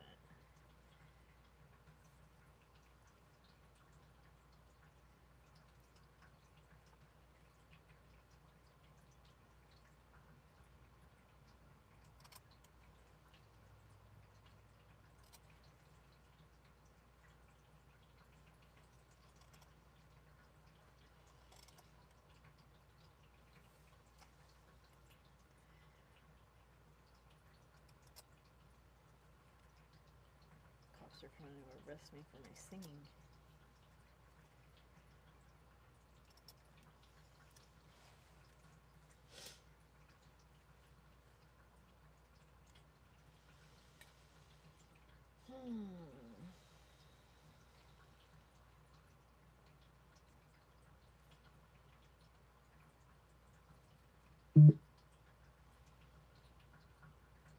You know what I wish I had? A fucking architecture's table or one of those uppy downy tables that all the crafty YouTubers have. It like goes up and down. I need me one of those or something.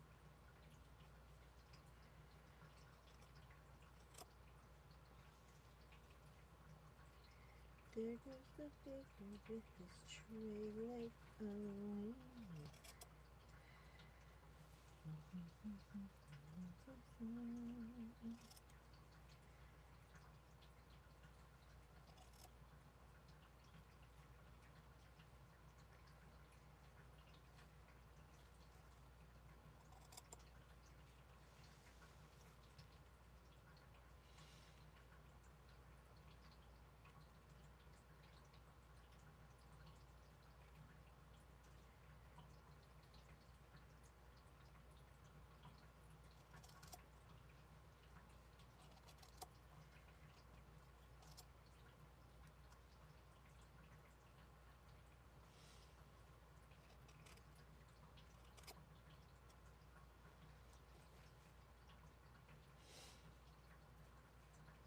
Fucking hate breathing with a mask on.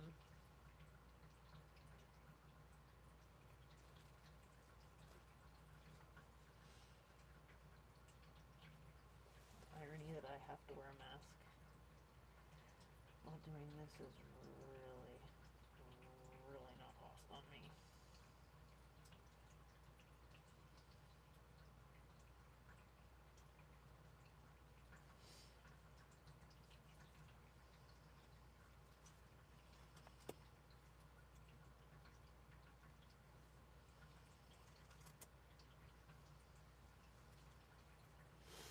I am carving a rug.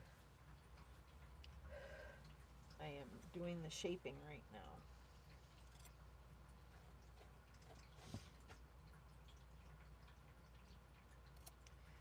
This is a custom rug for a TikToker who I have been mutuals with for like, I don't know, 5 years or something. Anyway, I always wanted to do something nice for her.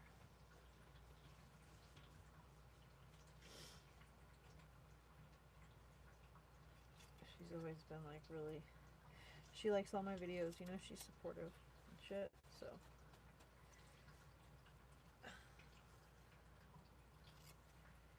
I reached out to her and I was like, dude, let me make you a rug. And I was like, I can make your logo. I could make one of the books, because she's a bookbinder. She makes books, and she literally like makes them from scratch with like paper, and she turns them into like books. She takes old books and she redoes them and stuff. So anyways, I was like, you know, anything you want. And so she ended up, we agreed that she would draw something, because she's also like a really good artist, and she makes these like trading card type art things. She's been doing those a lot lately. Anyway, she's really good at drawing. So I was like, draw whatever you want. She drew this, and so it's a Romeo and Juliet, but I haven't carved the names yet, so it's still wonky there, but it's getting crisp on the rest of it. Slowly working my way up.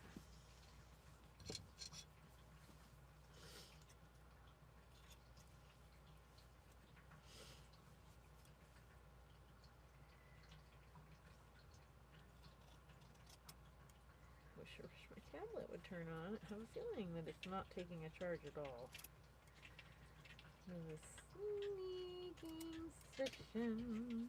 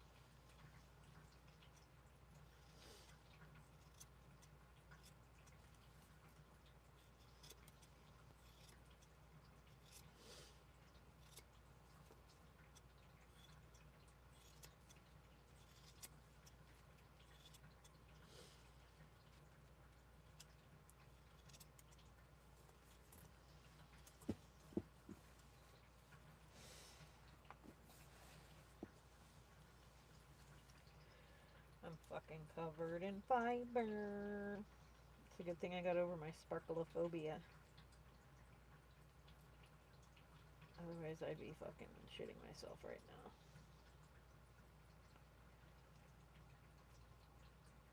It took years, but I finally did it. This is a testament to just how pure I actually am, and how willpower will literally get you to do anything you want if you just decide you're gonna do it, and then you just start doing it.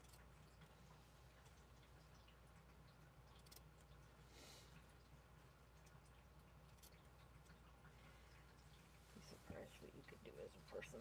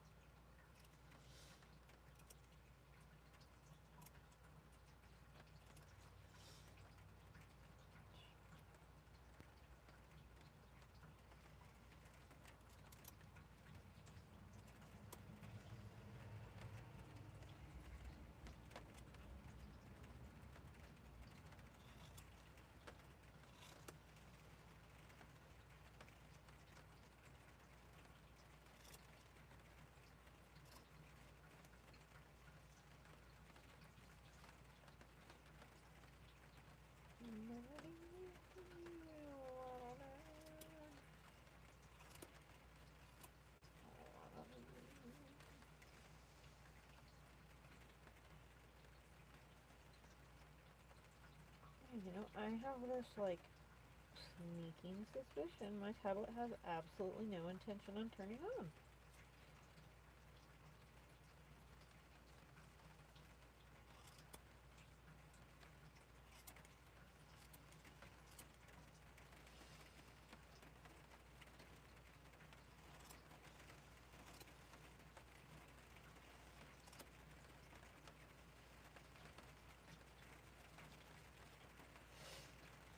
Can't imagine I'm covered in all this fuzz.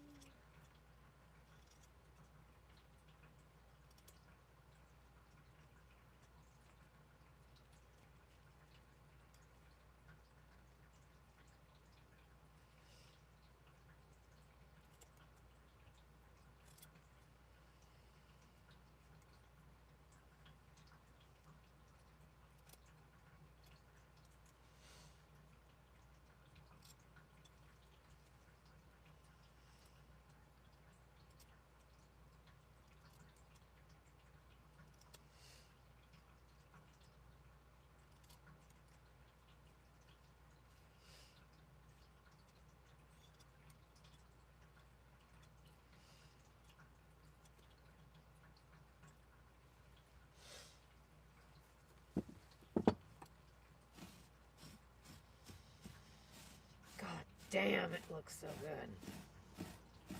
I'm really excited about this.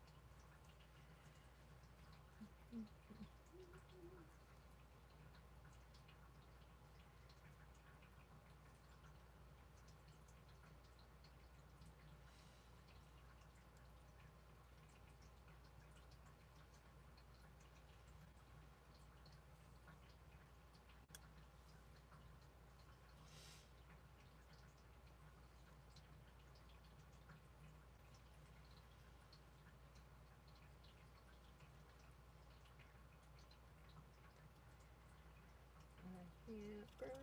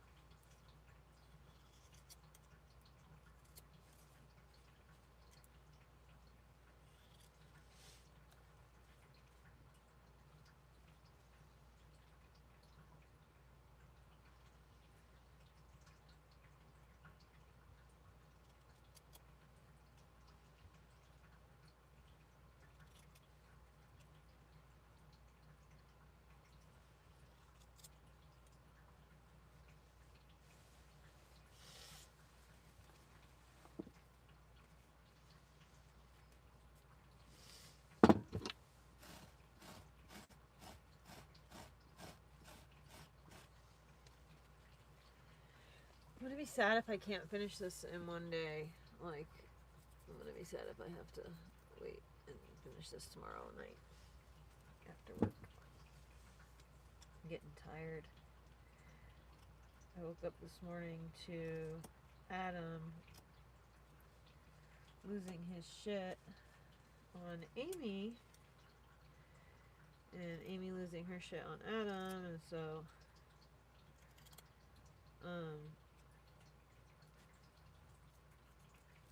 and then Adam was like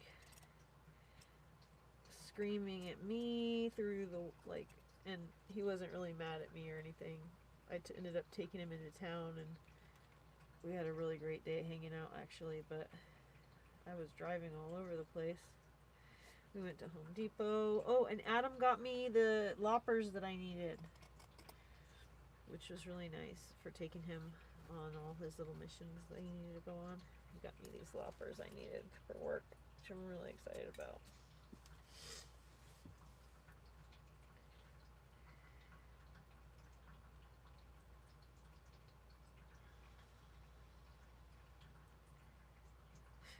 Oh man, there's fucking little fibers inside my mask.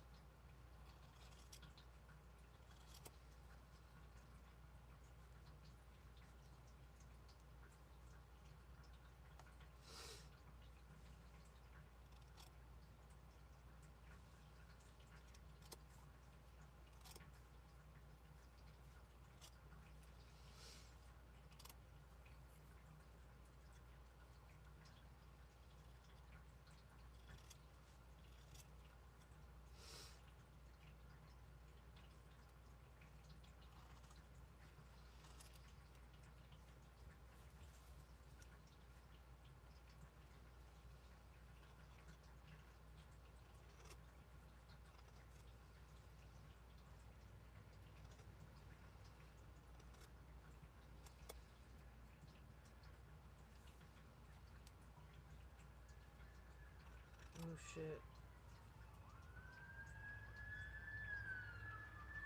It must be bad.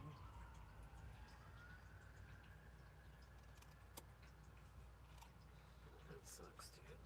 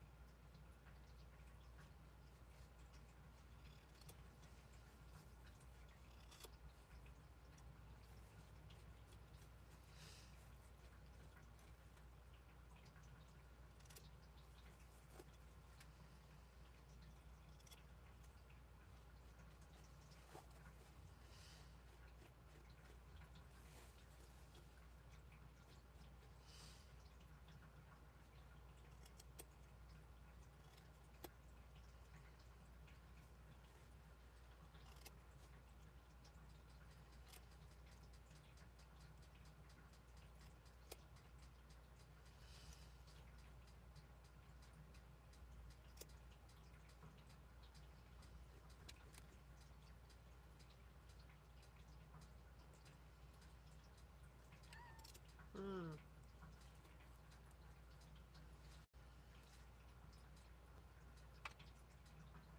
up, darling?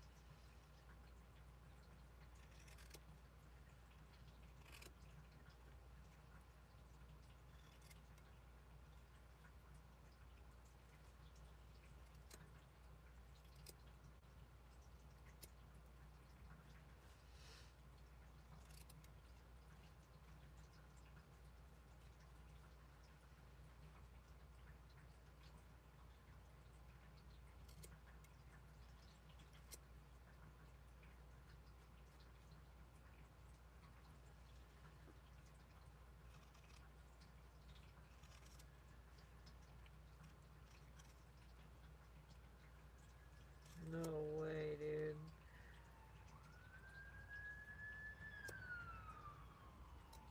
Something serious is going down.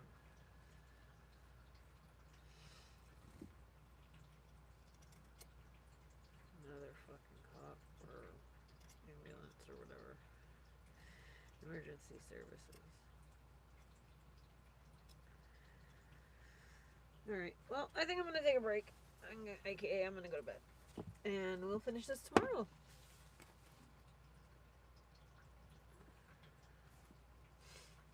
Me too. I love cats too. Alright. So, me and Miss Money Mama